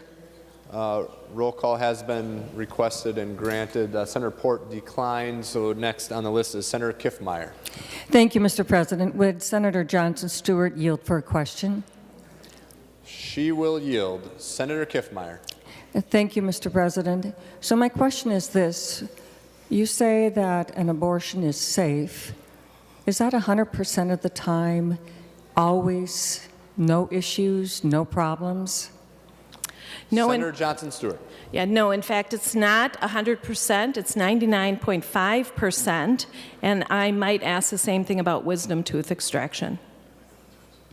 Senator Kiffmeyer. Well, thank you, Mr. President. There are lots of procedures that might meet that. I think of hospitals, I think of all kinds of places. But I think especially in this situation, remembering 2 lives go into this particular kind of clinic. 2 lives. The same life if there were a car accident and the mother were pregnant and the baby lost its life. There would be cause for action because of the loss of the baby's life. That's current Minnesota law. So first of all, let's realize that licensing a clinic and making sure that if this procedure is going to be done, we do want to take care and make sure that the mother is cared for in that regard in the best way we can. And licensing is one of the ways that we can do that, recognizing that it is not 100%. Thank you, Mr. President. Senator Johnson Stewart, followed by Senator Murphy. Senator Johnson Stewart. Yes, thank you, Senator Kiffmeyer. Again, we know with many, many decades of proven data that abortion is safe, that abortion is legal, and that we only see a tiny, tiny % of complications.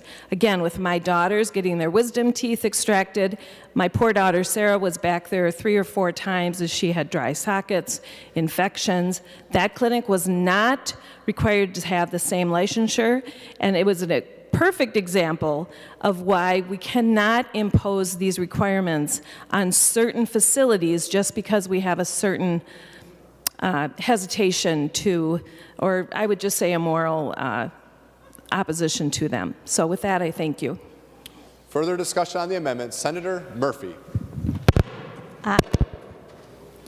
Thank you, Mr. President and members. And I am speaking in favor of Senator Johnson Stewart's amendment to remove this language from the Health and Human Services bill. As I understand it, there are more than 1,250 clinics across the state of Minnesota that provide a wide variety of care, primary care, dental care, eye care. Those clinics are not licensed. Creating a licensure scheme for one kind of clinic that does one procedure would be a vast departure from the way in which we regulate healthcare clinics in the state of Minnesota. And for those who are worried about the safety and well-being of those in their care, it would be the provider who is licensed. That would be the point of recourse if something untoward happened. And as Senator Johnson Stewart said, abortion is safe in the majority of cases, but if something untoward happened, the licensed provider would be the point of recourse, as is the case in other clinics across the state of Minnesota. The reason why this is referred to as TRAP is because it is targeted regulation for a certain type of provider. And that is why we should not include this in the law in the state of Minnesota, and we should rely on the licensure schemes that are already in place that are protecting Minnesotans in the delivery of health care across the state. Thank you, Mr. President. Senator Franson. Thank you, Mr. President, and thank you, members, for having this discussion yet again on the floor. It's a very uncomfortable discussion because we shouldn't be discussing women's personal, private health with the government. I truly believe that this issue has been settled law at the federal level with the U.S. Supreme Court in 1973 with Roe versus Wade, which outlines, and I'll just remind people for the record, that there was a finding at that level, which is the supreme law of the country. The court divided the pregnancy period into 3 trimesters. During the first trimester, the decision to terminate the pregnancy was solely at the discretion of the woman. Government shouldn't intervene. At the first trimester, after the first trimester, the state could regulate procedures. And then during the second trimester, the state could regulate but not outlaw abortions in the interest of the mother's health. And after the second trimester, a fetus becomes viable, and the state could regulate or outlaw abortions in the interest of the potential life except when necessary to preserve the life or health of the mother. Members, this issue is settled law. We continually talk about it, and it's certainly something that it's of people of various beliefs and faiths have different opinions and beliefs of when life starts, whether it's a conception or viability. In this case, this is a matter of law. It's been something that has been argued at our federal courts, at the Supreme Court level. Members, having licensure for abortion procedures is, as Senator Benson mentioned, that she thought it was a reasonable step, that there is no undue burden, and it's common sense safety. My argument back is that it's unconstitutional to put undue burden on women to access health care, reproductive care, as this bill seems to do. Members, this is a very delicate issue. We do not want to become another outlier. Let's follow state and not just state law, but also our federal law, and not move this forward. It's something that I think a lot of us can probably have some personal experience with a life of a son, a daughter, adoption. Life is precious. Certainly we want mothers to be safe and healthy, and when they do decide to take with their spouse or with their partner the hard decision to have an abortion or not, that should be under our current structure of law. Secondly, I would say, and I've been on these hearings before in the past in the Health and Human Services Committee, abortion nowadays is rare and safe, and we want to keep it that way. So to add more burdens to a procedure that is rare and safe is just going to make it unsafe and more common. So, Mr. President and members, let's just stop putting this issue before the body when we've already settled the case at the federal level with our Supreme Court. There is precedent. Other states are trying to do similar steps like this bill, which includes some restrictions on by adding licensure, and I think they would be struck down at the end of the day if they do move forward, which I hope they don't, because again, members, it is settled law. You can Google it. You can go back to 1973 president and know that you cannot, as government, as members of the Senate and the legislature, put undue burdens on women to take care of their health. And again, members, for those of you who have not been following up, abortion is rare and safe. Thank you. Further discussion on the A11 amendment. Senator Howe. Thank you, Mr. President. And members, life is precious. And it's a miracle when this all comes together and you actually have a baby. The process is amazing. I will say that I find it odd that we're comparing going to the dentist to going to have an abortion. But I will say that when you go to the dentist, it's very, very rare that someone dies. But I will guarantee you, every time there is an abortion performed, always someone dies. So there's a 100% death rate, at least in part of that equation. So members, life is precious. All this does is this doesn't ban abortions. What it does is it puts a licensor and ensures that there is health and safety involved in the procedure. Thank you, Mr. President.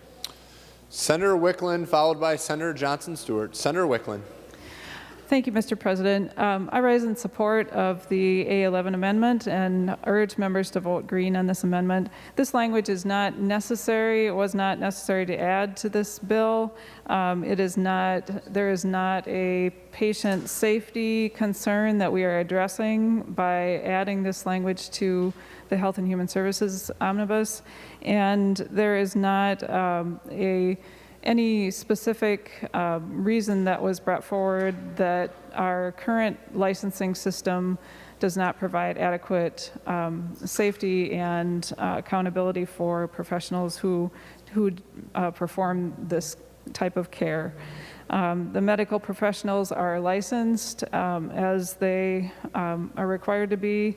The healthcare facilities are required to comply with a variety of federal and state regulations, and this simply is unneeded regulation that will not do anything to improve patient safety. So I urge members to support the amendment. Senator Johnson Stewart. Thank you, Mr. President. You know, frankly, I ran for Senate so I could stand here and say this. But Senator Howe, thank you, and I couldn't agree more.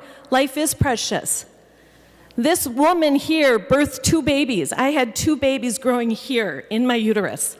I breastfed for 4 years. 4 years. Please, don't lecture me on how precious life is. I know. I created 2 of them. This is not about how precious life is. It's precious. I treasure my 2 daughters more than anything in the world. And I treasure my grandkids, even though I have no biological connection to them. This is not about how precious life is. We know that. We can agree on that. I pushed those 2 babies out. I was there. So I think I have the higher ground here. By the way, I'm also a Christian, and my faith brought me to this body. Today, we are not talking about that. We are talking about the reasonableness of imposing government regulation on a special kind of facility. That's what we're talking about here with this amendment. So yes, we can agree, life is precious, it's beautiful. I loved every minute of being pregnant twice. I wouldn't say I loved every minute of breastfeeding, but I did enjoy it enough to do it for 4 years. Okay, everybody can be uncomfortable for a few minutes. But the reality is, this is not about the preciousness of life. It is about putting an undue burden on those women who, because they are in charge of their own reproductive choices, and it is legal, as Senator Frenzen so eloquently told us, it is to take those burdens off the primary care providers that help them with their health care decisions. Thank you. Members, we're on the A11 amendment. Seeing no, Senator Kiffmeyer, followed by Senator Benson. Senator Kiffmeyer. Thank you, Mr. President and members. Well, I don't think we should be sexist here, that somehow we'd say that a man cannot have an opinion and speak on this Senate floor to any policy issue. This isn't something that you have to give birth to value life. Without question, a man has the right to speak to any policy, any senator on the floor, and to express their opinion in this regard. And so I think it's important to recognize that, Mr. President, that we want to be sure that we have... Hold on, Senator Kiffmeyer. Senator Murphy, please, what reason do you rise? A point of order, Mr. Please President. state your point of order, Senator Murphy. I believe that the current speaker is suggesting motives, and I don't believe she is accurately describing what Senator Johnson Stewart said. And I hope you'd remind the body not to impugn motives. Members, what I'm going to do is I'm just going to read what's in Mason's under, let's see here, section 121, number 2. It says, no person may indulge in personalities, impugn motives of members. Let me start over.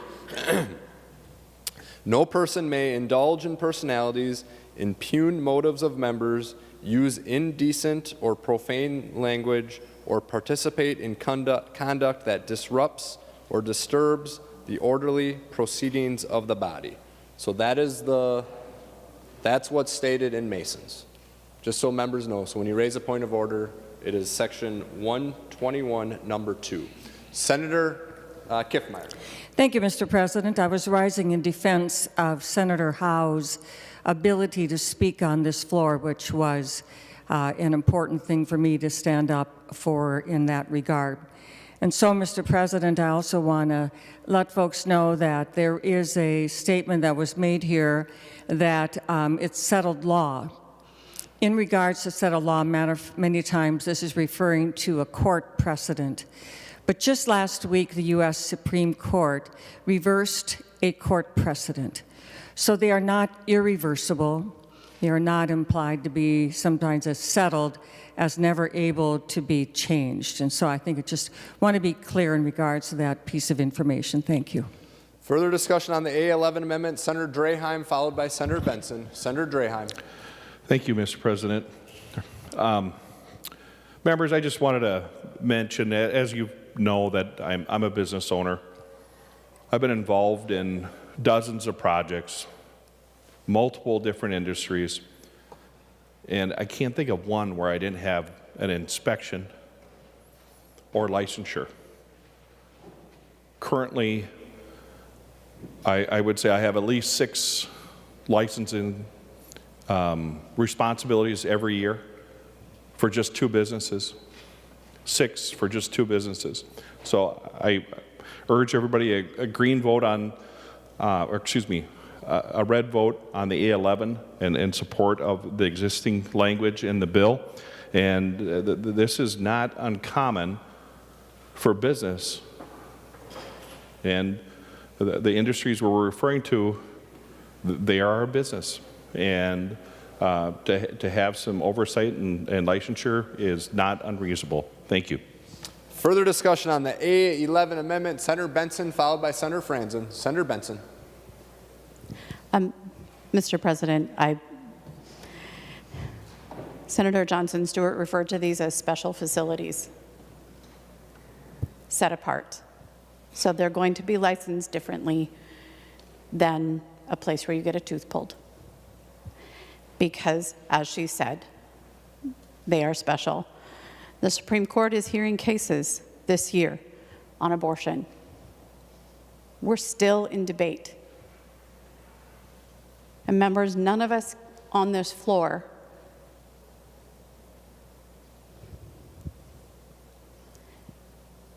should talk about how we have higher standing. We need to have a clear debate about the subject matter before us. So the language of this amendment, that this amendment is trying to remove, is about some common sense provisions about the health and safety of the clients, the patients at abortion clinics. It is straightforward, it is easy for Minnesotans to understand, and we should leave the language in and vote no. Discussion on the A11. Senator Franzen. Thank you, Mr. President. And thank you, Senator Kiffmeyer, for bringing up legal precedent, too, because I failed to mention another case that came after Roe versus Wade, which actually remain 3 key things that we should keep in mind when doing or meddling with the subject matter at the state level or any level of regulation. The first is that women have the right to abort pre-viability without undue interference from the state. So that's pre-viability, which refers back to what I mentioned earlier about the trimesters, the 3 trimesters. And then the second, the state may restrict abortion post-viability, which is keeping people, families safe. And it would also, I would mention, and I know there's a few doctors and nurses in the room in our Senate, on our Senate floor, that you have some licenses that you have to keep to practice medicine or be a nurse, and you also have ethics that you have to pass, and those are regulated by the state and the boards that we actually enforce. So there is level of regulation at that level. And thirdly, the state has a legitimate interest in protecting women's health and the life of the fetus. So there is an interest, certainly, and you have to go back to case law, but this is not case law. This is a law that we're passing. We're not talking about a woman who was prevented to have her legal right to abortion. She can go to the courts and plead her case in many instances. Right now we're talking about a law that we want to put on the books that actually interferes with a woman's right to reproductive health care. And Senator Draheim, I'm a business owner too, but we're not talking about a business. We're talking about health care. It's very different. A business gets regulated. Healthcare has its own way of being regulated. Like I mentioned, doctors are licensed. Nurses have their own compacts and their own ethical standards to abide with, and it's a very regulated industry in our state. I would imagine people who are performing surgery and procedures like abortion are highly skilled at what they do, and they have to be trained to do it safely. So, Mr. President and Senator Draheim, this is not a business we're talking about. We're talking about health care, the fundamental right for women's reproductive care and reproductive health care. So I would like that it's not, I would argue that it's not the business of the state to license my body or license what I do with my body as long as I abide by current precedent. So yes, members, there is a law of the land, and if someone wants to change that, it has to be done by a case, not by legislation. Although we can argue that this law, if it's indeed signed into law, would be a violation of that precedent, and it would go through the courts. But we know more, we know better that, again, abortions are rare and safe.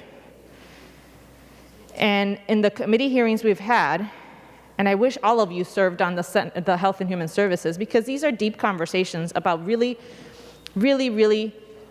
difficult decisions some families have to make for the life of the mother or for the life of their fetus or their baby, and they are not taken lightly.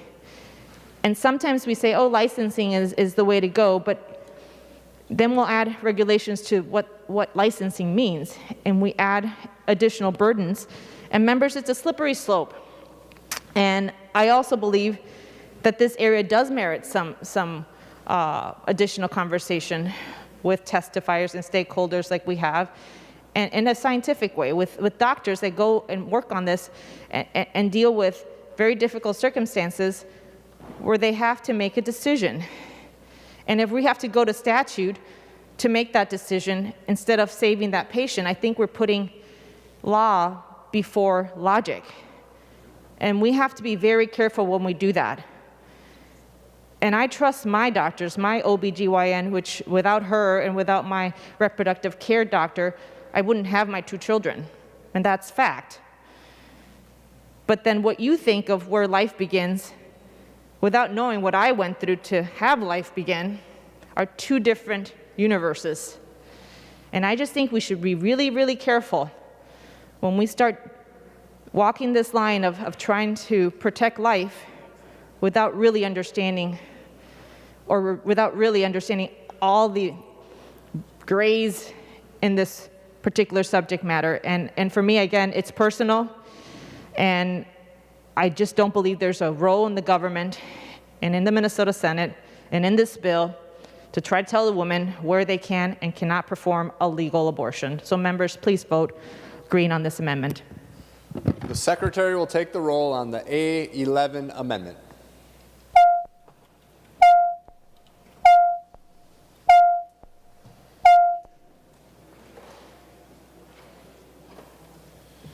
Members in rooms 303, 206, and the President's office, please come to the chamber to vote.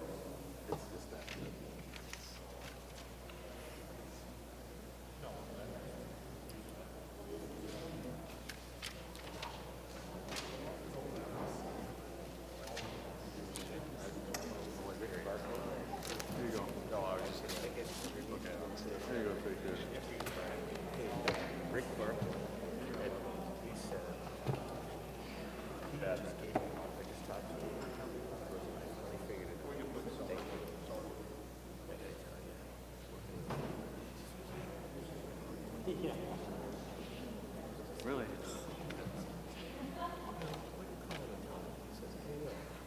Yeah.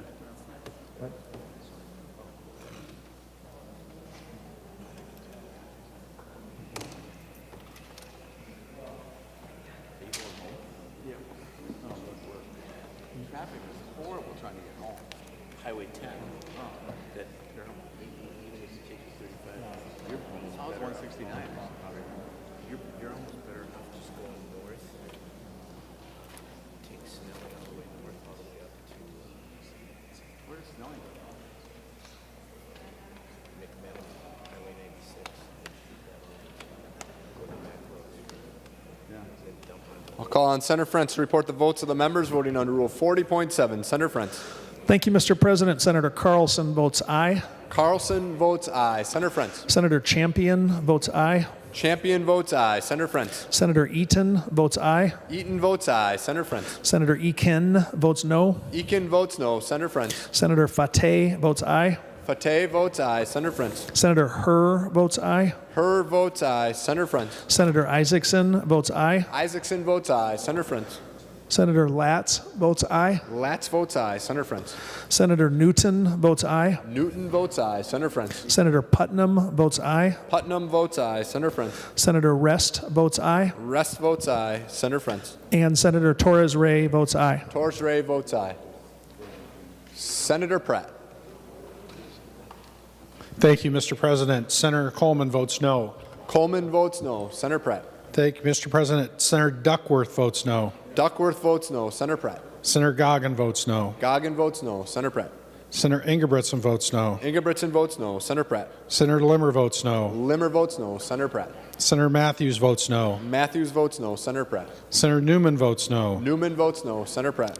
Senator Osmic votes no. Osmic votes no. Senator Pratt. Senator Rarick votes no. Rarick votes no. Senator Pratt. Senator Weber votes no. Weber votes no. Senator Pratt. Senator Dames votes no. Dames votes no. Senator Pratt. Senator Westrom votes no. Westrom votes no. Senator Pratt. Senator Jasinski votes no. Jasinski votes no. Senator Pratt. Senator Housley votes no. Housley votes no. Senator Pratt. Senator Lang votes no. Lang votes no. Senator Pratt. And Senator Senjum votes no. Senjum votes no.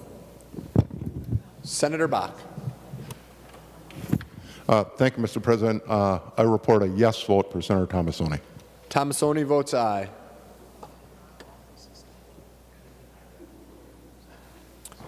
All members having voted who have the desire to vote, the Secretary will close the roll. There being 30 ayes and 36 nays, the motion has not prevailed. The amendment is not adopted. Working off the current list that I have right now, I have Senator Port, followed by Senator Benson. Senator Port. Thank you, Mr. President. We just had a conversation about abortion facility licensure is about protecting those seeking abortion care.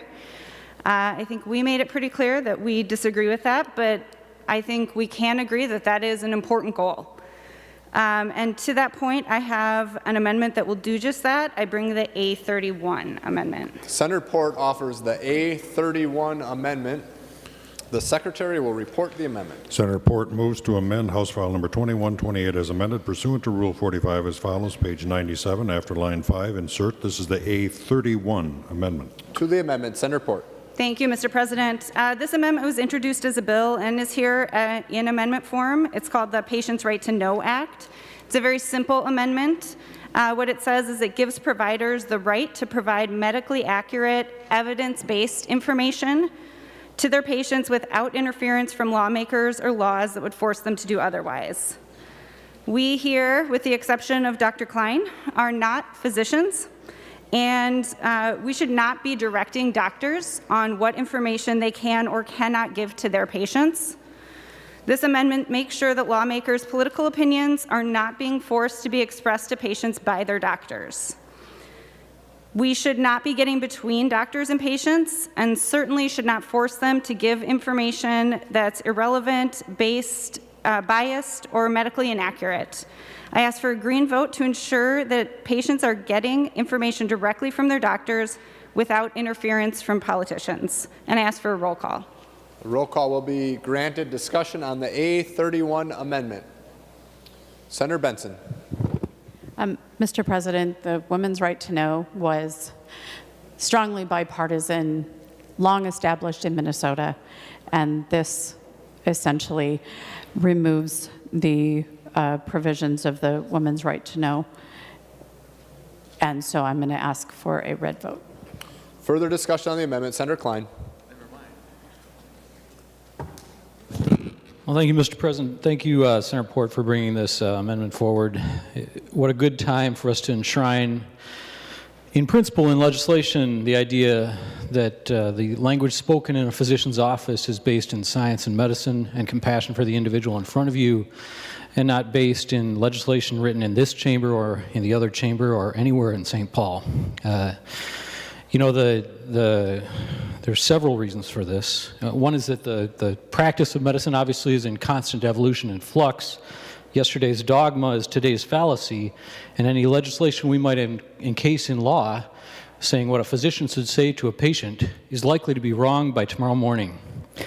Patients have also an unlimited spectrum when they come into the office of emotional overlying conditions, physical superimposed ailments, language and cultural difficulties, variances in medical competence, and a spectrum of presentations, none of which are receptive to legislated language that is mandated to be spoken.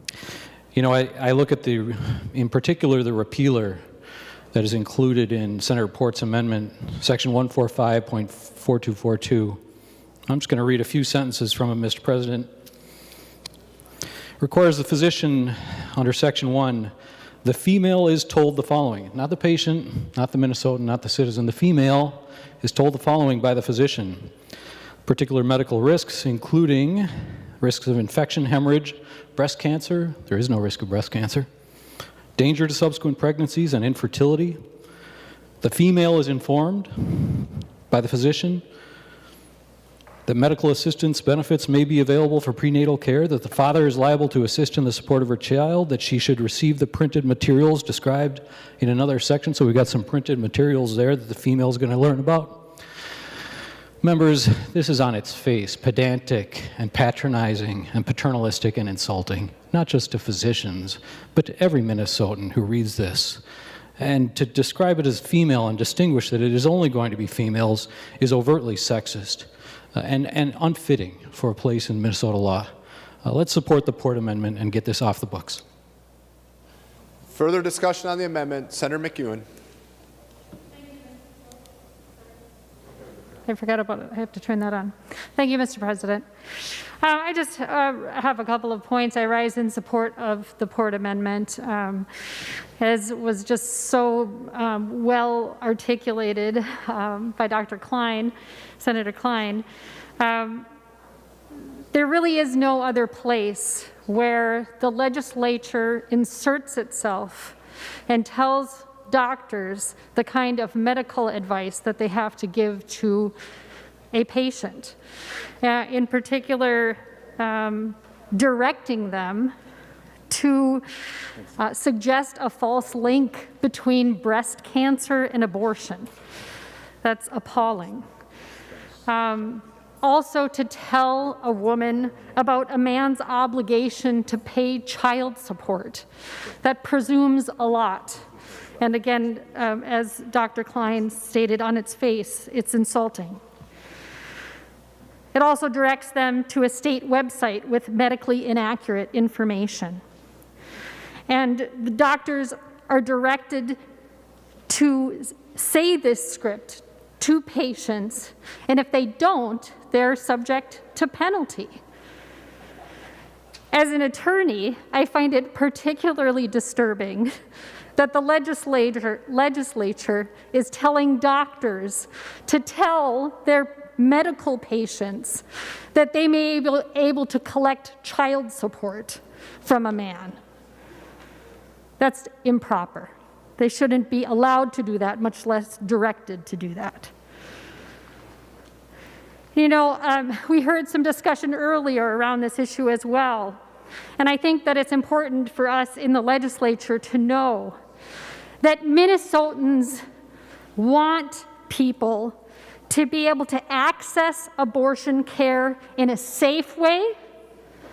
They want it to be affordable. They want it to be respectful. They want it to be free from punishment or judgment. In a recent poll that was done in 2019, by a nonpartisan polling firm, and that was also working in conjunction with a conservative polling firm to over-account for conservative views, they found that 75% of Minnesotans agree with those things. That they want the experience of accessing abortion care to be safe, affordable, respectful, and free from punishment or judgment. And 74% of Minnesotans want people to be able to access abortion care without the government interfering. My colleagues, the Port Amendment, what it does is it allows doctors to be able to give their patients medically accurate information, free from government interference. I encourage all of us to vote yes on the Port Amendment. Further discussion on the amendment, Senator Port. Thank you, Mr. President. Again, I ask for a green vote. This is really a pretty simple amendment. It is not our job to tell doctors what to tell their patients. That's what this amendment puts into law, makes sure that we are doing in the case of abortion care. as we should be doing in all other ways that doctors care for patients. It is not our job as a legislature to tell doctors what they can and cannot tell their patients. Further discussion, Senator Wickland. Thank you, Mr. President. I rise in support of the Senator Port amendment, and I urge members to vote green. I believe that reasons for the amendment have been well stated by my colleagues, and I believe that the physicians know how to provide science-based health care and do so without needing scripts that are completed or introduced as legislation by the legislature. So I wholeheartedly support the Port amendment. Thank you. Senator Marty. Thank you, Mr. President. I just wanted to speak in favor of the amendment to strike this language. Back in 2003, when this was put in place, one would hope the Department of Health would have done the right thing, but the scientists and everybody made some suggested language. It was put on the webpage, and the commissioner decided that she was going to overrule the scientists. And one of the things they put in there was, well, it's unsettled science about whether abortion might cause an increase in breast cancer. So we had on our state website medically inaccurate information in order to scare people. I think the idea, as Senator Klein and others have pointed out, that the state is interfering in medical decision-making by doctors and their patients is inappropriate, and it happens to be one that this isn't a right to know, this is right to give false information, which the state for at least a year or so was doing. So I urge you to clean this up before we end up with some other time in the future where we have an administration that tries to provide misinformation. This is accurate. There's no reason to do this. This is insulting language to women and the doctors. The Secretary will take the roll on the amendment.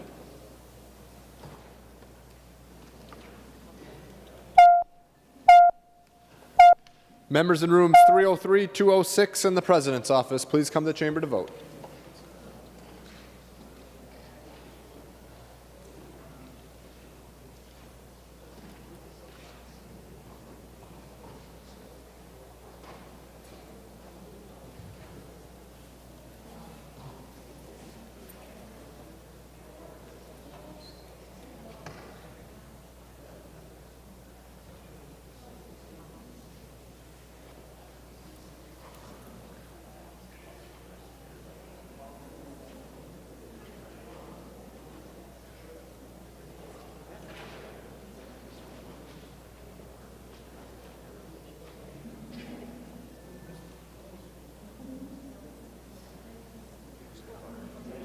I'll call on Senator Frentz to report the votes of the members voting under Rule 40.7. Senator Frentz. Thank you, Mr. President. Senator Carlson votes aye. Carlson votes aye. Senator Frentz.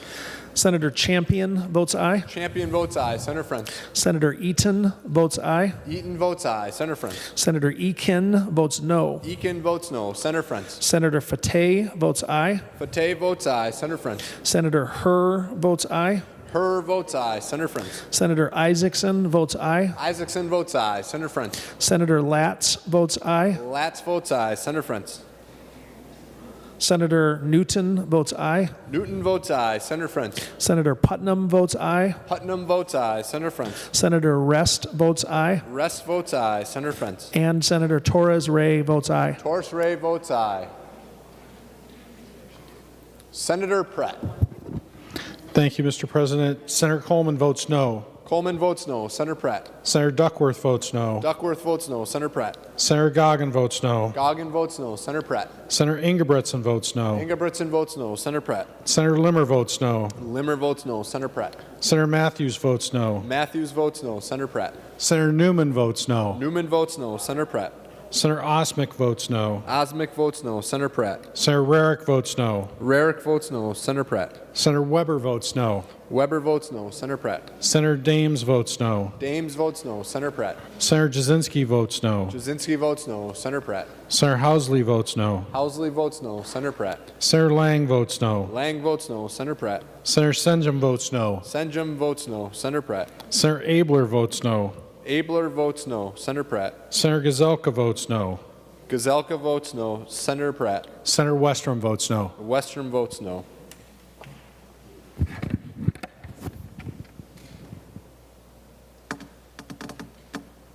Senator Bach. Thank you, Mr. President. I report a yes vote for Senator Tomassoni. Tomassoni votes aye.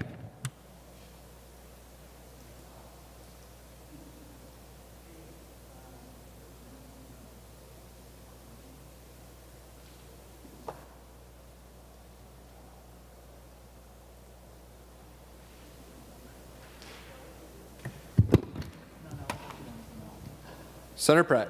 Thank you, Mr. President. Senator Eichhorn votes no. Eichhorn votes no. Senator Pratt. Thank you, Mr. President. Senator Dornick votes no. Dornick votes no. All members having voted who have the desire to vote, the Secretary will close the roll. There being 30 ayes and 36 nays, the motion has not prevailed. The amendment is not adopted. I have Senator Benson followed by Senator Franzen. Senator Benson. Mr. President, I offer the A34. Senator Benson offers the A34 amendment. Secretary will report the amendment.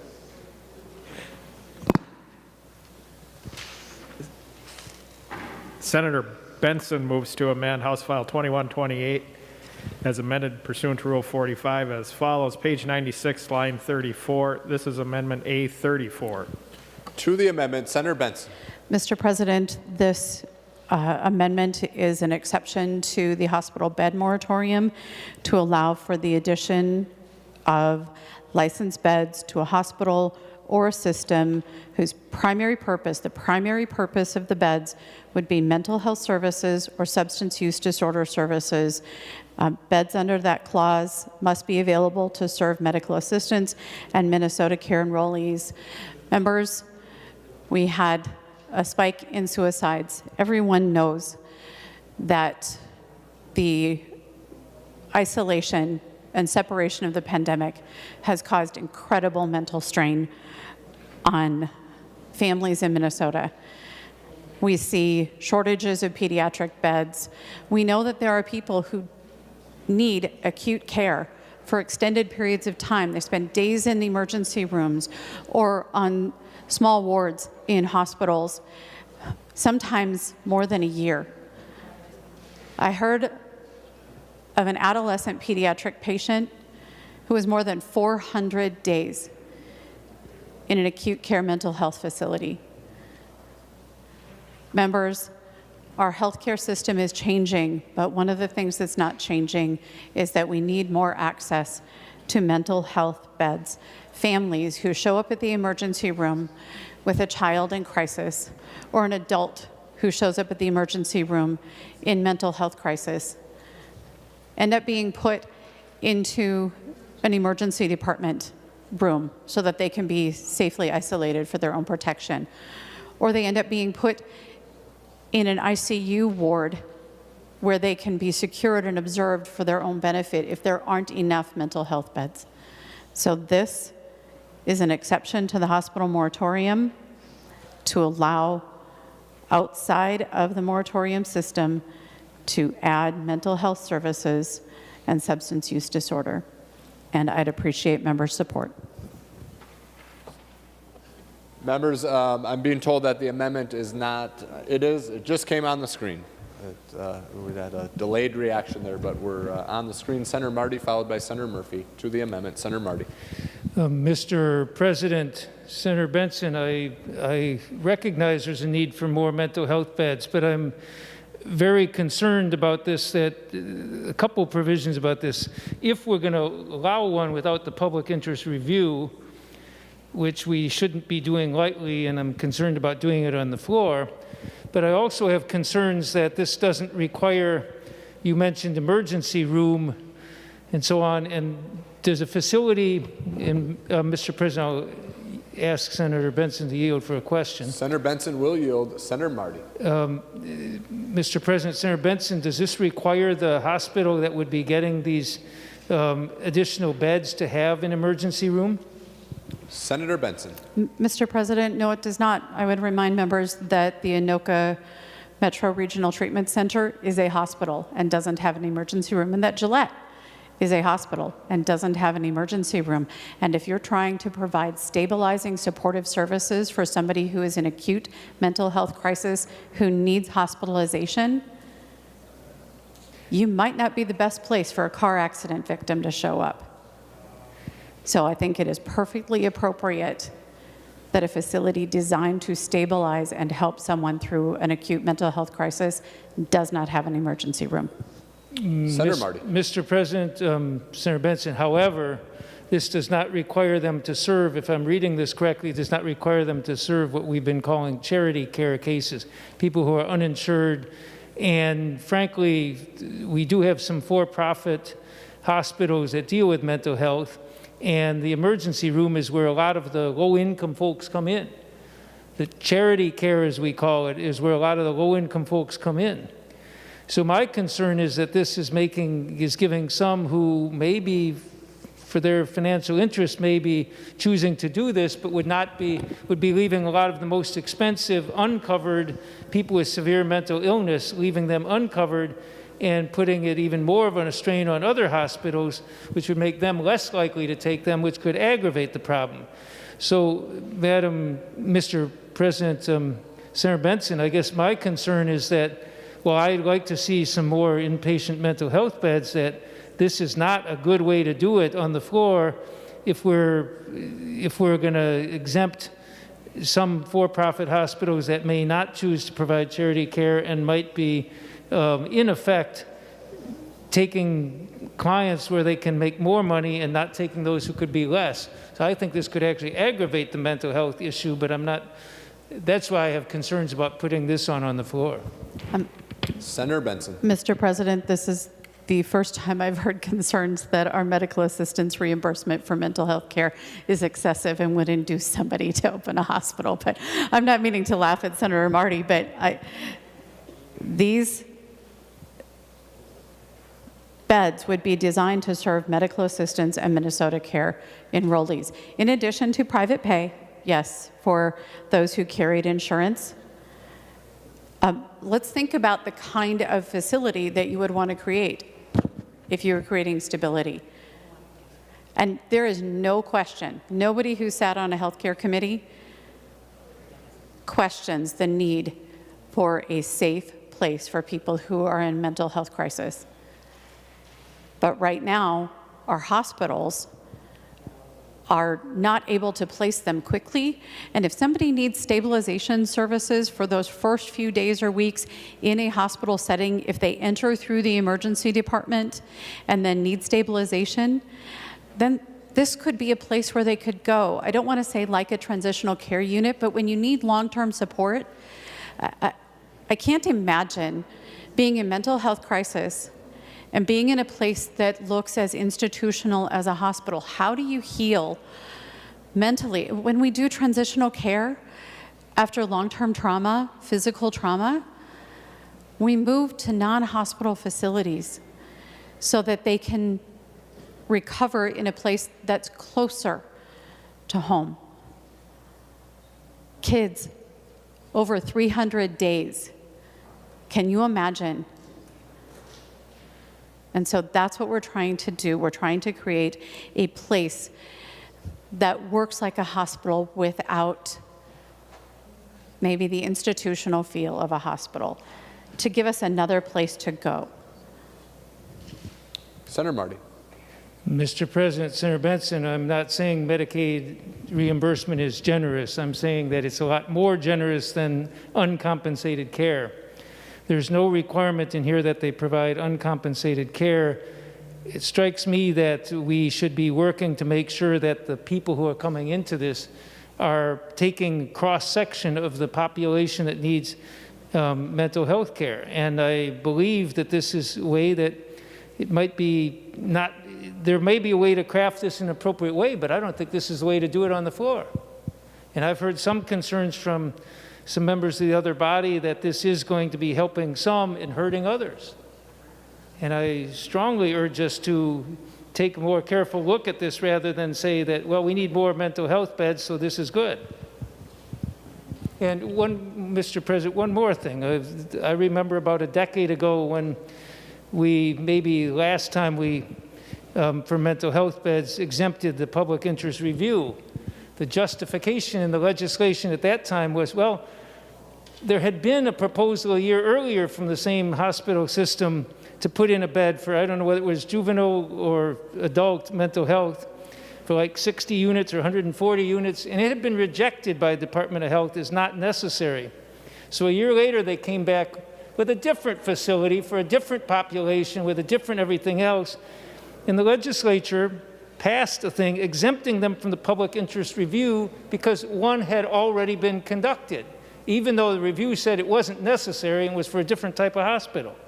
So, Mr. President, I think legislature should be extremely careful when we're on the floor exempting somebody from hospital bed licensure moratorium, and doing it this way, I think, is a recipe for disaster, and I don't know that it improves the mental health situation. Senator Murphy, followed by Senator Wickland. Senator Murphy.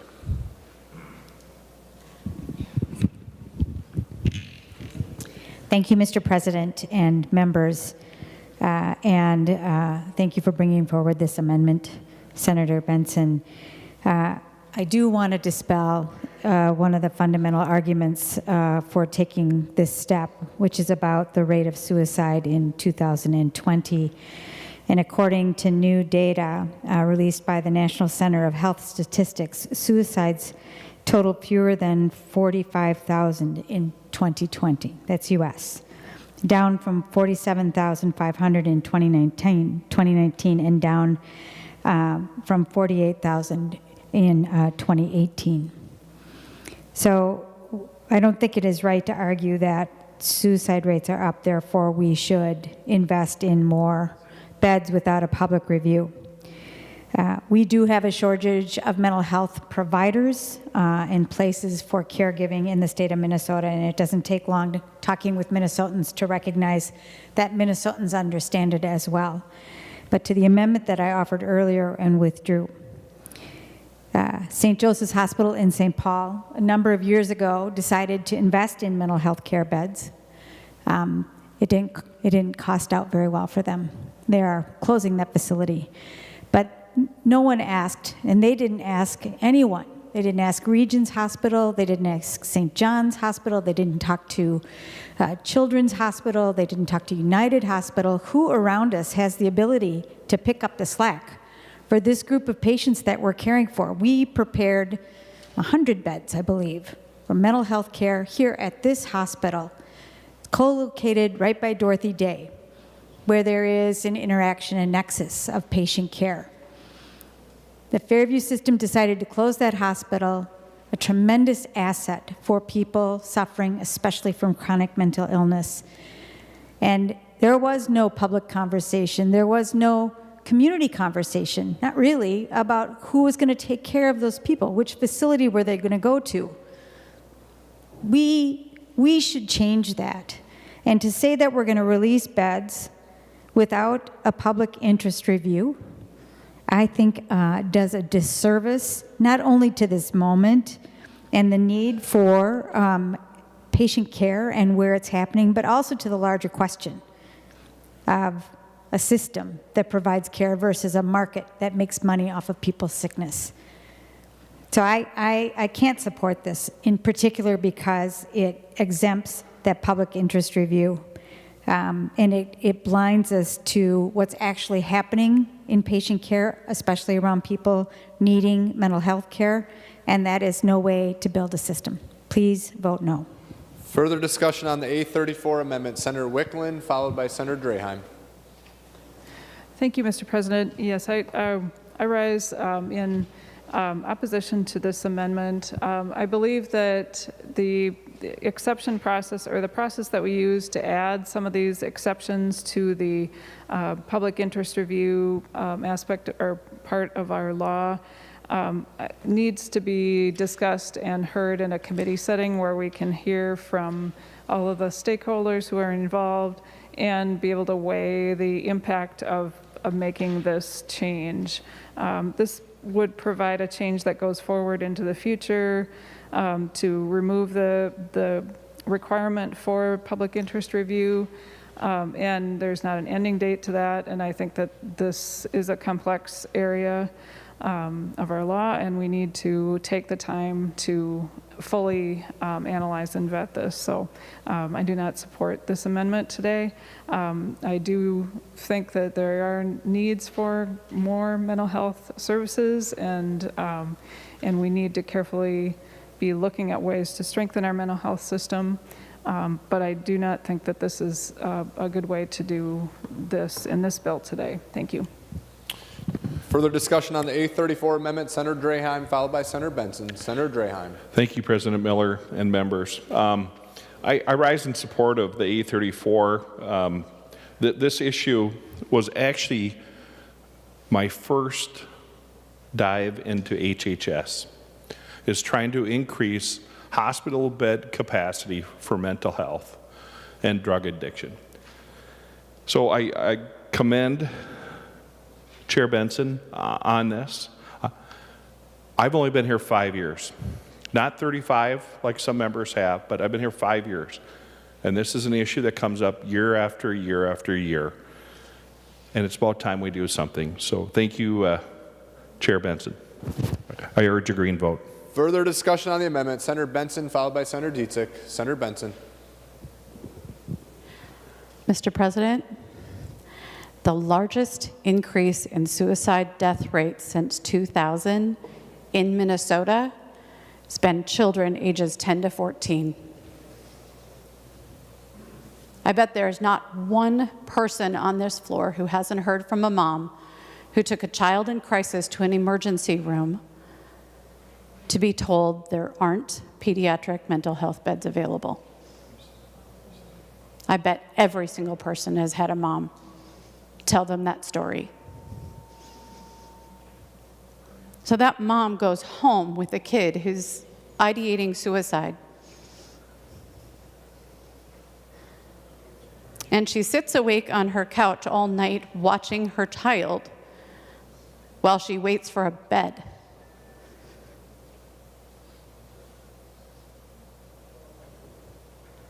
There are people who are in mental health crisis right now who are in an ICU because there isn't a place.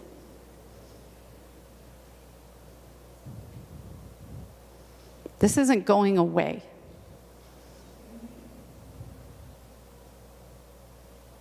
We want to talk about barriers to access.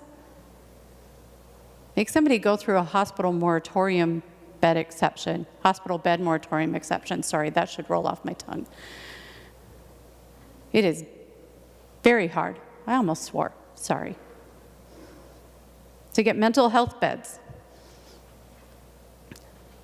so that mom doesn't have to sit on her couch watching over her child to make sure he doesn't kill himself or she doesn't try to overdose.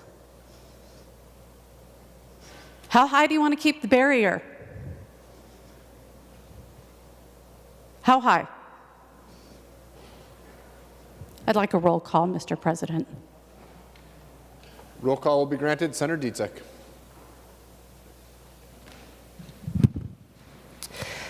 Thank you, Mr. President. I have been sitting here listening to this very carefully. People mentioned that there were less suicides in 2020. My cousin committed suicide in 2020. She had and my family, her family has been very public about this. When she died, they were very public because they want the silence and the stigma to end. This should be something that we talk about. Mental health needs the parity with medical health, with physical health, and we need to pay attention to this. She was a very vibrant person. She was a teacher. She was married. She loved her family, but she constantly struggled with depression. And so we do need these beds. She had insurance, and she couldn't get a bed. And I'm very torn with this because, again, we need beds. She had insurance. She was a teacher. She had good insurance. She was actually hospitalized, and within 48 hours of leaving the hospital, because she couldn't get into a longer-term treatment, and they said, well, they basically kicked her out of the hospital, that we can't find a place for you to go, so we're sending you home. We think you're okay. Well, she wasn't. 48 hours later, her husband found her. So one of the concerns I have with this, and I don't know how I'm going to vote because we need more beds, but her health insurance company also said, well, you just have a mental health issue, you don't have a dual diagnosis. So they found a bed for her, but because she didn't have a dual diagnosis, they wouldn't allow her to go to that place. So one of the questions I have here that I encourage this body to continue looking at is to force those health insurance companies to cover it. Again, it's about parity. And in here it says that the system to provide primarily mental health services or substance abuse disorder services, well, she knew she had depression and she knew she was struggling with mental health, so she did not drink, she did not take drugs because she was on medication, and so that actually in the end was the problem, because they said, well, you don't have a dual diagnosis, so we can't put you in this bed. So that is one of the concerns I have with this language. Because what does primarily mental health services or substance abuse disorders do you mean? What does that mean? Because can they say, well, again, we're not going to take you? So I don't have an answer. But I urge all of us that we need to continue working on this. The senator from Anoka said that we need to end those barriers to access, and that is true. But it's not just the beds. We need more beds, but we need the health insurance companies to stand up and start covering it. And we need people to start paying attention and get that parity. I vaguely remember, and I'm pretty sure, that former Congressman Ramstad passed the Paul Wellstone parity, mental health parity bill. And we still don't have parity. We need to get parity. Mental health needs to be taken seriously, and we need to do something about it. Thank you.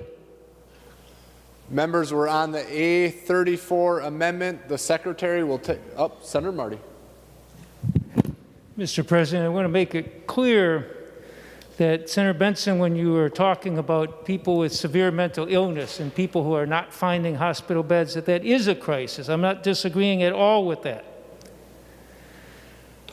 I just know there's a reason we put this process in place, and I'm not saying this hospital should go through it, but this is very widely done. Anybody wants to put in any licensed bed in the hospital or hospital corporate system for mental health, that you will serve medical assistance in Minnesota care enrollees, but I'm hoping we help address this problem partly by increasing reimbursement rates for mental health. Bizarre the way we do it, where some hospitals make great profits on some things and lose lots of money on mental health. And if we do this, open it wide open, and for-profit hospitals, which there are, in mental health services step in and we increase the reimbursement, they can put in as many beds as they want, that doesn't work very good.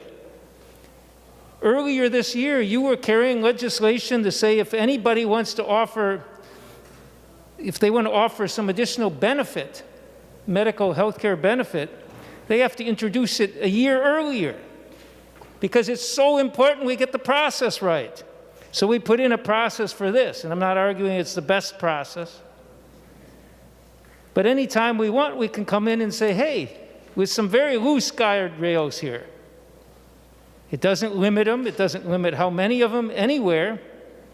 As long as they'll serve medical assistance in Minnesota care enrollees, just put in a community where there aren't going to be many of them.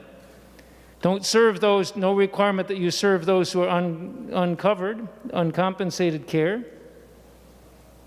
You exclude the emergency rooms, which I understand for purely mental health hospitals where they don't, but that's a huge trigger for people who are uninsured who are going into these hospitals.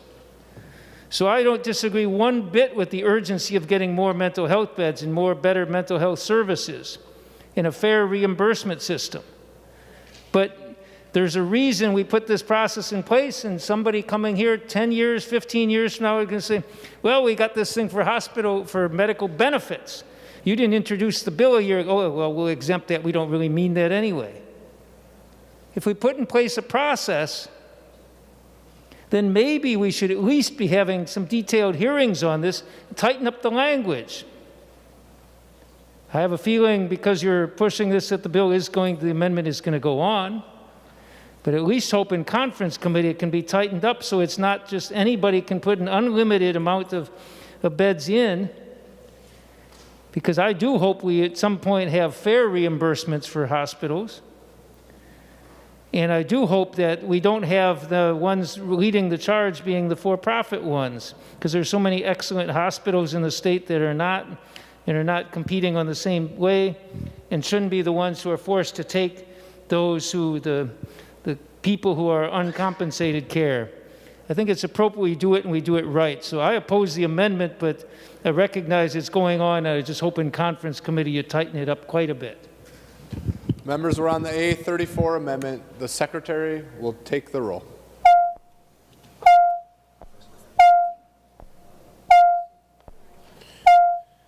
Members in rooms 303, 206 in the President's office, please come to the chamber to vote.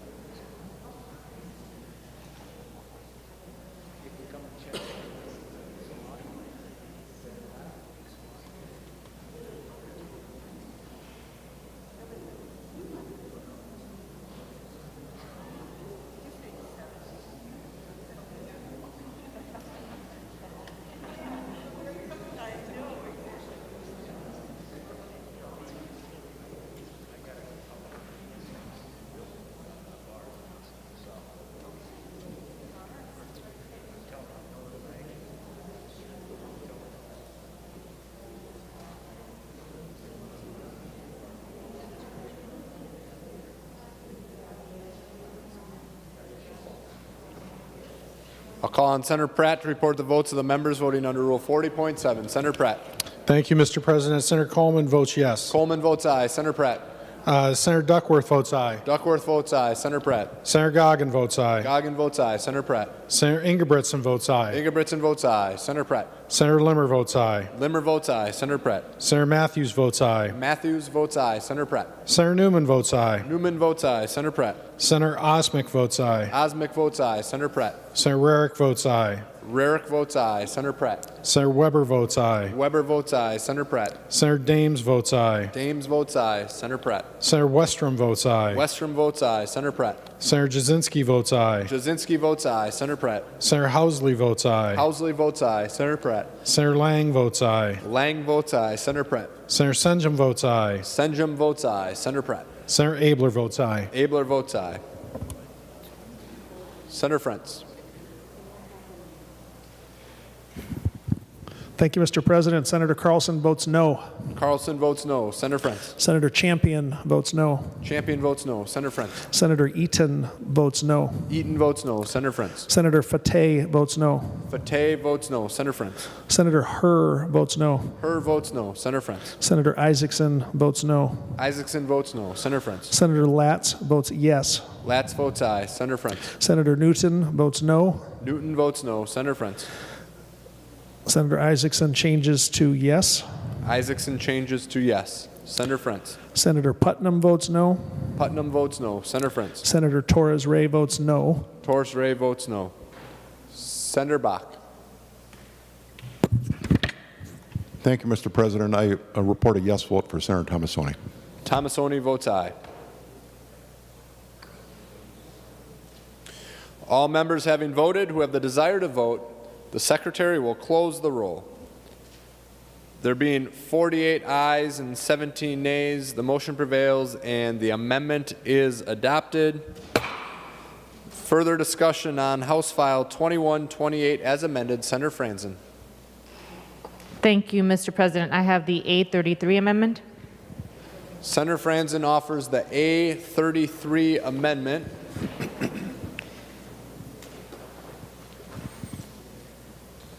The Secretary will report the amendment. Senator Franzen moves to amend House File number 2128 as amended pursuant to Rule 45 as follows. Page 36, delete Section 29. This is the A33 amendment. To the amendment, Senator Franzen.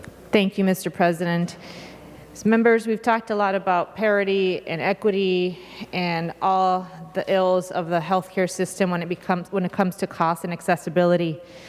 And this amendment is trying to deal with one aspect, which is prescription drug affordability. At the Senate, we ignored policy recommendations from the Attorney General's Task Force on Lowering Prescription Drug Prices and the strategies of the Blue Ribbon Commission. And I would want to make sure members know that when we talk about health care and we talk about prescription drugs, if we can't afford health care, we can't afford the medicine that we need, it's really not working for Minnesotans. So this amendment, members, tries to deal with some of the inequities. We know that much of communities of color who suffer from chronic health conditions require medicine, and they are disproportionately affected by the higher cost of prescription drugs. And we also know that there is a public health crisis, and the stress of institutional racism and inequities in housing instability, pollution, mass incarceration, health insurance coverage, all of this, in many instances, has a correlation with our health and the lack of treatment, or at least affordable treatment. It's not accessible if it's not affordable. And members, this amendment talks about establishes a prescription drug affordability board, and this is a model that's been implemented already in 6 other states, and other states around the country are considering it currently. And it also relates to an advisory council that reviews the cost of prescription drugs and sets upper payment limits for drugs whose cost creates an affordability challenge to the state health care system or patients. Members, this is very similar if you think about the PUC, where we regulate the cost of energy. We do that for a reason. The state does this for a reason, because energy is an essential need for life. And I would argue prescription drugs and medicine is an essential need for life. So we're using that same model, and this bill requires the board to identify drug products whose introductory prices and price increases meet specific criteria, and allows the board to conduct drug cost overviews. If the board determines that the spending on the drug product creates an affordability challenge, the board is directed to set an upper payment limit for the drug for public and private purchases, payments, and payer reimbursement. Failures of entities to comply with these reimbursement levels and failures of drug manufacturers to comply with reporting requirements are subject to action by the Attorney General. Members, we've also dealt with this recently with the price of insulin.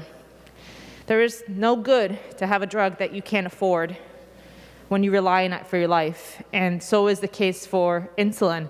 And this body and this legislature just a few years ago recently passed an affordability emergency bill for that particular drug. But there are many, many, many examples of patients who pay hundreds, if not thousands of dollars each month to stay alive. And while there's a lot of progress and innovation, and I have no problem with pharmaceutical companies making a buck, but when there is no guardrails of what that looks like and what that profitability looks like when people need those drugs to live, I do think there's a role for the government to intervene and to have this advisory council. And who would be on the board? It would be a board comprised of 7 positions, 3 appointed by the governor, 1 each by the majority and minority leads of the House and Senate. So it's a bipartisan and a very balanced board. And the members must have demonstrated expertise in healthcare economics and be free from conflicts of interest. The board is advised by a 12-member advisory council appointed by the governor, including experts in pharmaceutical business, medical practice, patient perspective, and health economics, and more. Members, I think it's time for us to actually really tackle inequities and the cost of health care, and we continue to fail to do that. And members, this amendment would supplant or change the current language in the bill that has the importation pathway model, which I would argue is a good thing to think about, but it's in the future and it doesn't do anything right now. So members, I encourage your support and I stand for questions. Mr. President. Discussion on the A33 amendment. Senator Benson. Point of order. Senator Benson, please state your point of order. This amendment is out of order under Rule 35.2. It is not germane. It relates to a substantially different subject and is intended to accomplish a substantially different purpose than the original bill as proposed. We create a task force. We are going to manage and control what is sold in the state, and it is very expansive, including bringing in work of the Attorney General. So, Mr. President, I'd ask you to please find this to be non-germane. Senator Benson raises a point of order under Rule 35.2 that the amendment is not germane. Advice? Senator Franzen? Thank you, Mr. President. Senator Benson, I would argue as a germaneness argument that I am changing one aspect of the bill that deals with prescription drugs and giving another model to that same section. So it's literally just having a different idea to solve the same problem.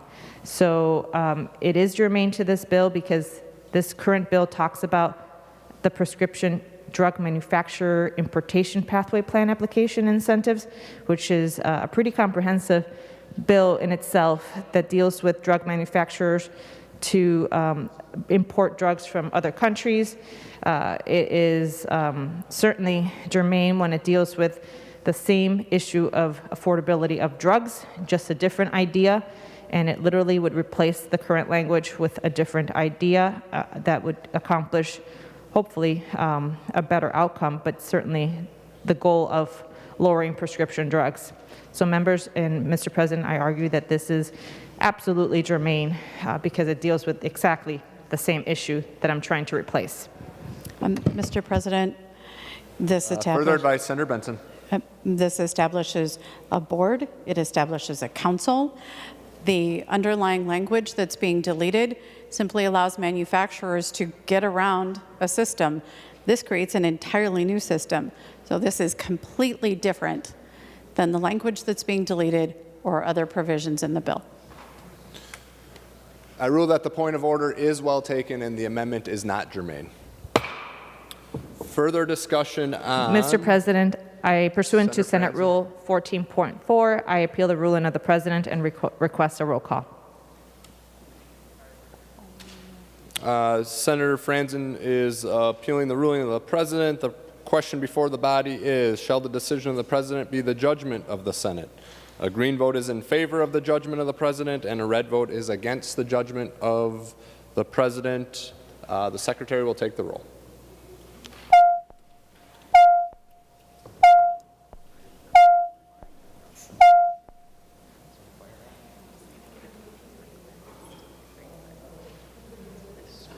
Members in rooms 303, 206, and the President's office, please come to the chamber to vote.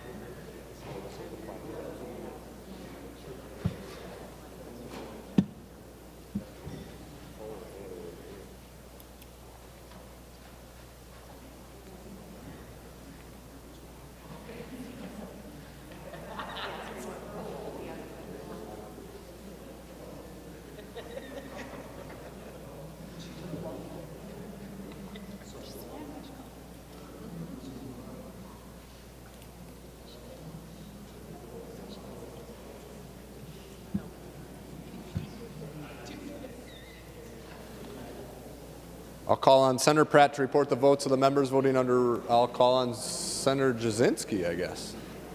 Ready? No? All right, I won't call on anybody. Senator Bach, maybe I can call on. I'll call on Senator Bach to report the votes of the members voting under Rule 40.7. Senator Bach. Thank you, Mr. President. I report a yes vote for Senator Tomassoni. Senator Tomassoni votes aye.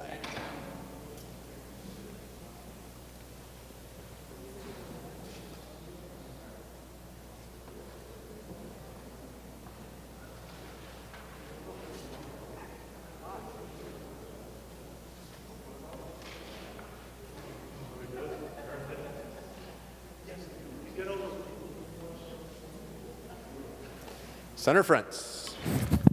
Thank you, Mr. President. Senator Carlson votes no. Carlson votes no. Senator Frentz. Senator Champion votes no. Champion votes no. Senator Frentz. Senator Clausen votes no. Clausen votes no. Senator Frentz. Senator Eaton votes no. Eaton votes no. Senator Frentz. Senator Fateh votes no. Fateh votes no. Senator Frentz. Senator Herr votes no. Herr votes no. Senator Frentz. Senator Isaacson votes no. Isaacson votes no. Senator Frentz. Senator Latz votes no. Latz votes no. Senator Frentz. Senator Newton votes no. Newton votes no. Senator Frentz. Senator Putnam votes no. Putnam votes no. Senator Rest votes no. Rest votes no. Senator Frentz. Senator Kunish votes no. Kunish votes no. Senator Frentz. And Senator Torres Ray votes no. Torres Ray votes no.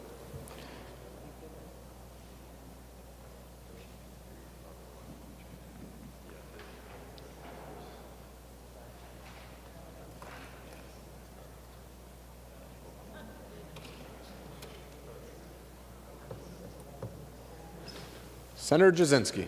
Thank you, Mr. President. Senator Coleman votes aye. Coleman votes aye. Senator Jasinski. Senator Duckworth votes aye. Duckworth votes aye. Senator Jasinski. Senator Ingebrigtsen votes aye. Ingebrigtsen votes aye. Senator Jasinski. Senator Limmer votes aye. Limmer votes aye. Senator Jasinski. Senator Matthews votes aye. Matthews votes aye. Senator Jasinski. Senator Newman votes aye. Newman votes aye. Senator Jasinski. Senator Osmick votes aye. Osmick votes aye. Senator Jasinski. Senator Rarick votes aye. Rarick votes aye. Senator Jasinski. Senator Weber votes aye. Weber votes aye. Senator Jasinski. Senator Westrom votes aye. Westrom votes aye. Senator Jasinski. Senator Housley votes aye. Housley votes aye. Senator Jasinski. Senator Lang votes aye. Lang votes aye. Senator Jasinski. Senator Senjum votes aye. Senjum votes aye. Senator Jasinski. Senator Abler votes aye. Abler votes aye. Senator Jasinski. Thank you, Mr. President. Senator Howe votes aye. Howe votes aye. Senator Jasinski. Thank you, Mr. President. Senator Dames votes aye. Dames votes aye. Thank you, Mr. President. Senator Goggin votes aye. Goggin votes aye.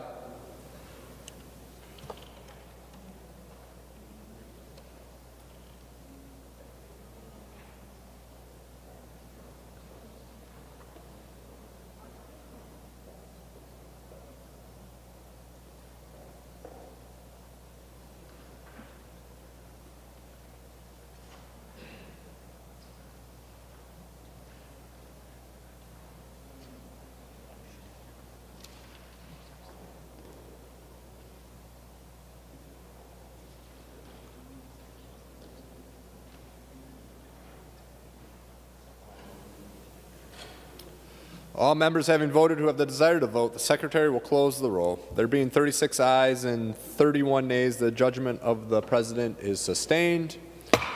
Further discussion on House File 2128 as amended. Senator Franzen. Thank you, Mr. President. I have the A26 amendment. Senator Franzen offers the A26 amendment.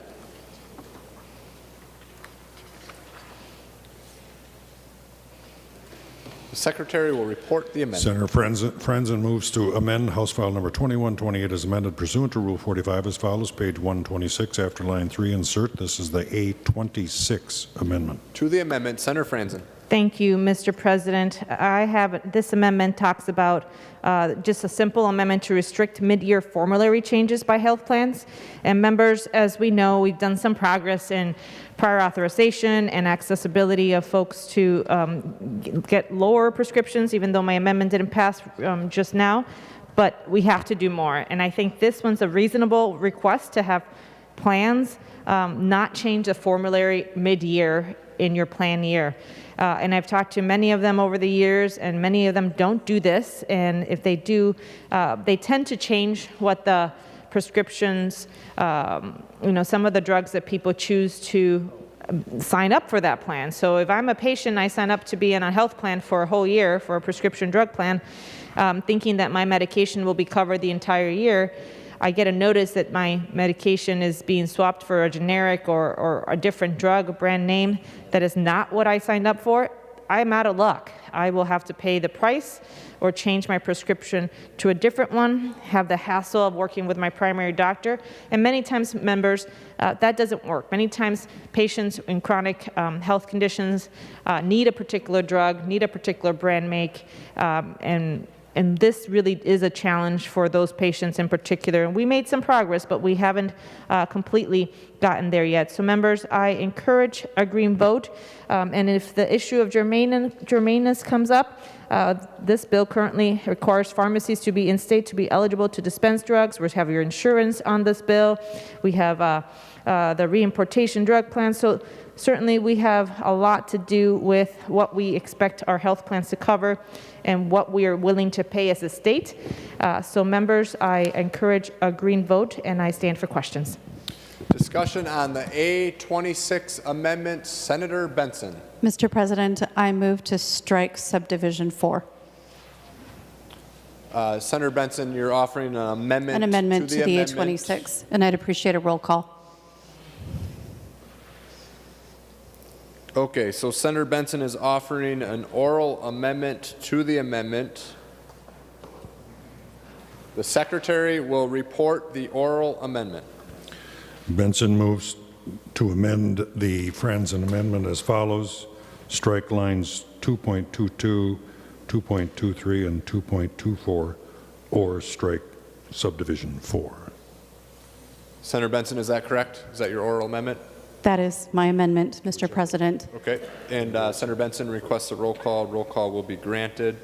Discussion on the Benson amendment to the amendment. Senator Benson. Mr. President, this doesn't apply to CGIP or to our state programs. And we know that CGIP and our state programs regularly change their formulary. So for the benefit of our state employees and our public program recipients, we should include them in this idea. So I'd appreciate your support on my amendment to the amendment. Discussion on the Benson amendment to the amendment. Senator Franzen, followed by Senator Klein. Senator Franzen. Thank you, Mr. President, and thank you, Senator Benson. I would love to have it included in your budget, so if that's the case, I'm all for it. Members, this bill, with this change, with this amendment to the amendment, would put Senator Benson's bill out of balance because it does have a cost to the state. Members, vote as you choose, and I actually like the idea, but certainly don't know if Senator Benson has room in her budget for it. Further discussion on the oral amendment to the amendment. Senator Klein. Well, yes, Mr. President, and I have a point of parliamentary inquiry, and it's a genuine point of parliamentary inquiry. Often these are brought up with an agenda behind them, but I wish to know if the amendment to the amendment is adopted, it will render the underlying amendment inoperable or out of order. Is that permitted under the rules of the Senate to offer such an amendment?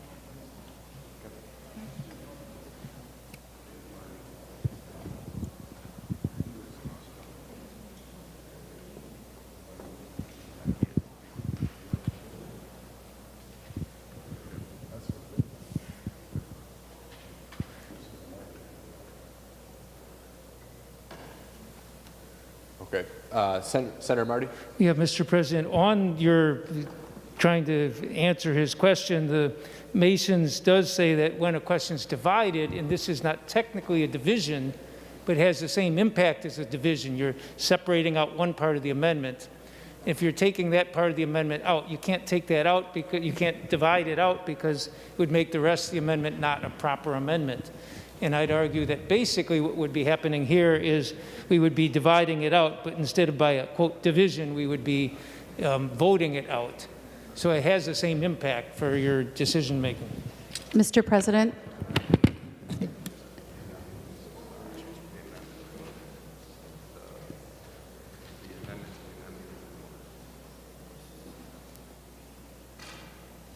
Members, Senator Benson did not move to divide the amendment. She moved to amend the amendment. The oral amendment is in order at this point in time.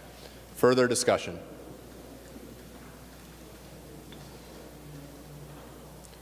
Seeing Senator Benson has requested a roll call. Senator Marty? Mr. President, then on that basis, if it makes the rest of the amendment void, I strongly urge you to oppose the amendment. I agree. I would gladly support removing that provision because I think it's absolutely appropriate. But because it would make the rest of the amendment void, in effect, you're voting to kill off the amendment. And I would suggest people who want to do that should just vote against her amendment plain. But this has that same impact. So instead of acting like we were going to give more protection to state employees, all you're doing is making this a moot amendment. So I strongly urge you to vote against the amendment to the amendment. Okay. All right, members, we're on the oral amendment to the A26 amendment. The secretary will take the roll.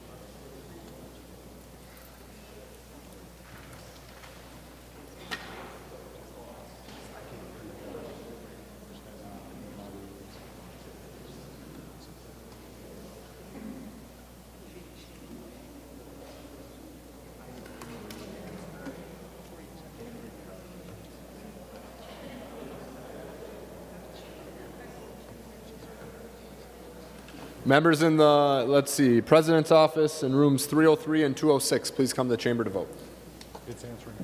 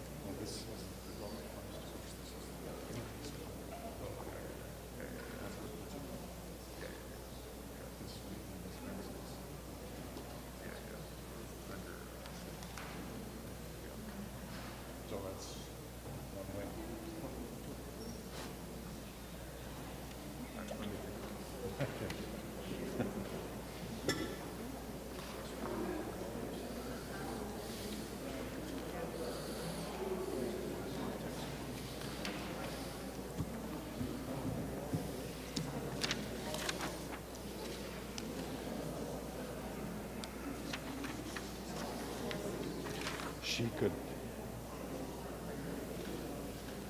No, she won't know how much it costs. It's her printing method. She could adjust the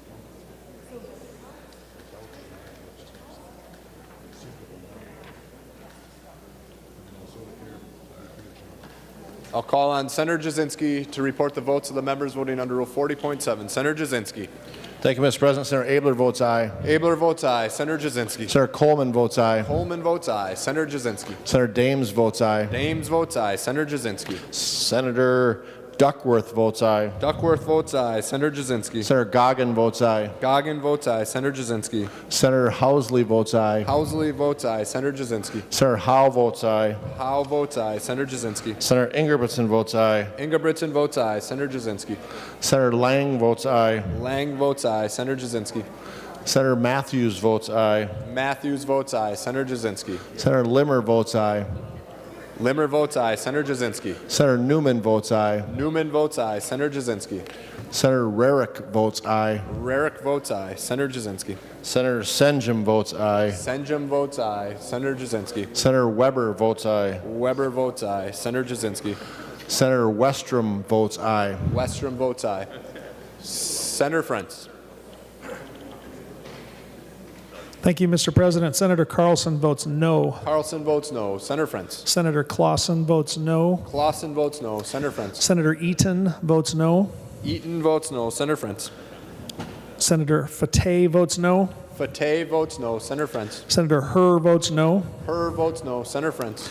Senator Isaacson votes no. Isaacson votes no. Senator Frentz. Senator Kunish votes no. Kunish votes no. Senator Frentz. Senator Latz votes no. Latz votes no. Senator Frentz.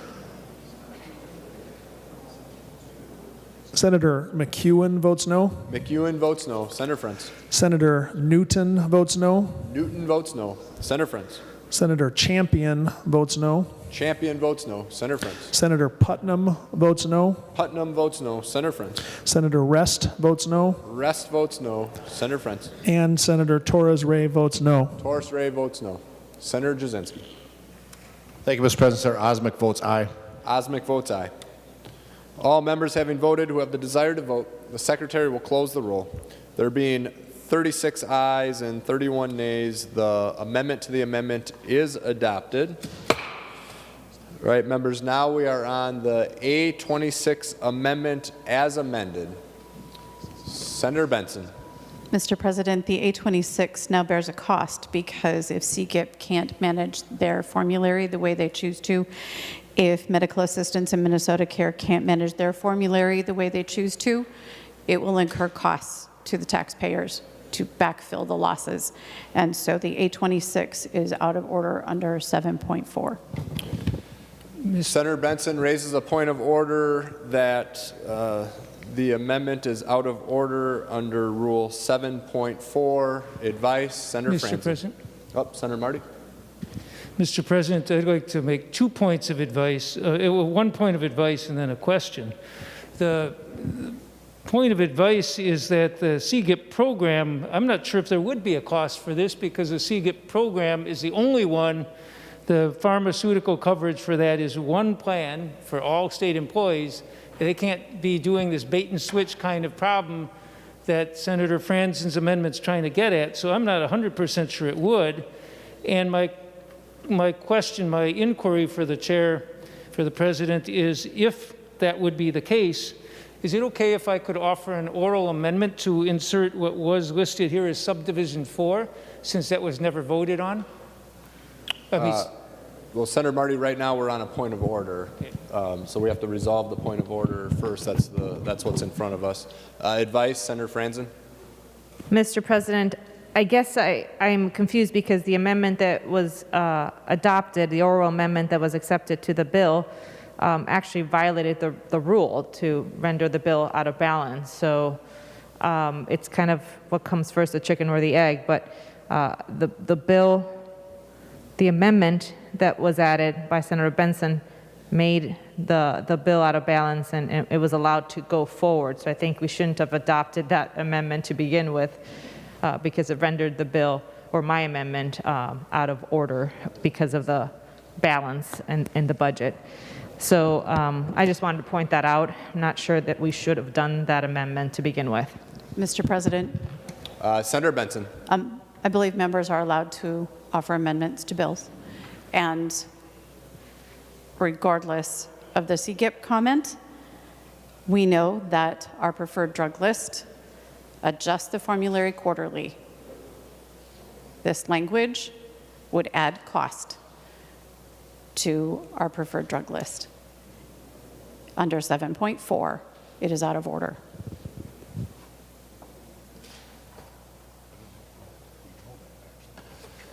Senator Frantz. Thank you, Mr. President. My advice does, in fact, refer to Rule 7.4, Part 1. An amendment to an omnibus appropriation or tax bill that is a Senate file or unofficial engrossment is out of order if it will increase net appropriations from a fund for a fiscal biennium without a corresponding increase in net revenue compared to the bill as it was reported to the floor of the Senate. My point, Mr. President, is that previous amendment, I believe, was out of order under that rule. That's my advice. Thank you, Mr. President.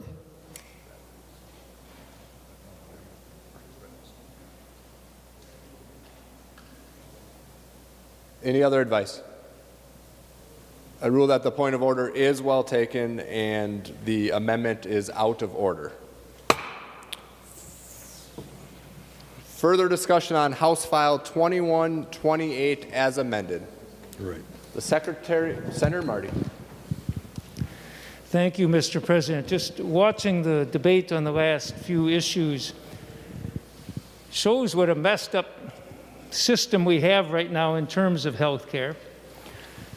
Mental health beds, I don't think there's a person in this chamber who doesn't think it's a crisis, but we change how we make it, not by making sure that mental health beds are adequately compensated so that hospitals will have a reasonable number to meet the local needs, but we do it by throwing out our process that we've had in place for how we do it. For a temporary problem, we made a permanent change in our hospital bed moratorium that if you want to open up mental health beds, you can open up unlimited number, and without a lot of the qualifications that will make it easier for an institution, a for-profit institution, to make more money without really addressing the needs of mental health in the community. But the bottom line is we don't have any process here for helping make sure we get more mental health beds in a reasonable way and mental health services in a reasonable way. And on the last amendment, which, as was pointed out before, we voted to make it an unviable amendment. The reason the amendment was offered was because some health plans are going and switching their formularies in the middle of the year. So people who buy health coverage, all of a sudden in the middle of the year, they're stuck with a plan that doesn't meet their needs. And throughout our system, we're finding out more and more gaps in the system.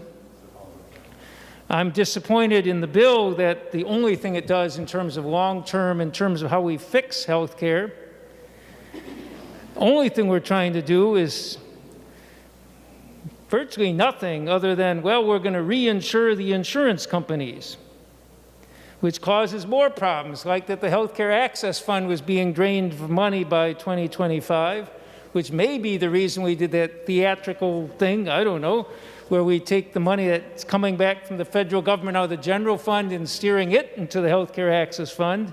We don't know how much, we don't know, but that way at least the Healthcare Access Fund won't be going below water.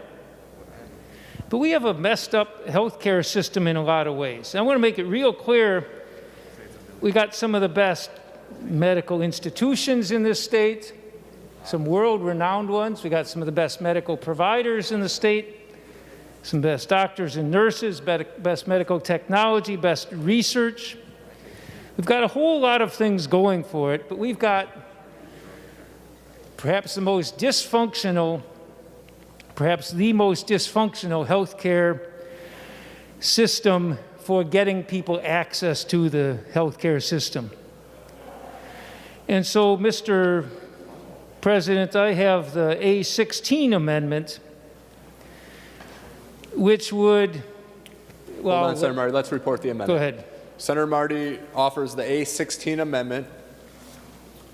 The Secretary will report the amendment. Senator Marty moves to amend House File Number 2128 as amended pursuant to Rule 45 as follows. Page 36, delete Section 29. This is the A16 amendment.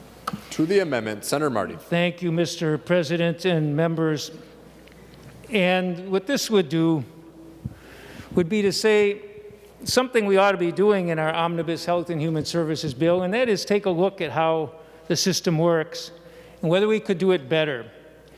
And this would call for a thorough Department of Health to conduct, in conjunction with the University of Minnesota, a thorough cost-benefit analysis comparing our current healthcare financing system with a universal healthcare financing system. And the reasons we ought to be taking a look at that, I think I handed out to everybody a little 4 graph bar charts to compare us to other countries. And the U.S. and Minnesota are virtually neck and neck in both the costs and the outcomes and everything else. We might be a little better in the life expectancy and infant mortality. But as you can see, this is the OECD, Organization of Economic Cooperation and Development countries, about 35, 40 countries that work together. They're the developed nations largely, our economic competitors. And you can see we are not doing very well in the life expectancy chart. We're kind of at the low end. We do beat out Mexico and Latvia and Hungary and so on. Infant mortality, we only beat out 3 of the countries, Chile, Turkey, and Mexico, but we're about 3, 4, 5 times as high as some of the best countries in infant mortality. We're doing pretty poorly. And if you flip the page over, you'll see that we're not really what I'd call overusing healthcare. I'm not sure per capita doctor visits is the best indication of it, but the bottom line is we're kind of in the pack in terms of how much health care we get. But the bottom chart is one we ought to be looking at, because Minnesota is right at the pack at the federal government with how much we spend on health care. And the OECD numbers for 2019 shows we're spending $11,100, over $11,000 in health care per person. And I had on this chart a line going through half of it to show what half of the U.S. spending is. And I think there are 29 countries on this chart, our competitor nations, Japan, Iceland, United Kingdom, Finland, New Zealand, Italy, etc., all of whom are spending less than half what we spend. There are only 8 countries that spend more than half, and they spend far, far less than us. So we spend a lot more, we got a lot less, and Minnesota is not the wonderful island we like to think it is. Altarium Healthcare Value State Survey did a state-by-state survey of it last November. And in this, they asked people about access to health care. It was actually a little better last year. Maybe people tried getting less health care. But they said almost half of all Minnesotans, 45% of Minnesotans, either delayed or didn't get needed care because of cost. 26% skipped needed dental care. 25% delayed going to the doctor or getting a procedure done. 21% avoided going to the doctor, having a procedure altogether. But almost half of Minnesotans delayed or didn't get health care they needed last year because of cost.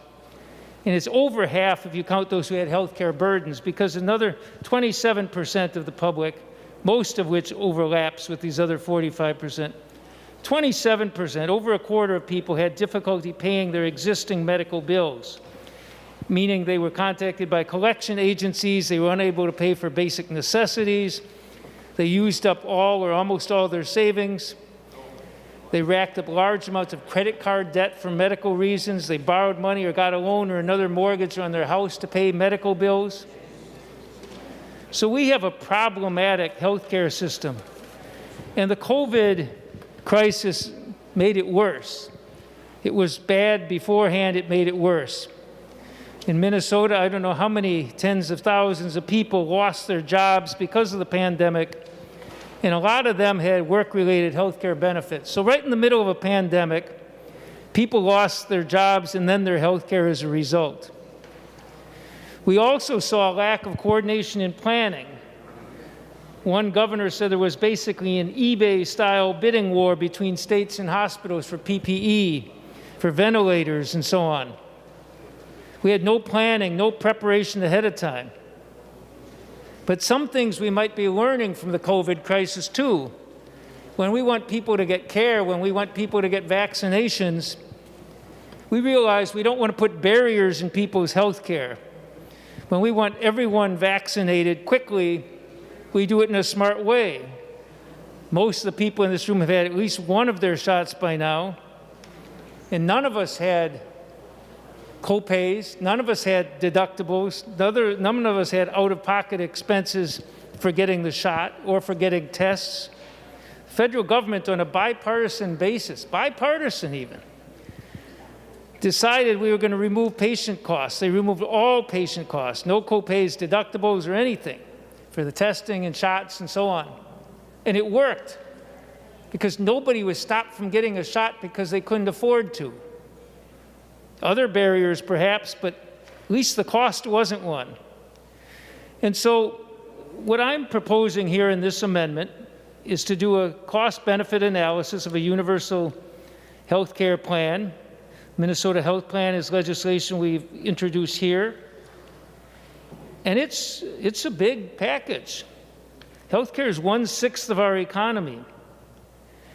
And this plan, which we'd like to compare to what we're doing now, we'd be looking at everything from how people access care, all the hospitals that are closing in Fairmont and Albert Lee a couple years ago, or shutting way back, shutting down hospitals and so on, denying people care because they got to travel too far, denying care because people aren't covered, having to argue about whether a hospital should be putting in mental health beds and the fact that they're unwilling to take uncompensated care.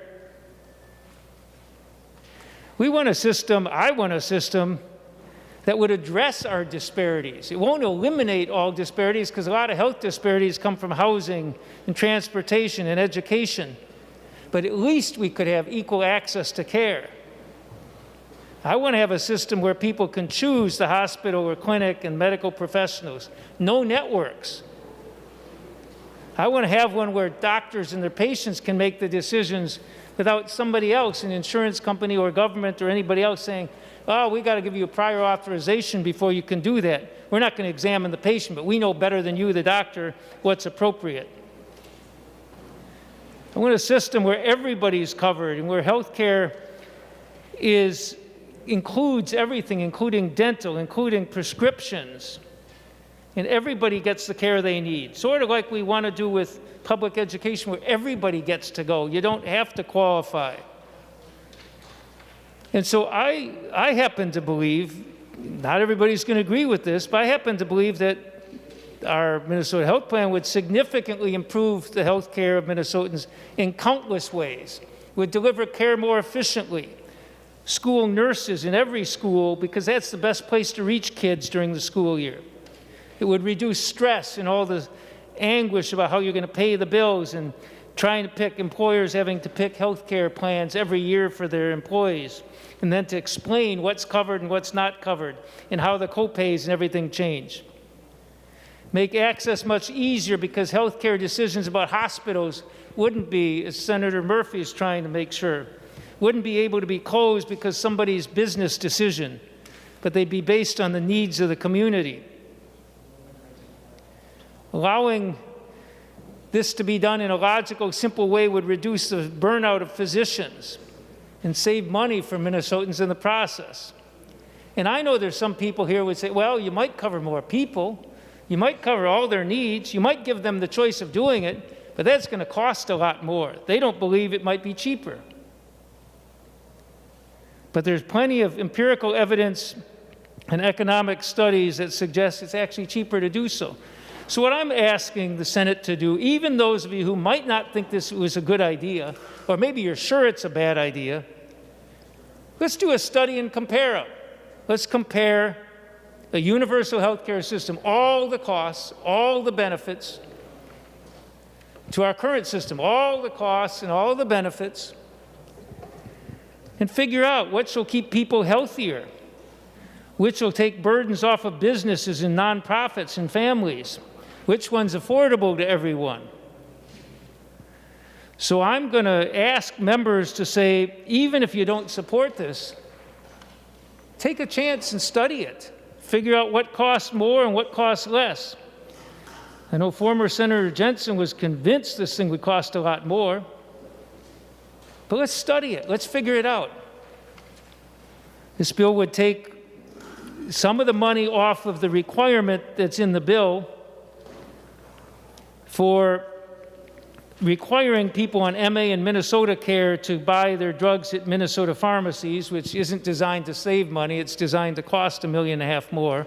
So by taking that out, we have the money to do this. We're asking for a $500,000 study, which no state has ever done. But when we're spending two times what the rest of the world's spending, I mean, these are the developed countries. The lesser countries spend a lot less than that. When we're spending twice what our competitor nations are spending on health care, having far worse outcomes, it does seem to me it's time to take a chance on this. And the other thing I can guarantee you is if we implemented a universal health care system, Health and Human Services bill would still be thick, but it wouldn't be 1,000 pages thick. It might be 200 pages, because we don't need all these waivers and changes in this and exempting this for that and saying what we're going to do for if a health plan wants to change the pharmaceutical benefits. I think we should try and have the best health care system in the world. And just look at this chart I handed out. Look at it. Tell me if you think we're close. And if you don't, why don't we try a study and find out if we could do it and design a system that would be the best in the world. It would cover 100% of Minnesotans for 100% of their needs. Far better than Medicaid and Medicare and the most beneficial Platinum plan. Yeah, it might be expensive to provide a plan like that, but I'd argue it's less expensive than what we're doing now. I urge your support and ask for a roll call. A roll call will be granted. Discussion on the A16 amendment. Senator Benson, followed by Senator Hoffman. Senator Benson. Members, I can save you $500,000 on a study because Vermont tried to implement universal health care. And they stopped because they couldn't raise enough revenue to pay for it. California in 2017 tried to pass universal health care, but they couldn't raise taxes enough to pay for it. The governor of California right now is proposing a health reform package that includes universal coverage that's $47 billion. So there you go. I got 3 studies for you. Vermont, California 17, and California today. And then, if you want a state that's maybe a little more like Minnesota, Oregon, they're going to be releasing a study in July of this year. I'm sorry, June of this year, with recommendations for universal coverage. So we can save $500,000. We can learn from Vermont, we can learn from California 2017, we can learn from California 2021, or we can wait until June and learn from Oregon. But we don't need to spend $500,000. Just vote no. Senator Hoffman, followed by Senator Klein. Senator Hoffman. Thank you, Mr. President. Will Senator Marty yield? Senator Marty will yield. Senator Hoffman. Thank you. Senator Marty, I'm looking at your amendment, and I'm wondering, as we're talking about the discussion of health reform and the proposal, where in here is embedded in the Social Security Act information, specifically Title V, referencing from 1935 and what it means for Minnesota? Senator Marty. Could you repeat the question, Senator Hoffman?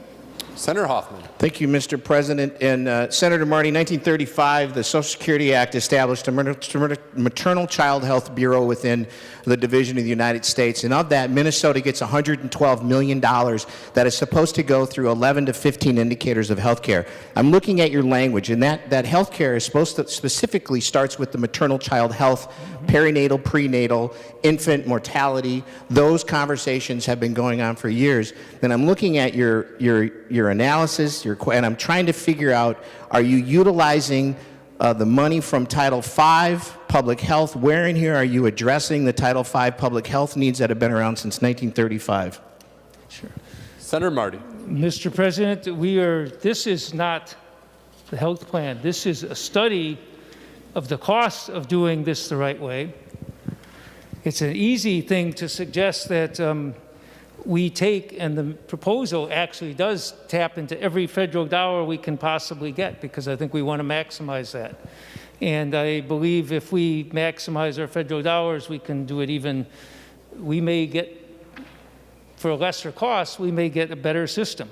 But Senator Hoffman, Mr. President, Senator Hoffman, yes, we want to take advantage of every federal dollar we can get to help make the system work, and every goal of covering people for maternal and child needs, we would be covering everybody from beginning of pregnancy through every stage of life. We're covering people.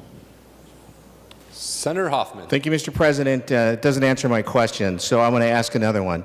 Under Title V, those monies... Are you asking Senator Marty to yield? Yes, Mr. President. Thank you. Will yield. Senator Hoffman. So under Title V, Mr. President, those monies that are allocated to the states have specifically to look at the indicators of health. Health indicators, you can look it up. Anybody could Google it. You can see where Minnesota sits. And other states, every state has to do that. The other thing that comes into play, I'm not seeing any language in here, Senator Marty, that is having you access waivered services. And when we talk about waivered services, how are you going to embed or integrate the waivered services plan, in a sense, with the Title V public health plans, in a sense, with those that are regulated under Public Law 99-457? Senator Marty. Mr. President, Senator Hoffman, I'll restate, this is a cost-benefit analysis of a proposal. This is not the proposal.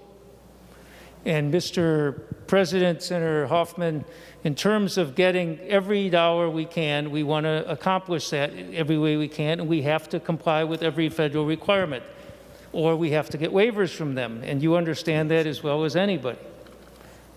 This is simply a cost analysis of a universal system versus what we have here. Senator Hoffman. Thank you, Mr. President. I'm surprised. I'm looking at this language, Mr. President, and the good senator from Falcon Heights didn't answer my question, whether or not I said it in a comprehensible manner or not. But the fact is, if you're going to do an analysis of a universal health reform proposal, you better include all those systems that are part of the discussion. And I'm not seeing those that I mentioned. And if you want to Google what they are and learn about them, I'd be more than happy to share that with you. Thank you, Mr. President. Further discussion on the A16 amendment. Senator Marty, followed by Senator Klein. Senator Marty. Thank you, Mr. President. Senator Hoffman, when we design a healthcare system, we want to have one that covers everyone, and again, all the federal requirements that we are trying to make sure we comply with all along the way are designed to make sure we have some sort of minimum we cover. Like the early periodic and whatever diagnostic tests that we're supposed to do for kids. They're like 30, 40 screens they're supposed to go through. And we don't even do a very good job of that with under our current health care system. Our health plans don't do a very good job of getting the mental health screening for kids. There are all kinds of problems with that. What we're trying to say is we want to design a system that covers everybody for all their medical needs, and I think that takes care of that, because we'll do far better than any other state does in terms of that. Because if you look at these charts, these are national averages, and Minnesota's not that much better than the national average, meaning the other states aren't doing very well either. But I want to go back to something that Senator Benson had said. She said Vermont had tried this. Vermont never tried a universal health care system like this. The plan they had was going to cover about a third of their population. It wasn't going to change the bureaucratic mess they had. California, I haven't studied all the bills everybody else is trying to do. I'm just trying to tell you the way we do things here. The way we do things here, we ought to take another, more careful look at how we do them. And just to give you an analysis, there are two ways we really save money in a universal health care plan. And I will quickly explain that you can do that through a couple of things, one of which is price negotiation.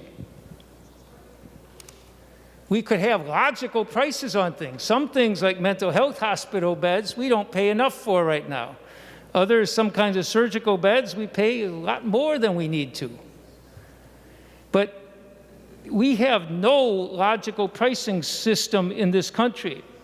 About 4 years ago, Yale University did a cost analysis of hospitals around the country for basic knee replacement surgery. They found a variation, a kind of wide variation in prices. Cheapest hospital, I think, was $3,400. Most expensive one was $55,800. That's a 16-to-1 price disparity.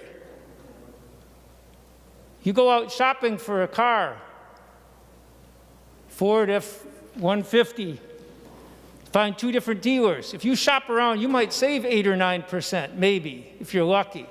Probably more likely 3 or 4% if you shop around well. You won't save 1,600%. But that's the way we price things at the hospitals. And it's not that one of those hospitals is doing it bargain basement prices. Come in this week, we got a special on knee replacements. They don't do it that way. They're all making, those are their charges. That's what they're collecting. So we have pricing system here. The bill we tried a couple of years ago, which was very weak, but we had some people trying very hard for it, for insulin drug pricing. How many hundredfold price increases do we have for some of these drugs we have? We have no logical pricing. You negotiate prices, you come up with a fair system. And the other side of the equation is the bureaucracy. And you want to get rid of that bureaucracy. Everybody hates bureaucracy, but we keep building more in our health care bills, it seems. But everybody hates bureaucracy, but we don't do anything about it. And the way I'd suggest we look at that is compare the way we fund our hospitals with the way we fund our schools. If we funded our schools the way we fund hospitals, which I don't know that, I'm not encouraging that, but you'd calculate all the costs of every student. So at the end of each day, each teacher has to calculate how much time he or she spent with each student. Some kids have a paraprofessional with them all day. Some kids are 10 times as expensive as other kids. You got to know that, though, so you could send it to the school billing office so they can fold in the overhead. They can fold in the overhead and utilities and janitorial costs. And then they send bills out to the parents. And school is very expensive, as we all know here from the education budget. So then employers would be smart if we had that kind of system. Employers would start providing employee benefits for their students, the kids' education costs. And they'd be buying from these plans, and maybe Blue Plus could have a Blue Plus for education, and Medica could have an Educa, and UCare could have a ULearn, could have all those bureaucracies there. Then every month the schools send out the bills, and they go to the health plans, and then the employers pay some of it, and the individuals pay some, and then you got co-pays and deductibles. And some teachers might be out of network. If you switch jobs, your kid might have to switch schools. It doesn't make sense. Does anybody think that would be cheaper? Maybe it would improve education. Of course not. Teachers and administrators would be spending their time on billing and billing collection. Parents would be spending their time on shopping for plans and paying the bills, instead of helping their kids with homework. But that's how much we have this incredibly bureaucratic system in place, very expensive. And it can be done cheaper. It can be done far cheaper. And there's empirical evidence from around the world it can be. In saying other states they have something that's not even close to what we're talking about here, it shows that we shouldn't study it. If you're convinced it is, and yeah, this is $500,000. That's 1/3 of the additional money this bill is planning to spend in order to require MA, medical assistants, and Minnesota Care recipients to buy their drugs in-state. And of course, we exempt people who, because they're getting organ transplants and stuff, who are getting care elsewhere. They got it, we're exempting them. Here we might be doing something for college students who are getting their drugs out of state. We're spending $1.5 million extra in order to make sure people buy their drugs in-state. So this is spending 1/3 that much, and it could save the state taxpayers literally billions of dollars. And this is not an attempt to rig anything anyway. We're saying every cost of every employer, every individual, every nonprofit, every school district and government under the current system, under the new system, and calculate the health care benefits as well, because making health care available to everyone, addressing the health care disparities, which are shameful disparities in our country here, addressing them cannot be done unless we have a truly universal health care system. Not more expanded health insurance system, but a truly universal health care system. Senator Hoffman. Thank you, Mr. President. I just wanted to get a couple points of clarification.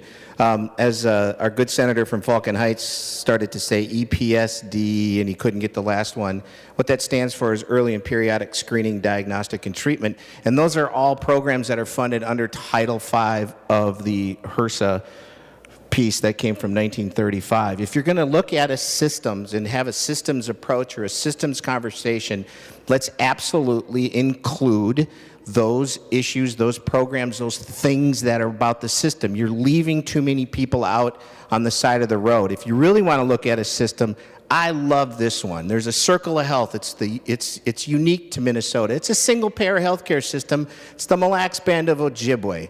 Circle of Health. Look at those outcomes that they're getting from the work they're doing, the primary care clinics they put together. They looked at it from a systems viewpoint, and they made it work.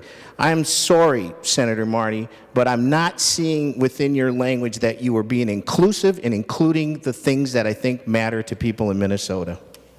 Further discussion on the A16 amendment. Senator Klein, followed by Senator Johnson Stewart. Senator Klein. Well, thank you, Mr. President. Thank you, Senator Marty, the author and champion of the Minnesota Health Plan for 30 years, a blessing to this senatorial body, and the author of the book on the Minnesota Health Plan in 2006. You know, on days when I come in here and I feel a little jaded or tempted to be cynical, I remember that Senator Marty has been holding this torch in front of him for all of us to be lit by for 30 years, and still keeps a smile on his face and believes in it. And let me say, Senator, that it's possible that the moment for your plan has arrived. Senator from Ham Lake pointed out that other states have tried this and had difficulty sustaining it. You know, we fired a few missiles up into the water before we launched Apollo 13 to the moon. And we didn't quit because we knew getting to the moon was what we wanted to do. If we want health care for everybody, we shouldn't quit because it failed in Vermont or it failed in California. If we think it's the right thing to do, let's keep going. In previous sessions, I've stood here on the floor and advocated for a public health option as the next step forward in universal health coverage. But at the end of the day, even a public health option is simply another insurance plan purchased by an individual. Plans like those make a lot of sense in things like personal auto insurance, where a few people out of a large population have an accident each year, and so we all share the risk. But everyone here has had a medical event in their life. Everyone here has filled a prescription or been to an emergency room. Everyone here will have plenty more before we pass on. If we separate ourselves from the preconceptions that we have come to expect and examine health care as a life process which will touch every one of us, it's clear that an individually purchased insurance plan is inefficient, counterproductive, and regressive. Health care, as Senator Marty knows, has much more in common with education than it does with auto accidents.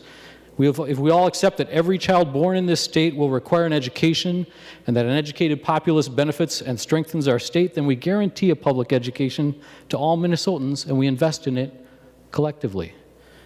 This recent pandemic has instructed us in something we suspected. Healthcare is exactly like this. Every child born into this state will require health care, and a healthy population strengthens our state. Most of us by now have had the experience of getting vaccinated for COVID. If it was like the experience of me and my family, it was quick and easy and caring. It was done professionally. There were no delays to obtain an insurance card or to send you to another location where you were covered. The object of the visit was clear: to efficiently and safely get you, the patient, the treatment you needed. Leaving the visit, you likely felt not only personally protected against a deadly virus, but also felt better about your role in protecting the people around you. You were at lower risk to infect the grocery bagger, the woman at the gym, your parents, and your friends. It turns out that these principles apply to every aspect of healthcare. Early detection and treatment, strengthens you, and it fortifies our state as a whole. Appropriate dental care done well and early prevents huge costs and complications down the road. Adequate mental health care delivered on time can prevent earth-shaking societal tragedies and calm the stormy waters of social unrest. Barriers to those treatments, barriers in the forms of copays, deductibles, covered providers, the building blocks of individual insurance plans serve to impede early low-cost interventions and incur unnecessary costs and human suffering down the road. We knew early, all of us did, that nobody should pay for a COVID vaccine, that our government should muster all financial and organizational resources necessary to ensure all received it as quickly as possible. It was life-saving, it was cost-saving, it was necessary to our national strength and our health. It is not a large leap to expand that understanding to all of healthcare. In the words of Abraham Lincoln, the dogmas of the quiet past are inadequate to the stormy present. The occasion is piled high with difficulty, and we must rise with the occasion. As our case is new, we must think anew and act anew. I urge a green vote on the Marty Amendment so we can study this proposal whose time has come. Senator Johnson Stewart. Thank you, Mr. President. Thank you, Dr. Klein and Senator Klein and Senator Marty for offering those wise words. I stand up in strong support of this study. I like to joke and say as many times as I can, I'm a job creator, but I'm first an engineer. And I choose to provide health care for my employees. I'm not required to. I choose to because it's part of my core value. And I also need to compete with those firms that are larger than mine. I'm not big enough to have an HR person, so every year I, the engineer, has to look at every option for my employees who choose to use my health care. I pay 80% of their health care costs. Again, it's part of my core values and I want to do that, but I certainly do not enjoy looking through the lessening options I have for my employees every year as my cost and theirs go up and the coverage goes down. I am begging my colleagues to please, let's just study this. Let's find out if we could get a system that works, as Senator Marty's been working for so long. This costs me a huge amount of money. I pay $100,000 a year for my employees to have health care. Last year, I paid $74,000. You don't need to be an engineer to know that's a pretty steep jump. It's about 30%. And I fully expect that those numbers are going to go up next year. I really need some help here. I don't want to be a health care insurance manager. I want to manage my company. In response, you might be saying, well, hire an HR manager, Ann, which I did last year. We went to Insperity, and Insperity manages healthcare. It's a great business. They manage healthcare for small businesses like mine. Every year now, I get to pay for my employees' healthcare plus $1,500 a person, so Insperity can look at all those tables, and they take my little company, combine it with other little companies so we get better choices. This is a dumb way to do health insurance. It's a bad way to do it. After Senator Benson stood up and said Vermont was not able to figure it out, California, I quickly Googled which countries in the world provide universal health care. The list is too long for me to say. You know who it is. England, Germany, France, and Netherlands, Canada, we could go on and on. All of those Western and developed countries that we aspire to be as good as. You know who doesn't provide universal health care? Yemen. Oh, the list is short, by the way. Yemen, Syria, Iran, China, Pakistan, Egypt, Nigeria, South Africa, Afghanistan, and the United States. I don't know why we are banging our head against the wall, insisting that health care has to be attached to employment. As Dr. Klein said, we've learned from the pandemic that is a bad way to do health care, because when people lose their jobs, they lose their insurance. And so please help me out here. I'm your constituency. I am a small business owner, and I don't want to have to figure out health care for my employees. I would love to see Senator Marty be successful. I would love to have universal health care in the state so that I could employ my employees. My friends and family who are staying at jobs because they can't quit, because they can't afford insurance, or they can't afford their treatment for cancer or other ailments if they don't have work. We need to move forward on this, and I strongly urge a green vote. Thank you. Senator Murphy.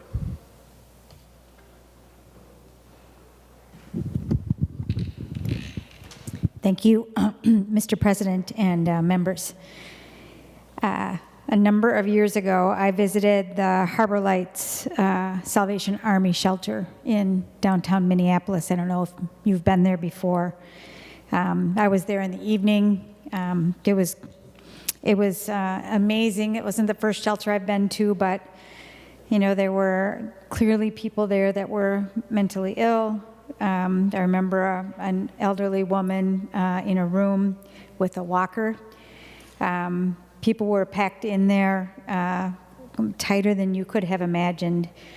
And on the second floor, the women's floor, there was a room that had 4 or 5 hospital beds in the shelter. And that was because of the known practice of people being discharged from the hospital to no place. And so they found themselves in the shelter.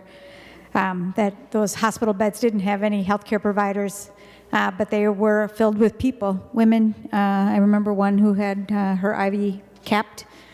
She'd just been discharged, and I remember getting yelled at by nurses when I was first elected because they were tired of taking care of patients, discharging them from the hospital, having them come back, having been in a shelter with an infected wound.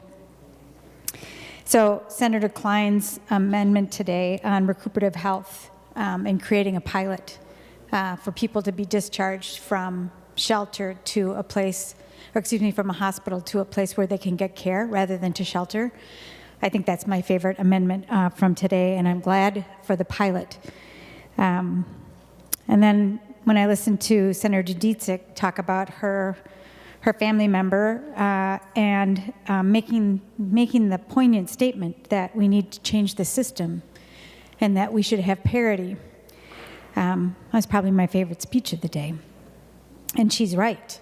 And Congress acted. There's an act of Congress that declares parity between healthcare and mental health, and yet the healthcare system points its fingers and it's not real. It's an act of Congress, and it is being ignored by a recalcitrant healthcare system that is driven by profit and not care.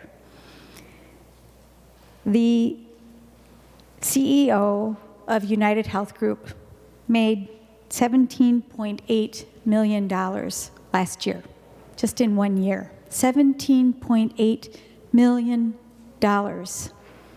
And we're going to study a pilot or create a pilot so people who are living without shelter, who have been hospitalized, have a bed to go to. That is the disparity of our healthcare system, and the gulf between the profit of our healthcare system and people who need care is significant. And maybe because we're policymakers and not healthcare providers, that escapes us. But if you listen to healthcare providers, like we just listened to Senator Klein, that gulf between a system that is driven by profit and the impact on people who are chronically ill or acutely ill is wide, and it is dangerous, and it's not our best work. And we keep trying to patch this system together. For years, we've been trying to patch this system together. We'll just add on one more thing. We'll expand coverage for one more group.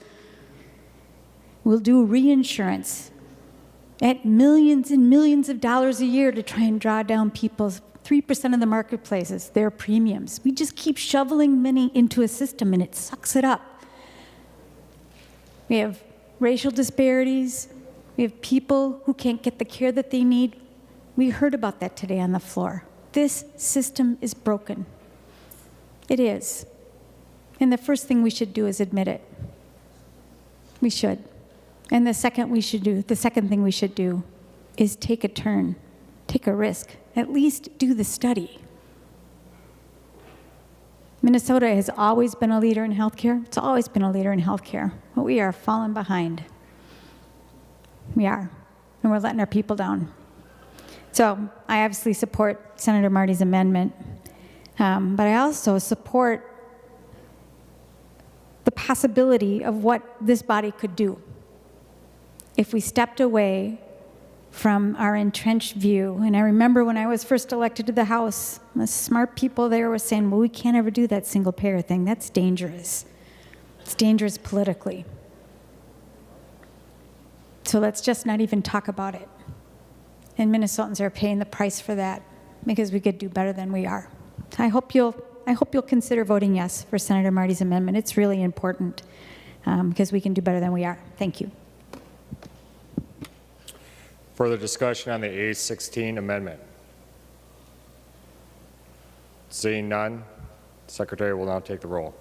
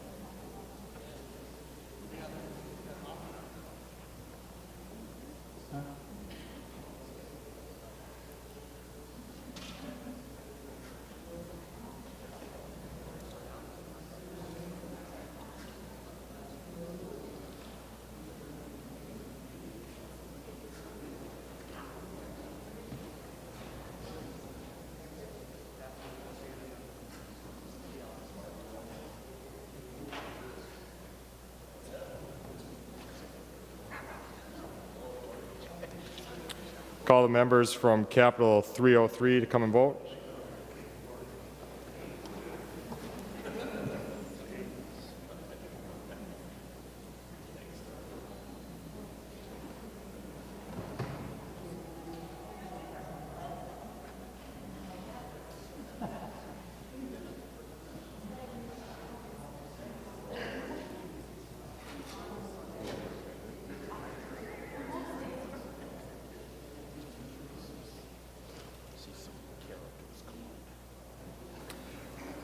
Members in the President's office, please come and vote.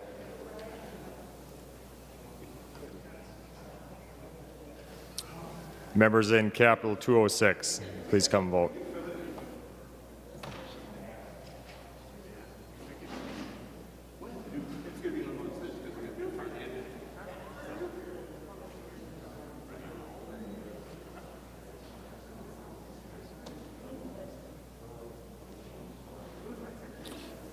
Under Rule 40.7, Senator Frentz, please report the roll. Why, thank you, President Mark Johnson. Senator Carlson votes aye. Carlson votes aye. Senator Frentz. Senator Champion votes aye. Senator Champion votes aye. Senator Frentz. Senator Clausen votes aye. Senator Clausen votes aye. Senator Frentz. Senator Eaton votes aye. Senator Eaton votes aye. Senator Fateh votes aye. Senator Fateh votes aye. Senator Herr votes aye. Senator Herr votes aye. Senator Frentz. Senator Isaacson votes aye. Senator Isaacson votes aye. Senator Frentz. Senator Latz votes aye. Senator Latz votes aye. Senator Frentz. Senator McEwen votes aye. Senator McEwen votes aye. Senator Frentz. Senator Newton votes aye. Senator Newton votes aye. Senator Frentz. Senator Putnam votes aye. Senator Putnam votes aye. Senator Frentz. Rest votes aye. Senator Rest votes aye. Senator Port votes aye. Senator Port votes aye. Senator Frentz. And Senator Torres Ray votes aye. Senator Torres Ray votes aye.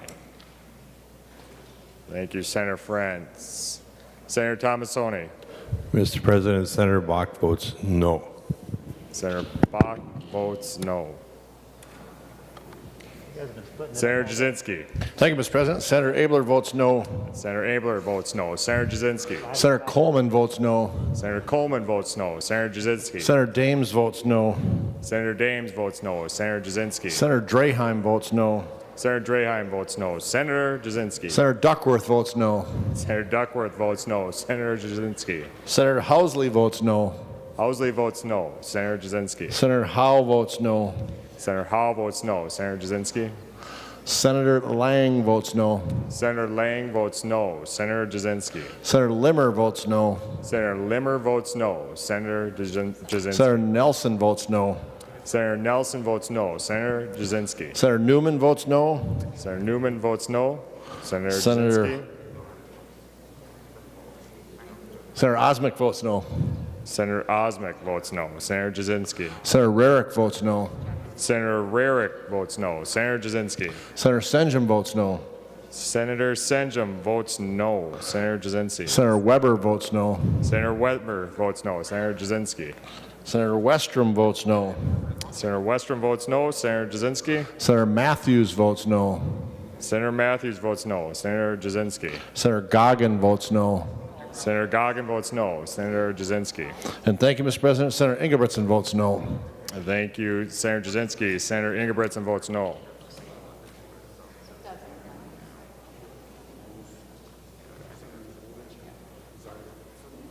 Senators voting that desire to vote. Secretary, please close the roll. With 35 nays and 32 ayes, the nays have it. The amendment is not adopted. Further discussion on the bill? Senator Dibble. Thank you, Mr. President. I would like to offer the A24 amendment. Senator Dibble offers the A24 amendment. Secretary, please report the amendment. Senator Dibble moves to amend House File Number 2128 as amended pursuant to Rule 45 as follows. Page 786 after line 15, insert. This is the A24 amendment. Senator Dibble, to your amendment. Thank you, Mr. President. Mr. President, members, the A24 amendment is consistent with the language of my Senate File 1871 introduced earlier in this session. And a hearing had been requested but not granted, so I offer it here today on the floor. And very quickly, members, what this bill would do, or what this amendment would do, would prohibit mental health practitioners and professionals from engaging in what is termed conversion therapy with clients who are 18 years or younger than 18 years. Conversion therapy, members, is so-called therapy that seeks to change an individual's sexual orientation or gender identity. It would also prohibit medical assistance from covering conversion therapy services, and it would prohibit representing the provision of conversion therapy as being effective in any way when marketing conversion therapy. Members and Mr. President, currently 20 states and Washington, D.C. and Puerto Rico ban conversion therapy. 84 cities and counties and other local jurisdictions do as well. Of those states, 6 had Republican governors who signed the bills into law. A number of Republican governors have signed executive orders as well. There's broad consensus in the medical community that conversion therapy is unethical, and it doesn't work. And in fact, it causes tremendous harm to those individuals who are subjected to it, and they do not support its practice and recommend against offering this as any sort of legitimate or valid form of mental health service in any way. It has been shown to lead to depression, substance abuse, self-harm, and worse. So it would protect our LGBTQ people, our members, our young people, from the dangerous and discredited practices, and it seeks to ensure that we provide the kinds of services that are ethical, that are wholesome, that are affirming, culturally competent, and we stop doing this kind of harm. Members, if you think this is an abstraction and not a problem, we know literally hundreds of individuals who have been subjected to this. Dozens have come forward since we've been attempting to pass this legislation. In Minnesota, we're aware of at least 16 so-called professional practice centers in the Twin Cities alone who offer this so-called therapy. Members, I would encourage a green vote, and I would request a roll call. Thank you, Mr. President. A roll call will be granted. Discussion on the A24 amendment. Senator Benson. Mr. President, point of order. Senator Benson, please state your point of order. I rise to a point of order that the amendment is not germane under 35.2. I do have advice. Senator Benson raises a point of order that the amendment is not germane. Advice, Senator Benson? Mr. President, this amendment accomplishes something substantially different than the purpose of items in this bill. This bill does not touch Section 2.14, the examining board's licensure, nor does it touch Section 325F, which is consumer protection, that is a commerce jurisdiction. Neither of those sections are in the bill, nor do we have any scope of practice changes in this bill. Discussion, Senator Dietzig. I'm offering advice, Mr. President. So the Dibble amendment is about therapy, and the underlying bill, Senate File 2360, House File 2128, mentions therapy 190 times. The bill talks about therapeutic service and supports on page 240 and 739. It talks about therapeutic interventions on page 711. The Dibble amendment amends section 256B.0625, and the bill, underlying bill, amends Senate File 256B.0625 27 times. It mentions that statute 85 times. The bill mentions, the Dibble amendment also mentions section 245.462, and the underlying bill mentions that 11 times, and it amends subdivision 17 on page, which is also in the Dibble bill, on page 671.39, and the underlying bill adds new language to that same amendment, The Dibble amendment amends or references section 245.4871. The underlying bill mentions that 59 times, and it amends the subdivision 27 that is mentioned in the Dibble amendment 11 times. It mentions it 11 times, and it amends it on page 648.8, and it adds new language to that same section on page 326.12. So I believe that there is a lot of cross-reference between these two, between the Dibble amendment and the underlying bill. So I say that it is germane. Senator Dibble, further advice. Thank you, Mr. President. Senator Dietzig went through the same exact analysis that I did on the bill, but just to reiterate, it deals with the MA statute. Clearly, the regulations that govern the provision of MA services, MA reimbursements are dealt with throughout the bill, 85 citations of 256B.0652. There's an entire section, Article 16, which can be found on page 576, which talks about the Uniform Service Standard projects, creating standards that apply to all mental health care programs, practitioner qualifications, scope of practice, et cetera.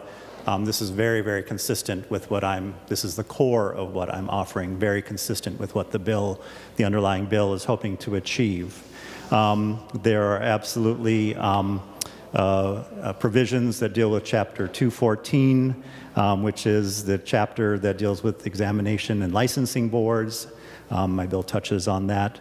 On those sorts of things, as well as consumer protections, 325F. There are provisions, look on page 782, section 114.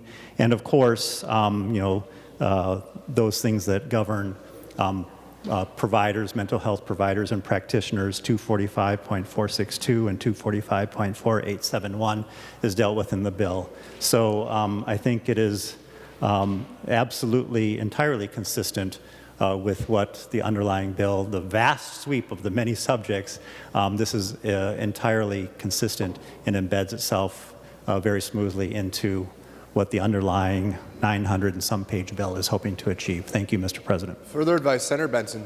Mr. President, to be clear, Section 6, Subdivision 7 isn't even in this committee's jurisdiction. Most of the references they referred to are in definition sections, and in particular 2.14 comes up because we tell them they don't have to get a separate DHS license. We don't tell them how to change their practice. This deals primarily with actions a licensing board can take. I rule that the point of order is well taken and the amendment is not germane. Further discussion on House File 2128. Mr. President, pursuant to Senate Rule 14.4, I appeal the ruling of the President and request a roll call. The question before the body is, shall the decision of the President be the judgment of the Senate? A green vote is in favor of the judgment of the President and a red vote is against the judgment of the President. The Secretary will take the roll. Members in rooms 303, 206, and the President's office, please come to the chamber to vote.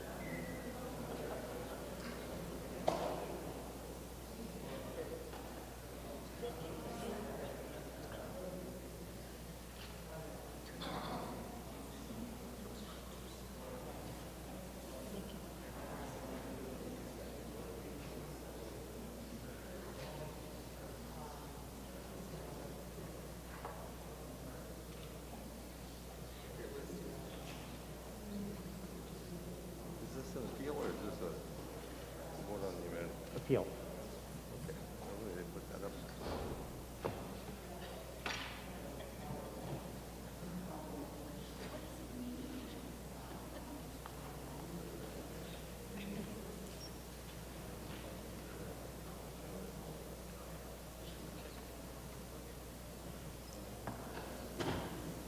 I'll call on Senator Tomassoni to report the votes of the members voting under Rule 40.7. Senator Tomassoni.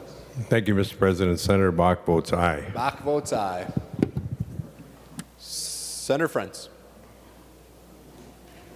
Thank you, Mr. President. Senator Carlson votes no. Carlson votes no. Senator Frentz. Senator Champion votes no. Champion votes no. Senator Frentz. Senator Clausen votes no. Clausen votes no. Senator Frentz. Senator Eaton votes no. Eaton votes no. Senator Frentz. Senator Fateh votes no. Fateh votes no. Senator Frentz. Senator Herr votes no. Herr votes no. Senator Frentz. Senator Isaacson votes no. Isaacson votes no. Senator Frentz. Senator Latz votes no. Latz votes no. Senator Frentz. Senator McEwen votes no. McEwen votes no. Senator Frentz. Senator Port votes no. Port votes no. Senator Frentz. Senator Newton votes no. Newton votes no. Senator Frentz. Senator Putnam votes no. Putnam votes no. Senator Frentz. Senator Rest votes no. Rest votes no. Senator Frentz. And Senator Torres Ray votes no. Torres Ray votes no. Senator Jasinski. Thank you, Mr. President. Senator Abler votes aye. Abler votes aye. Senator Jasinski. Senator Coleman votes aye. Coleman votes aye. Senator Jasinski. Senator Dames votes aye. Dames votes aye. Senator Jasinski. Senator Draheim votes aye. Draheim votes aye. Senator Jasinski. Senator Duckworth votes aye. Duckworth votes aye. Senator Jasinski. Senator Goggin votes aye. Goggin votes aye. Senator Jasinski. Senator Howell votes aye. Howell votes aye. Senator Jasinski. Senator Housley votes aye. Housley votes aye. Senator Jasinski. Senator Ingebrigtsen votes aye. Ingebrigtsen votes aye. Senator Jasinski. Senator Kiffmeyer votes aye. Kiffmeyer votes aye. Senator Jasinski. Senator Lang votes aye. Lang votes aye. Senator Jasinski. Senator Limmer votes aye. Limmer votes aye. Senator Jasinski. Senator Nelson votes aye. Nelson votes aye. Senator Jasinski. Senator Newman votes aye. Newman votes aye. Senator Jasinski. Senator Osmic votes aye. Osmic votes aye. Senator Jasinski. Senator Rarick votes aye. Rarick votes aye. Senator Jasinski. Senator Senjum votes aye. Senjum votes aye. Senator Jasinski. Senator Weber votes aye. Weber votes aye. Senator Jasinski. And thank you, Mr. President. Senator Westrom votes aye. Westrom votes aye. Do you have a vote for Senator Matthews, Senator Jasinski? Thank you, Mr. President. Senator Matthews votes aye. Senator Matthews votes aye. All members having voted who have the desire to vote, the Secretary will close the roll. There being 36 ayes and 31 nays, the judgment of the President is sustained. Members were on House File 2128. The Secretary will give the bill its third reading. House File Number 2128, a bill for an act relating to state government. Third reading. So the Secretary will take the final discussion on the bill. Senator Wickland. Thank you, Mr. President. Yes, we've had a long discussion, but I think it's been a good discussion that we've had today about issues that were of concern and of interest to the minority party. I wanted to talk about just a few, and I will keep this brief, but a few of the things that I have concerns about with this bill. You know, I think that there are some good things in the bill, and those have been mentioned. I will support Senator Benson's mention of the extension of MA coverage for postpartum women for 6 months. I think that's a good start. I hope that as we discuss the bill and the conference committee discusses it, that we can see if there's a way that we can make it a one-year coverage for postpartum women. That would line up with their child, and I think that having access to health care for a one-year period will be have a significant impact on maternal health and children's health. And it would make sense over time. I think we'll see benefits in savings because women will be getting the health care they need rather than delaying and having more severe health care needs. So I think that is definitely a very positive aspect of the bill.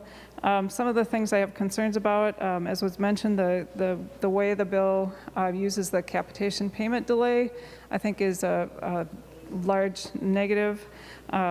We need to be responsible in our budgeting and shifting costs from one biennium to the next.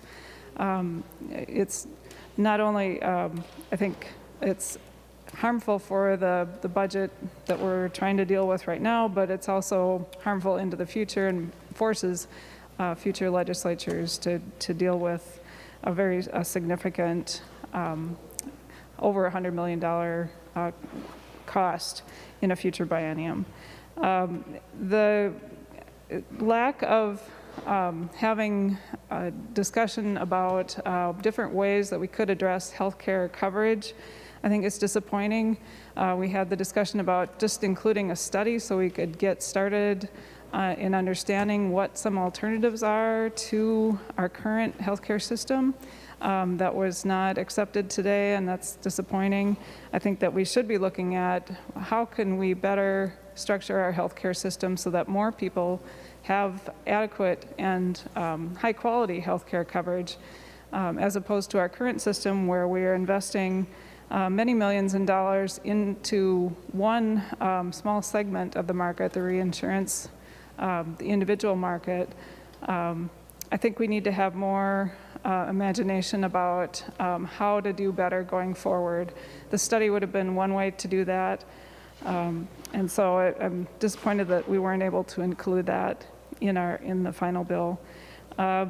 Prescription drug costs are addressed somewhat, but I think that today we missed an opportunity to talk about two other different methods, and we weren't able to have a full discussion about prescription drug affordability board and the formulary change, which could really help consumers see lower prescription drug costs and manage their prescription drug costs. So I'm disappointed that we weren't able to have that discussion today.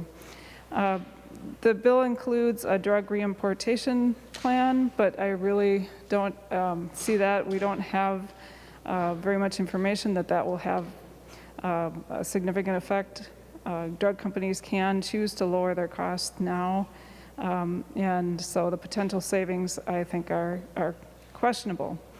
The bill also, another area, cuts funding to the SHIP program. I've heard from my local public health agency that they need not only their local public health grant funding, but the SHIP funding is essential for work they're doing. They're doing work in the community to address child nutrition, tobacco prevention, and other really significant projects, and they feel that the SHIP program has been demonstrated to be a helpful program in addressing health care issues or health issues in our state. And then, the reinsurance plan is included partially in this bill, partially in the commerce bill. Again, I think we could be doing better than going ahead with a 5th and 6th year of reinsurance. It spends significant money to support that segment of the market. And this year, we already know that for 2022, there will be significant federal assistance to consumers because of the cap on the expenditures by consumers to 8.5% of their income. So that will have a significant impact. This is the time we should be looking at what are we going to do in the future, and not just going ahead with reinsurance. And then we had a long discussion about the language to license abortion facilities. I think it was, I'm disappointed that we weren't able to remove that. That's an unnecessary aspect of the bill. And I hope that, that is not something that will move forward in conference committee. Just a couple other thoughts about the spending in the bill. It doesn't include operating adjustments for the Department of Health or the Department of Human Services, or as I mentioned earlier in the day, the Department or the direct care and treatment areas. I think that this will have a negative impact on the agencies and would likely force cuts, and that will impact jobs and services. There are other areas that I could comment on, but overall, I think the bill needs a lot of work. I hope that through the conference committee process that it will come back in a better form. I would suggest members vote no as it goes out of the body today, and I commit to working with Senator Benson to help improve the bill and make it something that will address Minnesotans' needs going forward. Thank you. Thank you, Senator Wiklund. Further discussion? Senator Benson. Thank you, Mr. President. Thank you, Senator Wiklund, for that feedback. We started the day talking about this being a base budget with a few key areas, and it still is. We're going to focus on moms and babies. We're going to make changes to dental access. We're going to try to hold up pharmacy access, make sure that we have necessary changes in our healthcare infrastructure without disrupting the system. Reform opioids. We're going to have to keep tweaking that bill until we get it settled out. We're going to find a way to catch up on background checks so that we can have safe caregivers in our DHS facilities. And we are going to stabilize the Healthcare Access Fund, which you all helped me with. Thank you. I do intend to introduce the language on the MIIC and ask Senator Matthews for a hearing on it. Even though it is a recently emerged issue, I think we all agree that understanding exactly the extent to which our information is being shared is critically important. And with that, members, I said my thank yous to staff earlier. They hung with me all day. They helped me craft this bill. We've got a road to go ahead of us. So maybe if we get this out of here, the House can get the message tonight and we can start appointing conferees on Monday. With that, members, I would appreciate your support. We're on final passage of House File 2128. Seeing no further discussion, the Secretary will take the roll.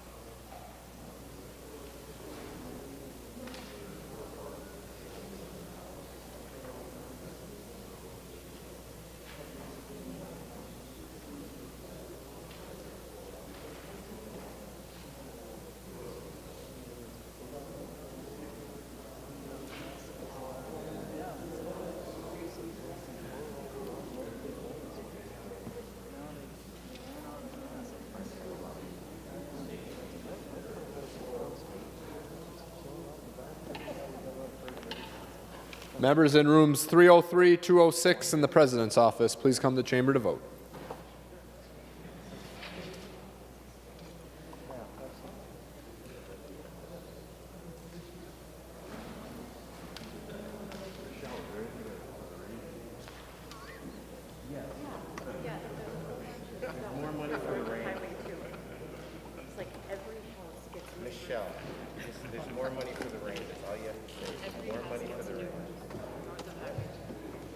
I'll call on Senator Jasinski to report the votes of the members voting under Rule 40.7.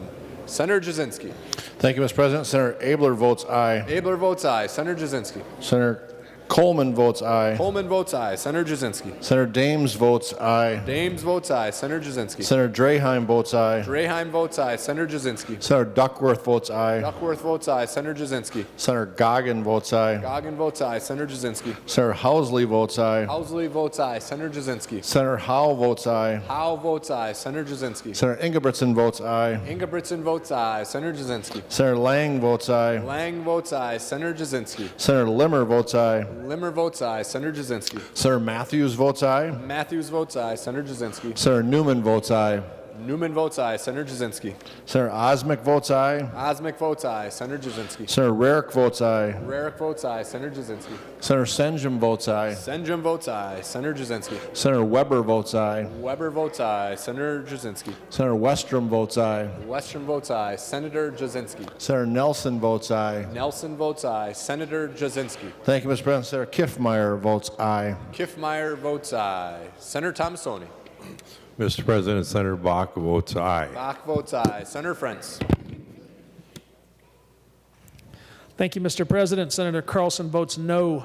Carlson votes no. Senator Frentz. Senator Champion votes no. Champion votes no. Senator Frentz. Senator Clausen votes no. Clausen votes no. Senator Frentz. Senator Eaton votes no. Eaton votes no. Senator Frentz. Senator Fateh votes no. Fateh votes no. Senator Frentz. Senator Herr votes no. Herr votes no. Senator Frentz. Senator Isaacson votes no. Isaacson votes no. Senator Frentz. Senator Latz votes no. Latz votes no. Senator Frentz. Senator McEwen votes no. McEwen votes no. Senator Frentz. Senator Newton votes no. Newton votes no. Senator Frentz. Senator Port votes no. Port votes no. Senator Frentz. Senator Putnam votes no. Putnam votes no. Senator Frentz. Senator Rest votes no. Rest votes no. Senator Frentz. And Senator Torres Ray votes no. Torres Ray votes no.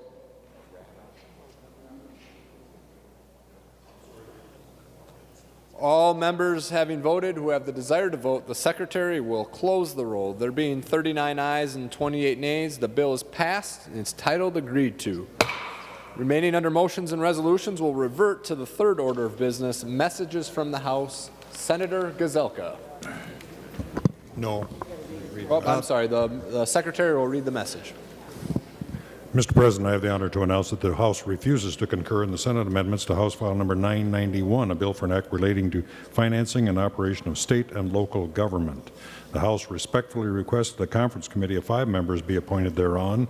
Marquardt, Yocum, Herr, Lagarde, and Davids have been appointed to such committee on the part of the House. House File Number 991 is herewith transmitted to the Senate with the request that the Senate appoint a like committee. Patrick D. Murphy, Chief Clerk, House of Representatives. On behalf of Senator Nelson, Senator Gazelka. Mr. President, on behalf of Senator Nelson, I move that Senate accede to the request of the House for a conference committee of House File Number 991, and that a conference committee of 5 members be appointed by the Subcommittee on Conference Committees on the part of the Senate, to act with a like conference committee appointed on the part of the House. On that motion, all in favor say aye. Opposed say no. Motion prevails. Remaining under motions and resolutions, Senator Gazelka. Mr. President, I move for a brief recess for the purpose of appointing conference committees. On that motion, all in favor say aye. Opposed say no. Motion prevails. Senate's in recess.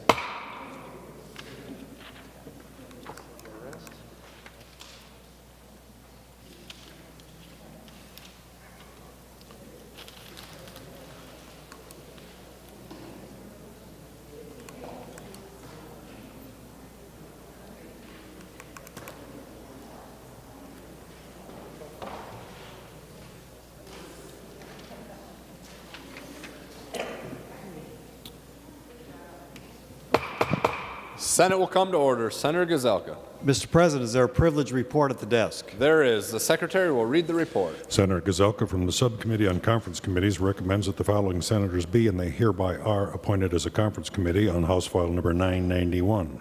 Senators Nelson, Weber, Miller, Bach, and Rest. Senator Gazelka moves that the foregoing appointments be approved. On the Gazelka motion read by the Secretary, all those in favor say aye. Opposed say no. Motion prevails. Next, we'll move to the 13th order of business, announcements of Senate interest.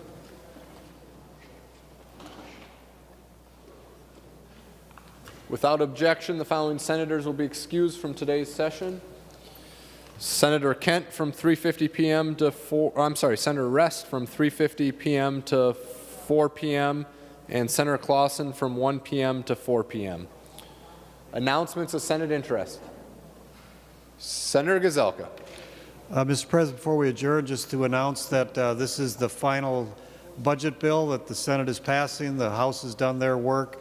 Now the conference committee process works, and they've already started. I will say that over the weekend, we will try to work with the Senate to see if we can move towards getting targets that we can both agree on. I think the Speaker has talked about the 7th of May. That would be great to get to that place. So that's the plan at this point, members. And so we'll stay tuned, but we'll keep working towards the final finish. So with that, Mr. President, I move that the Senate do now adjourn until Monday, May 3rd at 10 a.m. Senator Gazelka moves that the Senate do now adjourn until Monday, May 3rd at 10 a.m. All those in favor say aye. Aye. Opposed say no. Motion prevails. The Senate is adjourned.